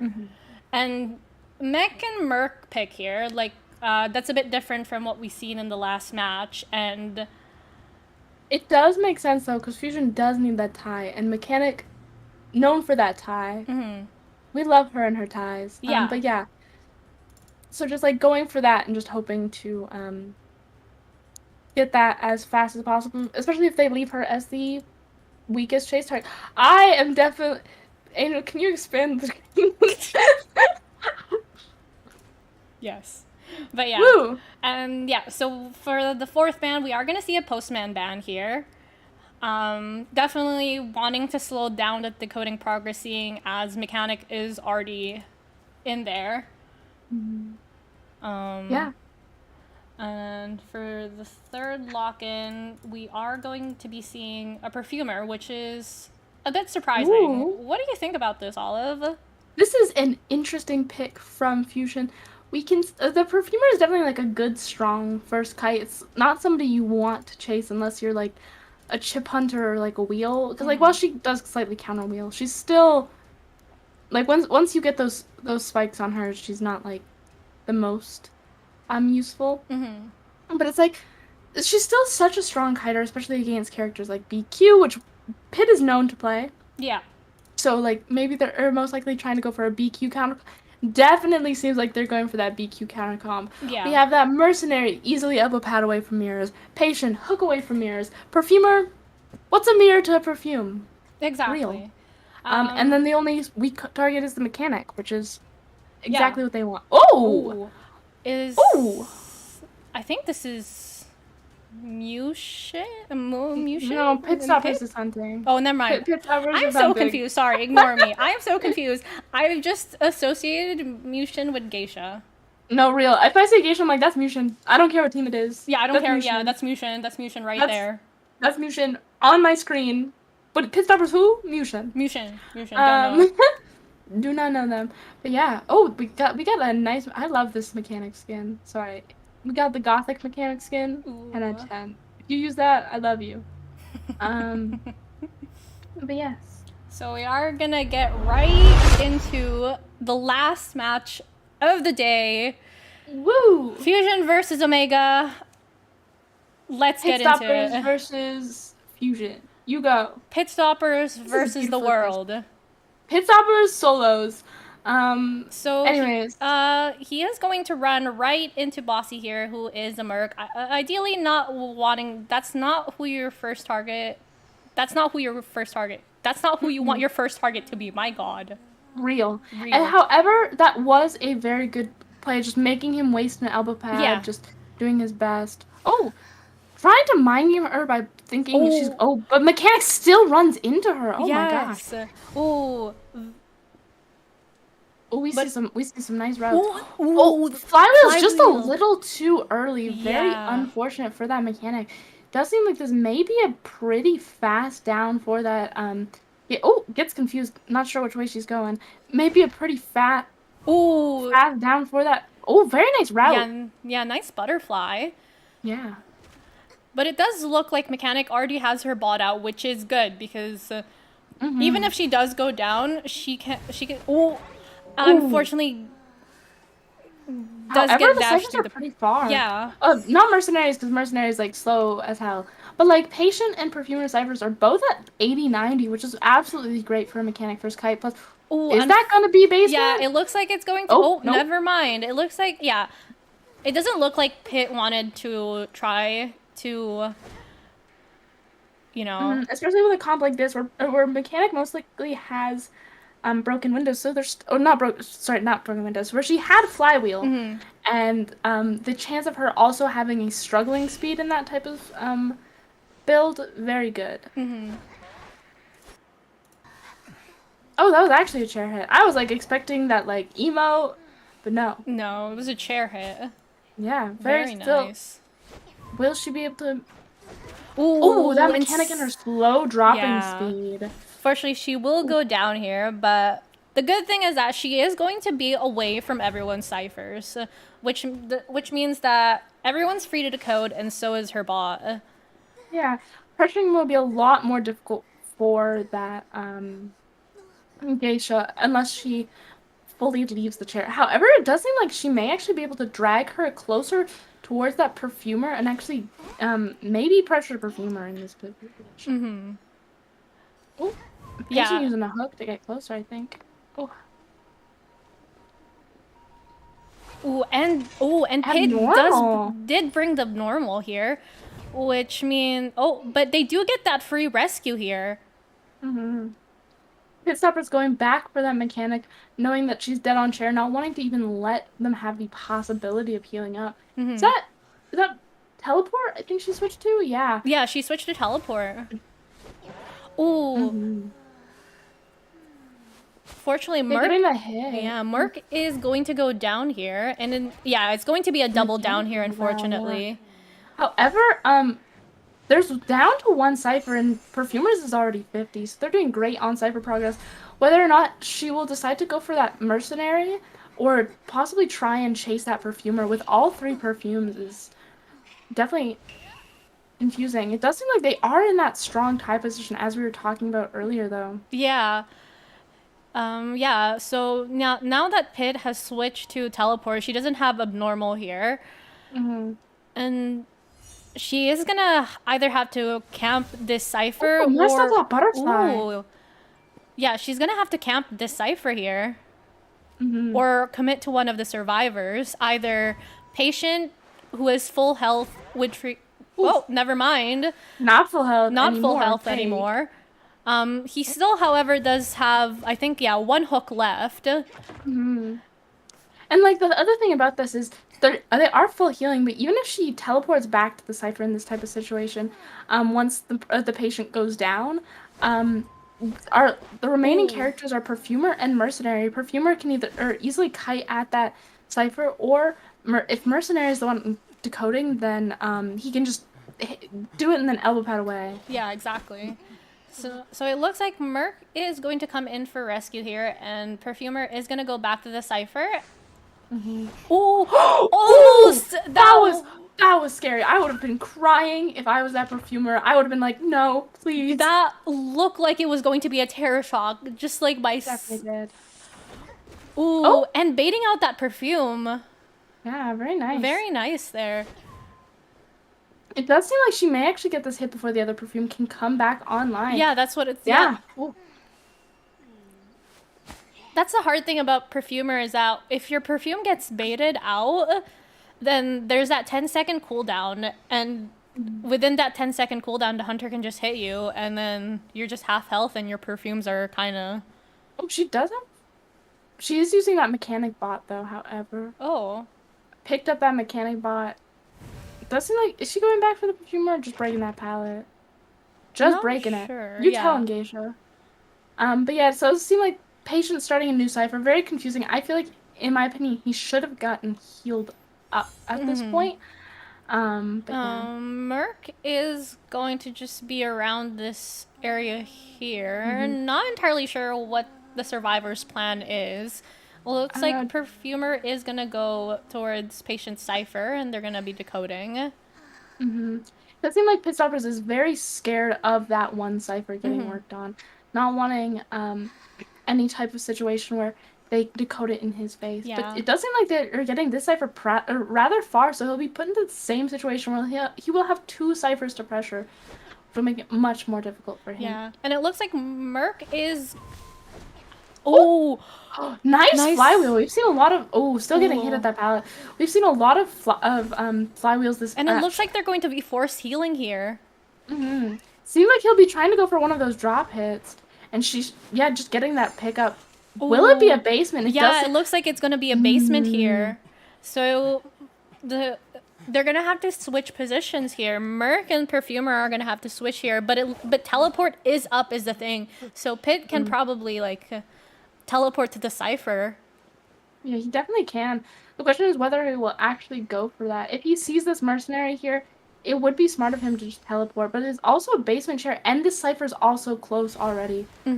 Oh, very nice. Not getting that drop hit. Maybe the teleport here would be smart? No. Deciding not to go for it. Afraid of that pop. Gonna do a drop down hit. Oh, no. Trying to go for that drop down hit, but survivors haven't even started to try and do such a thing. Patient does not have any hooks, however. They are in a position where the only person who could be able to get out of basement free reign would be that mercenary. However, in my opinion, their best position here would be have the mercenary elbow pad out and head to gate, just to guarantee that one man. Because at this point, I don't know how long it's been. I'm not sure either. It feels so long. I feel like it's been over 10 minutes, folks. That's the thing. Like, last match, I didn't think it was... Oh, and there's that hit. Yeah, there's that pop. And most likely, Patient's gonna go down here. Yep. He's able to get that ball. Whoa, never mind. Pop off.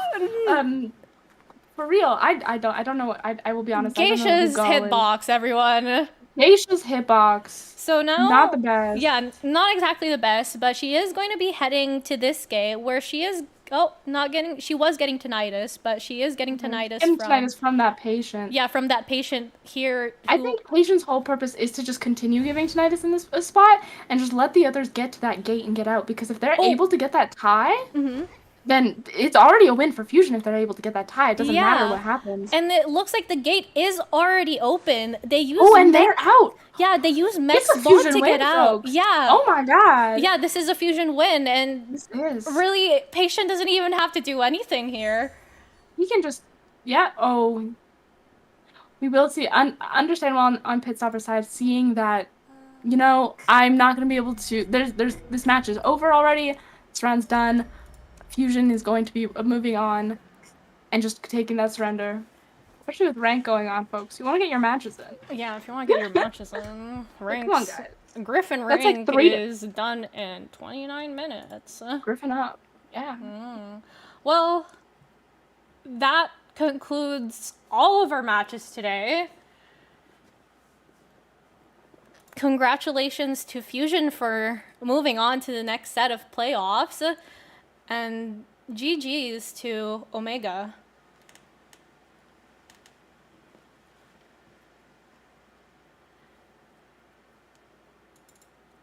Yeah, GG's Omega. GG's Omega. Those 4 matches were definitely Yeah. something. GG's. Yeah, no, both teams did absolutely amazing.